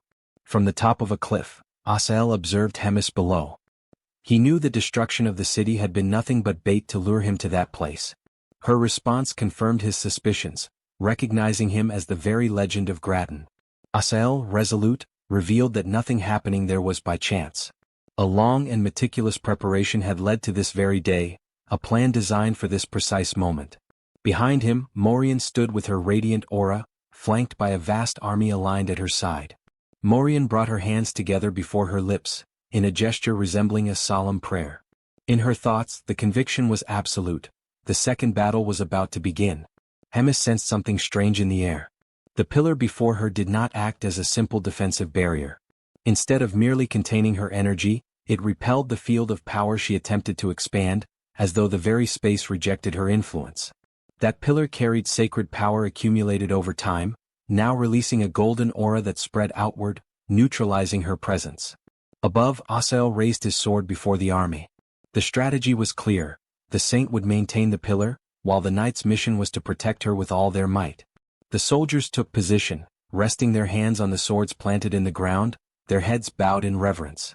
From the exact spot where each of them stood, golden flowers bloomed, as if manifestations of the sacred power itself. At Asael's command, they raised a barrier to ensure Hemis had no chance of escape. The golden sphere, wrapped in lightning-like energy, glowed with blinding intensity, spreading its dazzling light across the field. Hemis shielded her eyes with one hand, struggling against the glare radiating from both the pillar and the sphere. Before her, she recognized a barrier unlike anything she had ever seen. In her hands, her scythe dissolved into black smoke, with faint sparks scattering through the air. The force of repulsion was undeniably strong, and her domain began to collapse before the sacred power. Furthermore, the shield she managed to maintain at that moment was but a shadow of its former strength, offering no true protection. When her face emerged from the light once more, something had changed. With a decisive gesture, she ripped open the stitches that sealed two deep cuts stretching from each side of her mouth to the ends of her face. Between the slits, her sharp fangs were revealed. A macabre smile formed. Hemis taunted her opponents, making it clear that without the great handicap she had imposed upon herself, they would not have even dared to face her. Hemis took position, holding the cord made from the stitches of her mouth, and fixed her gaze on the enemies atop the cliff. With a swift motion, she rushed forward, lashing her whip toward Asael, who leapt from above to defend, raising his sword. She struck from one side, then the other, each whip crack swift and precise, while he continued to block with his blade. One strike came dangerously close to his face, slicing the air with a sharp snap. Seizing an opening, Asael advanced, attempting a counterattack. With a shout, he delivered a deadly command, thrusting his blade forward. Yet the strike never landed. At the moment of impact, Hemis had vanished. Asael's eyes widened in shock. Hemis had completely dispersed. From above, Morian called to him, urging him to look up. When he lifted his eyes, Asael saw Hemis hovering above, chanting an incantation. A searing red light wrapped around her figure. It was Hellflash, the evolved form of Hellflare. On the ground, Asael bent forward, frustrated, aware of the overwhelming power pressing down on him. High above, Hemis pressed her hands together and unleashed her might, sending a direct impact crashing down on Asael as if it descended from the heavens themselves. But the attack was halted. Asael gripped his sword with both hands before him, fully blocking the surge of energy. The force etched a deep V into the earth where it clashed against his defense. Hovering above, Hemis clenched her fists, observing the scene. She reflected on his strength. Even as a defensive authority wielder, she had not expected him to emerge without a single scratch. Asael, dripping with sweat, stood firm, his sword still raised as though his entire body channeled resistance against the colossal strike. Hemis immediately realized the effect manifesting before her. The sacred barrier was absorbing the demonic energy of her attacks, lessening their impact and preventing any true damage. A high-level defensive authority wielder, a saint, and a colossal shield powered by the sacred force of hundreds of warriors. Morian remained bowed, eyes closed, hands clasped in absolute concentration, channeling all surrounding energy into the barrier. For Hemis, the sight was infuriating, a battlefield prepared to perfection for a long, exhausting confrontation. In her right hand, violet sparks began to crackle, glowing with rising intensity. For a brief moment, she seemed to weigh her options, questioning what her next move should be against such an impenetrable defense. She felt the burden of the situation. The demonic energy spent against Basel had been heavier than expected, making each movement harder. With only half her strength, breaking that shield was impossible. As she stared at the white-haired man before her, she realized she had now taken Basil's place, facing the very trial he had endured. Suddenly, a flash of memory crossed her mind. The battle resumed at full force. After trading several blows, Asael pressed forward with determination, gripping his sword and declaring his intent to end it once and for all. With his full strength, he drove the blade into the ground, unleashing an immense power of divinity, sword of revelation.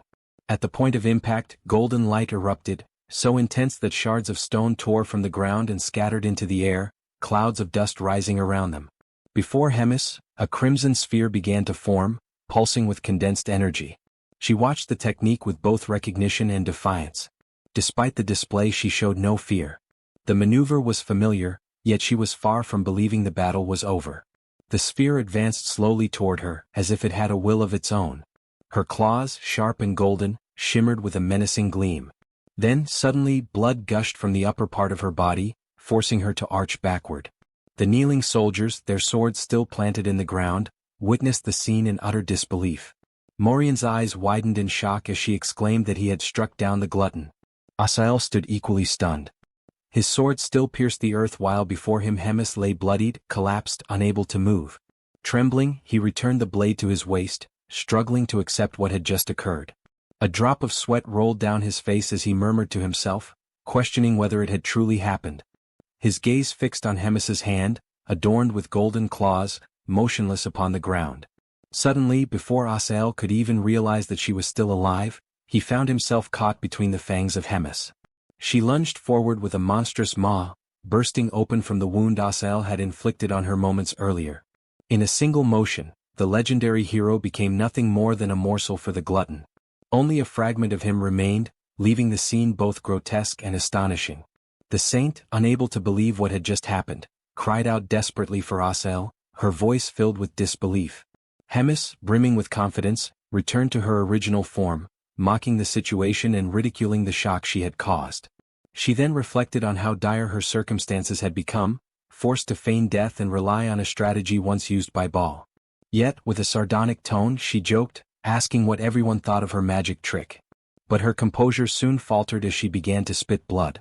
It was then that she admitted the Empire was indeed far stronger than she had anticipated. The saint noticed the blood and speculated whether it was caused by Hemis's wounds, or perhaps the result of being unable to digest a paladin. Without wasting another thought, the saint commanded all the warriors to begin multiple enchantments, while she alone maintained every barrier. The warriors obeyed, dividing themselves as they prepared their incantations. Meanwhile, Hemis stood still, drained of strength, unable to muster any form of resistance.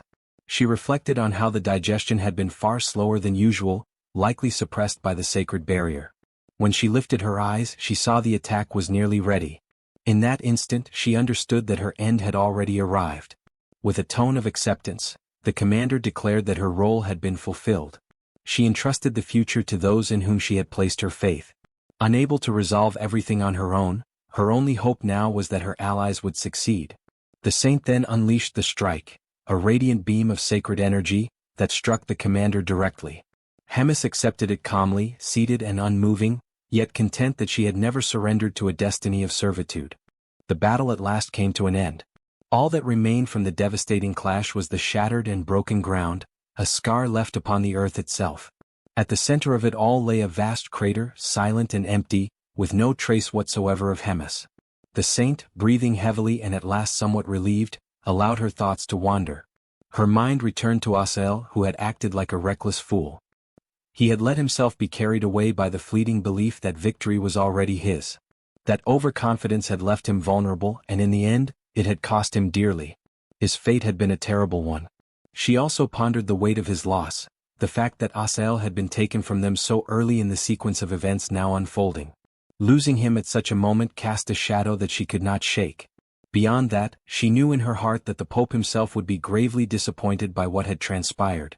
A warrior broke the silence, asking her what course of action they should take next. The saint turned slowly to the gathered army.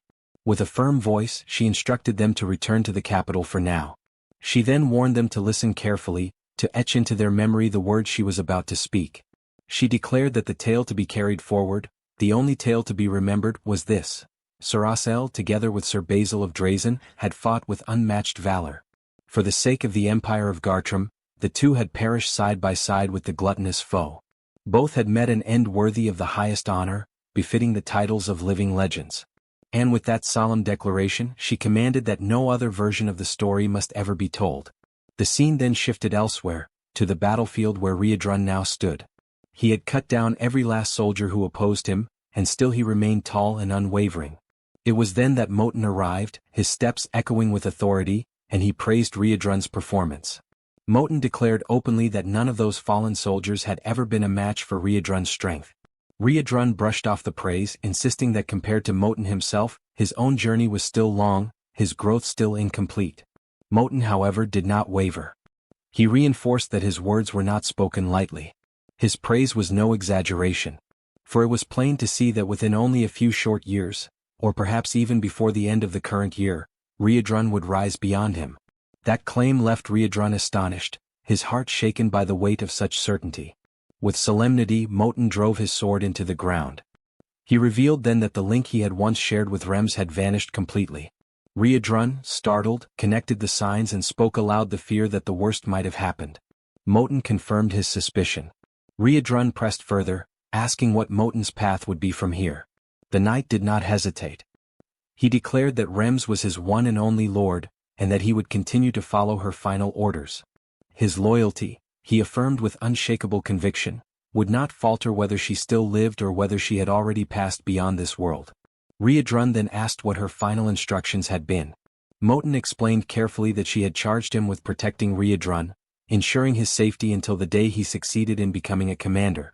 From that day forward, Moten himself would take up the duty of aiding him, guiding his training, until Riadrun had gathered the strength and the wisdom required to rise above all others and become the most powerful among commanders. Powerful enough to change the rotten and corrupted state of the demon race itself. Standing face to face, Moten extended his hand to Riadrun, sealing their pact with a promise that he would remain forever as his ally. The scene shifted once more, this time to a grand place of worship, where the Pope himself stood before the gathered faithful. His voice echoed through the sacred hall as he delivered grim news. One of the greatest pillars of the Holy Empire had fallen. He announced that Asael had become a martyr, a man who had given more than 2 full centuries of his life to service. With sorrow heavy in his tone, he mourned the passing of a comrade who had shared so many years alongside him, and alongside the legendary Sir Quinley as well. The Pope then declared that Asael was a man who had lived with devotion to God beyond comparison, greater than anyone else could ever hope to achieve. To his very last breath, Asael's thoughts had been for the well-being of the people of the Holy Empire. He revealed that in the moment of his death, Asael had lifted his final prayer, asking that the remaining days of the sacred people might be spent in safety and in peace. The Pope then called upon all present to pray in remembrance of Asael's deeds, to ensure that his sacrifice would never be forgotten. His words carried a warning. The day would surely come when divine punishment would descend upon all those who opposed God. At last, with sorrow etched upon his face, the Pope reflected on how often he had warned against lowering one's guard in times of advantage. And so he lamented the tragic end of the legendary hero, Asael, whose fall would forever weigh upon the hearts of the faithful. The Pope was suddenly interrupted by a messenger reporting that Drazen had sent someone to Marriott, requesting access to investigate the battlefield where Hemis had been fought. The Pope remarked that they must be searching for the truth about Basil's death, but noted that the cleaning service had already been completed and nothing remained to be found. Even so, he instructed the man to secretly contact Marriott and have Drazen's request denied. The man bowed for leave, having understood, but the Pope asked him to wait, for he had another question. He inquired about the whereabouts of Abelson and Choi. The man explained that neither of them had been sighted, not even during the recent battles. He found it particularly strange that Choi had not appeared, as there would have been no reason for him to avoid the front lines. He suspected that Hemis had removed him from the Demon King's army. The Pope then faced the reality that even in the final moments, Choi remained a thorn in his side. Since Choi had not appeared during Hemis's moment of crisis, the Pope ordered the man to search the entire continent if necessary, but to find them both. He warned that if anyone dared to hide them or offer them shelter, they would suffer divine consequences. The scene then shifted to the carriage of the group, or rather the quartet, where Choi and Rachel were muttering complaints but were quickly interrupted. Rachel was asked to check whether the disguises were ready. She was surprised at how quickly they had been prepared. Looking at Choi, she noticed his newly dyed cold red hair, evaluated it, and asked him not to make a mess of things. Abelson then appeared, announcing that she had finished her disguise as well, and asked for everyone's opinion. Choi reacted with typical exaggeration, his eyes nearly popping out, declaring that Abelson looked stunning, like a princess from a fairy tale. Abelson laughed, thanked him for the compliment, and replied that she might not be from a fairy tale, but she truly was a princess, one of Marriott. Choi quickly snapped back to reality. Frisch was astonished that Choi had not connected Abelson's surname to the kingdom, which happened to be their current destination. Rachel admitted she would have liked to defend Choi, but he had been far too foolish this time. Choi then bent forward toward Abelson, apologizing for not realizing sooner that she was a princess. She assured him it did not matter and asked him to continue treating her as before. Choi muttered that he was Korean and carried something like a slave mentality. He then reflected on the fact that being a princess meant Abelson must have influence in Marriott. Abelson answered that she was not sure, explaining that she had already spoken to Frisch about it, but if possible, she wished not to reveal her identity or even return there. Choi, surprised, asked why, only to receive a blow to the head from Frisch, who called him an idiot, with Rachel echoing the insult. Frisch explained that one of the greatest empires of the continent was hunting him, and Abelson had no intention of letting anyone else suffer on her account. Abelson added that it was not as though she would never return, but if the situation became critical, she would have to find a way to ask for help, because in the end they were still her family. The scene then shifted back to the battlefield where Hemis and the heroes had clashed. A sharp crack echoed among the stones, and from within the ruins a dark aura began to rise. Whether this was a good sign, or not, remained uncertain. Already within human territory, the trio continues their journey deeper into the forest. Choi, worried, checks his system once again, intrigued by the fact that it is not functioning. Rachel notices the hero's concern and asks what is going on. Choi then explains the situation, saying that, strangely, ever since they entered human territory, the hero system has stopped working. The only thing displayed is a screen full of glitches and scrambled text. Rachel doubts the situation, saying that the system is far too intelligent to break down like that. Choi reports that he has been feeling something strange for some time now, as if someone were watching his steps and creating obstacles in real time. Rachel defends herself against Choi's remark by saying that, since she cannot see the system, she cannot be very sure. Perhaps the reason for the system bug is the fact that they are taking a completely different path compared to other heroes. Choi is such an irregular existence that the system simply could not withstand it. In other words, a depraved user of demonic energy who goes against humans. Choi focuses only on the word depraved, noticing that Rachel does not mince her words. Rachel concludes by saying that, despite everything, considering that she has not yet received any order to abandon Choi and return, this may mean that he is doing a good job. Frisch, overhearing the conversation, interrupts the chatterboxes, telling them to stop. He warns them that they are almost arriving at the village located closest to the borderlands, Khitan Village, Kingdom of Marriott, Viscount Andef. Abelson becomes curious and asks if this would be the first time he has entered a human village. The hero replies that yes, since he began his journey in a strange place thanks to someone, but that, in the end, he managed to get a chance to be a hero properly. Knowing this, Abelson points out that Choi will probably be disappointed. The hero's first time in human territory will be in a place far from wonderful. Meanwhile, guards approach the group, requesting identification, while Frisch promptly complies and describes the group as consisting of 3 mercenaries in search of paid work. Choi is surprised by the objective stated by the man, especially considering that the region is the demon border. Frisch ignores the surprise, replying that the objective will become clear once he sees where they are entering. Ahead lies a catastrophic scene, people in misery and ruins as far as the eye can see. Rachel steps forward and notices posters placed on notice boards. The poster contains discouraging information, stating that the region suffers from taxes, endless labor tasks, taxes and more taxes, and also a bit more taxes. Abelson receives the information with great anguish, especially because it is a region belonging to her family. Frisch notices Abelson's reaction and questions why she is embarrassed, asking her to be honest, ironically. With Abelson's hesitation, he himself explains, saying that the imperial family is exploiting the people there, draining every last drop from everyone under the pretext of an imminent war. He adds that what is happening there is not a problem unique to the Empire of Marriott, and that he knows the situation exists in other empires, having learned this during the period when he worked as a cardinal. It is common for rulers in Garden to exploit the people through the fear of wars, inciting them while filling their own pockets. Abelson listens to the explanations without believing the direction the kingdoms are taking. Later, Abelson is sitting, reflecting on the reality of the people, beneath the statue of a knight.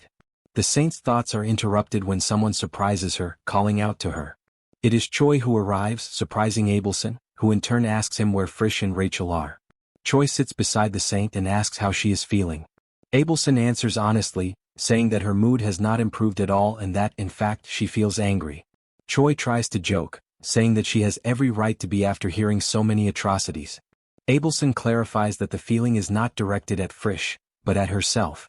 She could have tried to argue something that defended the empire, but it was impossible. Nothing she could say would be capable of defending Garden from what it has been doing to the people. Choi is shocked upon hearing the saint and begins to wonder what to do to help her get out of this situation. But the options that come to mind are not the best for the occasion. Before he could reach a decision, Abelson calls his attention. Trembling at the thought that he had said something wrong, he replies already apologizing, even though he had not said anything. This leaves Abelson confused. Choi realizes that it was not a sermon. Abelson is equally frozen by the confusion. The saint then, with a smile on her face, explains that she remembered an old story and thought it would be interesting to tell it to the hero. Abelson then begins the tale about a hero who was a legend of Khitan, which, although it seems like a humble village now, once lived through a time of glory. The hero's name was Lofer Dozer, whose legend dates back centuries, when warriors who fought bravely in the war against the demons began to be called heroes and legends. Lofer was the greatest of heroes during his era. His fame spread beyond Marriott and across the entire continent. Among many, Lofer was one of those who most deserved the fame of the title for his deeds and his character. An unblemished warrior, a lover of his homeland who respected the weak and was compassionate. As all things come to an end, Lofer's did as well at the premature age of 37, to everyone's misfortune in Khitan. Choi asks if there is a reason why he died young and in Khitan. Abelson continues the story, telling that 1 year before the war ended, the demons' offensive suddenly intensified, probably as a final desperate move. The imperial family of Marriott ordered Lofer to abandon Khitan and retreat, something that was not well received by him. The result was that the hero, for the first time, set himself against an imperial order. He firmly upheld the premise that his people must be protected by the nation, and for that reason he would not allow Khitan to be abandoned. After his declarations, Lofer went into battle, repelling the demons' assault. Having done so alone, without any other warrior by his side, he left his story etched into the people of Marriott. Choi feels the weight of the story and carefully keeps the hero's name in his mind. Abelson continues, reflecting on what Lofer's reaction would be if he were still alive in the present day, witnessing the situation in which the people now find themselves. Moments later, night falls. The pair walk through the streets, with Abelson thanking Choi for his company, saying she feels relieved thanks to him. Choi says there is nothing to thank him for, as the only thing he did was listen to the story. Abelson explains that the mere fact that he was with her already brought enough comfort. Apparently, a certain mood was beginning to form. But suddenly, screams seize the pair's attention. Two men rush out of an alley in a panic, shouting desperately that there is a body there, a dead person, calling for the authorities. Choi immediately quickens his pace to check the situation and asks Abelson to stay on guard. It does not take him long to realize that what lay ahead was not something simple. It was not a mere corpse before them. The blood around it was arranged in a strange way. Abelson approaches, worried. Choi reassures her and points out that the officials will arrive soon, since the danger has already passed. However, he reveals that something is not right and asks Abelson to take a closer look as well, to confirm his suspicions. Abelson approaches, asking which part needs to be examined exactly. Choi notices a smell far too strong for a body that has just died, and there is a strange magical circle around the body. As he is not an expert in magic, Abelson will be able to investigate it better. As soon as the saint arrives, the warning is shouted, "Choi, be careful, behind you." Behind the hero, there is a zombified creature, ready to launch a surprise attack against him.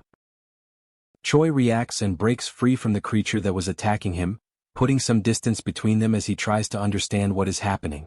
Abelson also reacts, rushing forward toward the creature to protect Choi from further harm. The saint strikes the monster on the head, incapacitating it immediately. Terrified, Choi asks what exactly just happened, questioning whether that individual is truly dead. The saint explains that it was an undead created through necromancy, an esoteric form of magic used by demons to exploit the dead. It is said that some demons employed this magic during the war in the past, but this is the first time the saint has ever seen an undead in person. Choi then compares the situation to something out of an American movie or TV series and asks whether there is a risk of infection if those things bite someone. Abelson replies that she is not sure, as there are no records of anything like that. Even so, being bitten by an undead is certainly not a good thing, so caution is necessary. The conversation is interrupted when soldiers arrive to investigate the disturbance. Upon encountering Choi and Abelson, they notice that the two do not appear to belong to the village and ask what they are doing there. Abelson attempts to respond, but Choi steps forward and explains that they are mercenaries who came to the village in search of work. The guards then discuss among themselves the possibility that they are indeed mercenaries, with one of them commenting that the pair certainly carry themselves like ones. The guard then asks the hero to present his mercenary insignia, and Choi promptly complies. After examining it, the man confirms that they are telling the truth, understands why the pair are there, and asks them to follow him. Shortly afterward, once everything has been clarified, Choi explains to Frisch what happened, including the fact that he accepted requests as a mercenary. Frisch is immediately displeased with the way they have been acting in the streets, spreading rumors that they are mercenaries and accepting random jobs, remarking that at this rate Choi might actually become a mercenary for real. Not long after, Edmar arrives in search of the mercenaries that the guild described to him as incredible. The description leaves Choi and Abelson slightly perplexed, causing the man to doubt whether they truly deserve such praise. To maintain his superior demeanor, Choi responds that they are, in fact, legendary mercenaries, and that people are fortunate to live in the same era in which they were born. After boasting a little, he apologizes internally to the saint, believing it was the best way to prevent their true identities from being revealed. He then continues the introductions, explaining that the guild instructed them to deal with the matter as quickly as possible, though he complains that they truly must take care of it. The saint feels embarrassed before God and silently asks for forgiveness for her companion's lies. The man states that now that he has confirmed the mercenaries' identities, he will get straight to the point. Choi then summarizes that, according to the village chief, residents have been disappearing one by one over the course of several months. What is strange is that these are not simple disappearances caused by people leaving because life has become too difficult. Not long after each disappearance, some bodies are always found around the perimeter of the village. Some of those bodies are placed atop family graves, others are pierced with strange staffs, and others bear unknown letters and crude patterns carved into their bodies. Abelson adds to the explanation, emphasizing that this is the first time she has ever seen anything like it. Choi continues, saying that the villagers recently sent a letter to the Lord, asking him to resolve the issue. However, the response they received was merely an order to relocate to a neighboring settlement, most likely because the Lord did not want to waste his effort on poor villages that could not even pay their taxes. As a result, the residents pooled together whatever money they had and sent a request to the mercenary guild. Trish understands what Choi explains and asks whether that was the reason Choi made them be treated as actual mercenaries. Rachel calls everyone liars, complaining about being abandoned and claiming that this is why they are being punished. Frisch then turns to Abelson, saying that Choi lying might be acceptable, but a saint lying is going too far. Regardless, both of them understand the group's situation, and it would be best for them not to draw too much attention from now on. Since undead are involved, this could attract the Demon King's army, and interfering recklessly would be unwise. Abelson asks whether Frisch could do something, even if only for a single day. She explains that she wants to help the villagers as much as possible before leaving. Choi notices her empathy toward others and declares that he feels the same way and also wants to help. Frisch states that their stay will be limited to 1 week, and that if they do their best during that time and the situation is still not resolved, the order is to leave. Choi accepts this condition and reacts with happiness, as does Abelson, who now breathes a sigh of relief at being able to help the villagers. The group then devises a plan dividing the village into 2 zones. Rachel and the saint are assigned to patrol one zone, while Choi and Frisch handle the other. Choi asks what Frisch will be doing in the meantime, and Frisch replies that he will keep watch at the village entrance in case outside mercenaries appear. 4 days later, Abelson returns to the room where they are gathered and is greeted by Choi, who remarks that she is late. She replies that she needed to check something beforehand and that she has something important to tell him. Choi grows curious and asks what it is. Abelson explains that it started during her patrol with Rachel earlier that day, and that she is now certain of something. The village has an unexpectedly high density of demonic energy in the air. There is always a small amount of human energy, demonic energy, and divine power depending on the land, and it is natural for one of these forces to be stronger or weaker. However, even if the guardian of a land is human, the demonic energy in such a place should be minimal. In this case that is not so, and it is unnatural. Frisch and Choi immediately mention that they have felt this energy before. Abelson adds that, regardless, this abnormal demonic energy is most likely the reason behind everything that has happened in the village. During the remaining days of their stay, they will investigate why this energy is accumulating there and report their findings to the village chief. Choi points out that even with this effort, it will not result in a complete solution and asks whether Abelson is fine with that. She replies that she recognizes she has already taken too much of the team's time and does not feel right asking to interfere any further. Frisch and Choi then conclude the meeting, stating that they will continue this effort for 2 more days, and that now that they have a clear direction, they should regroup and proceed with the plan. As night falls, the group decides to begin their work. Choi comments that Frisch also uses necromancy. Frisch replies that he does not, and that it is uncommon for necromancy to be used by members of the Third Legion. Choi is surprised by the mention of the Third Legion. Frisch then explains that Rems despises necromancy just as much as it despises chimeras, and that, honestly, necromancy itself is an extremely bizarre form of magic to use. Choi asks in what sense. Frisch then turns his gaze toward the saint, asking whether she ever explained the use of necromancy to Choi. Ava simply replies that she did not, as she does not know many details about how the practice itself works. Frisch then mentions that only a small number of demons ever used this type of magic, and even then, it failed to produce satisfactory results. Because of that, necromancy left very few records among humans. He goes on to explain how it works in practice. It is an ability that turns the dead into undead in order to command them. During the war, bodies scattered everywhere were exploited for this purpose. At first glance, it appeared to be a grand form of magic capable of increasing army numbers. However, low-rank undead were far too stupid, requiring the caster to control each one individually. Attempting to command undead amid the chaos of battle left the caster full of openings. In the end, even when high-level undead were created, it was enough to surpass the abilities of the one controlling them for the undead to break free. There were even cases where the undead turned against their own summoner.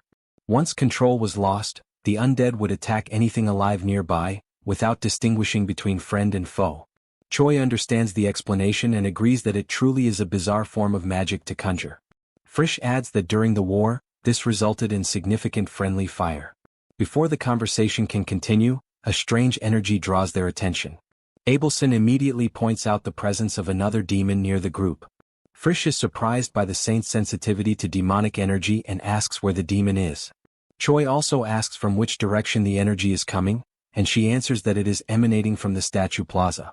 The group quickly heads toward the plaza, where they find an individual performing a spell on the ground. They stop, and Choi asks whether that person is the source of the demonic energy. Abelson confirms that it is, but asks them to wait, explaining that they cannot kill the individual yet, since what matters most is discovering what that creature is doing there. Frisch then asks what she plans to do, but Choi interrupts, saying that he will try to handle the situation himself and asks to go alone. The individual casting the spell senses their presence and remarks that for a human, Choi possesses a very strange aura. Choi realizes how sensitive the individual is. The caster then stands up and announces that since they are not coming any closer, he will go to them instead. Choi is surprised by the man's reaction, but before he can take any further action, Choi initiates his plan and shouts for no one to attack the individual, declaring that he is an ally. This leaves his companions confused, as it seemed Choi was about to start a fight. The individual is also confused and asks what the hell is going on. Choi then loudly declares that he is Hyunseok, the regimental commander of the Demon King's army, 3rd Legion, and demands that the individual state his own name and rank as well. The moment Choi issues the order, the man in the hood hesitates. He turns the command over in his mind, unsettled by the fact that the demand for identification comes from a human, one who was recruited into the demonic army and made infamous through countless rumors. Doubt lingers. The last time the man had contact with his regiment, Choi had been nothing more than a company commander. Obeying him now feels uncertain. Abelson senses the tension immediately and questions inwardly whether Choi's attempt to mislead the man is the right course of action. Frischl, however, chooses a different approach. Without hesitation, he steps into the role, presenting himself as the leader of a regiment within the 3rd Legion. With measured authority, he points out that the man before them does not appear to belong to the Third Legion at all, reinforcing the demand that he properly identify himself and state his affiliation. The situation leaves Abelson deeply unsettled. From her perspective, both of her companions are blatantly lying.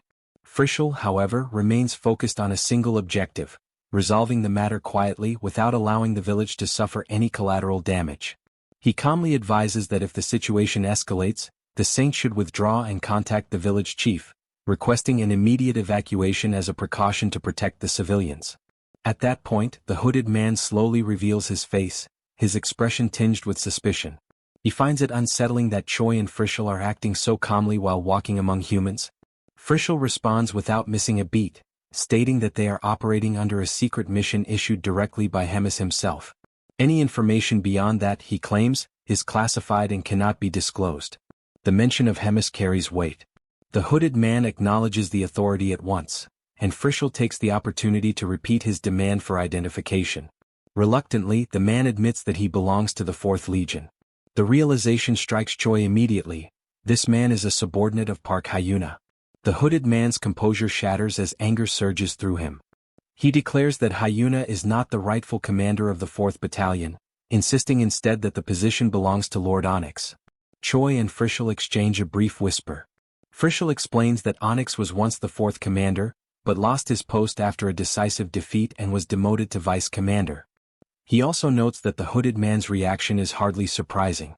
Many demons refuse to accept a human hero as their superior, and even within the Demon King's army, the chain of command is riddled with tension and resentment. Noticing their hushed exchange, the hooded man demands to know what they were whispering about. Choi dismisses the question, telling him it is nothing important and that he should not concern himself with it. Shifting the conversation, Choi recalls the man's earlier remark, that when he left his unit, Choi was still just a commander. That detail suggests the man has been away from his homeland for a long time. Seizing the opportunity, Choi softens his tone and offers words of understanding, suggesting that much time must have passed and that the man has likely endured many hardships along the way.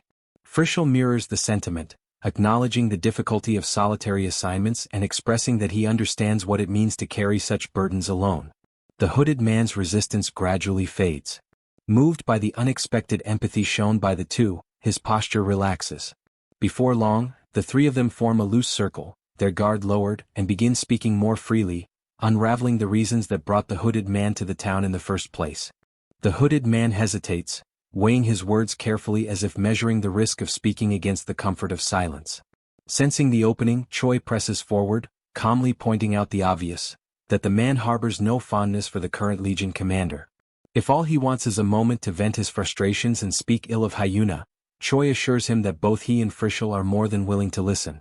Choi goes further, adding that Hyuna's personality is genuinely deplorable, something he can personally attest to after a recent encounter with her. Frischel follows up by noting that the relationship between Hemis and Hyuna is severely strained, then casually asks whether the hooded man was aware of that fact.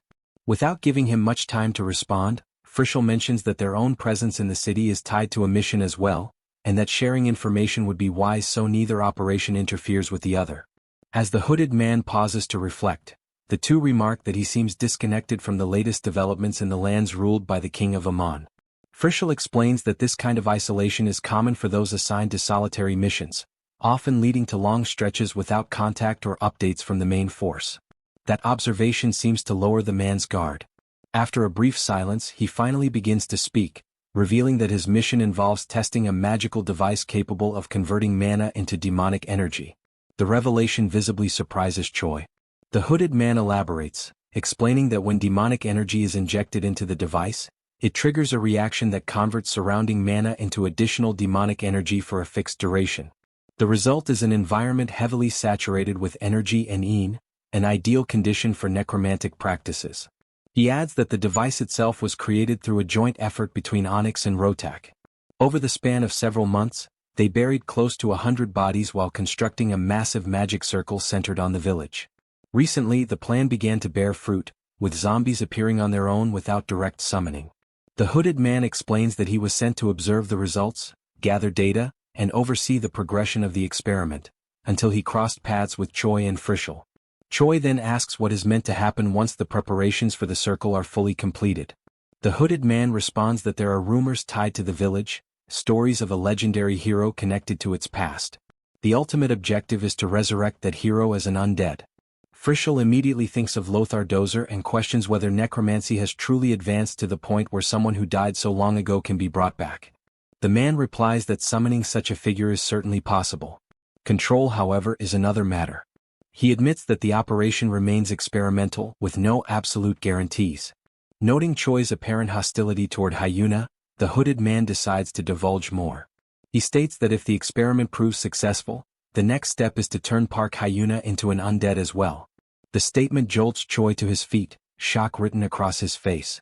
The man calmly continues, explaining that such an undertaking would require an enormous number of magical devices, but if it succeeds, there would no longer be any need to entrust the position of commander to individuals of other races. In that scenario, his master, Lord Onyx, would be free to reclaim his rightful place as commander of the 4th Legion. With that, the hooded man concludes the conversation, expressing his hope that the paths of the two groups will not cross again. Choi shifts his gaze toward Frischel, and Frischel meets it without hesitation. No words are exchanged, no signals given, yet an unspoken agreement is reached in an instant. Their movements align perfectly. They strike at the same time, clean, precise, merciless. The hooded man is decapitated, and his heart is pierced before his body even has time to collapse. In the final fragments of his consciousness, disappointment settles in. Not fear, not hatred, only the bitter realization that he had been outplayed by the very people he thought he had manipulated. The moment his life ends, the magical device loses stability. Its core pulses erratically, energy spilling outward as it ricochets across the plaza, scraping stone and scattering sparks before crashing violently into the statue at the center. The device shudders once, then falls silent. Frischel breaks the stillness, noting how curious it is that, without exchanging a single word, they both aimed for the same result. Choi admits he did not expect their instincts to align so perfectly. Frischel follows by stating that the interests of the Legion mean little to him compared to those of Lord Hemis. He adds that he would much rather see Hyuna remain a passive, unambitious commander than allow chaos to rise through internal power struggles. Choi lets out a slow breath, tension finally easing from his shoulders. From his perspective, the legal problem is over. The summoner is dead, the device neutralized, and they can leave the city without guilt weighing on them.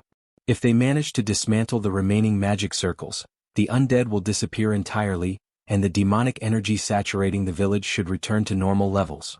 Confident in that conclusion, neither of them notices the subtle shift in the air behind them. As they walk away from the plaza, a strange mist begins to thicken in their wake, spreading silently across the ground. Choi casually remarks that after this incident, his relationship with Park Hyuna will probably improve, if only slightly. His words are cut short. A massive beam of green light erupts behind them with a thunderous roar, shaking the air itself. The sudden surge of power forces both Choi and Frischel to stop in their tracks, shock flashing across their faces as they turn back toward the plaza. Far from there, Abelson stands before the village chief and the gathered residents, calmly issuing instructions. Suddenly, an unnatural silence settles over the crowd. She pauses, sensing something deeply wrong, and wonders whether she should continue. That doubt vanishes the moment the green light pierces the sky. Recognizing its origin at once, the hero's statue, she immediately decides to return to Choi and Frischel. Before moving, she warns the villagers not to enter the town under any circumstances and orders the chief to contact the nearest temple without delay. Back at the center of the village, Choi struggles to make sense of what he is seeing. The summoner is dead, he is certain of it, yet the ritual continues. As the dense mist slowly begins to disperse, Frischel narrows his eyes, noticing a shape forming at its core. Something stands there, solid and unmistakably real. From within the fading fog, the summoned undead finally speaks, its voice heavy with age and authority. It demands to know whether its homeland is still a safe place.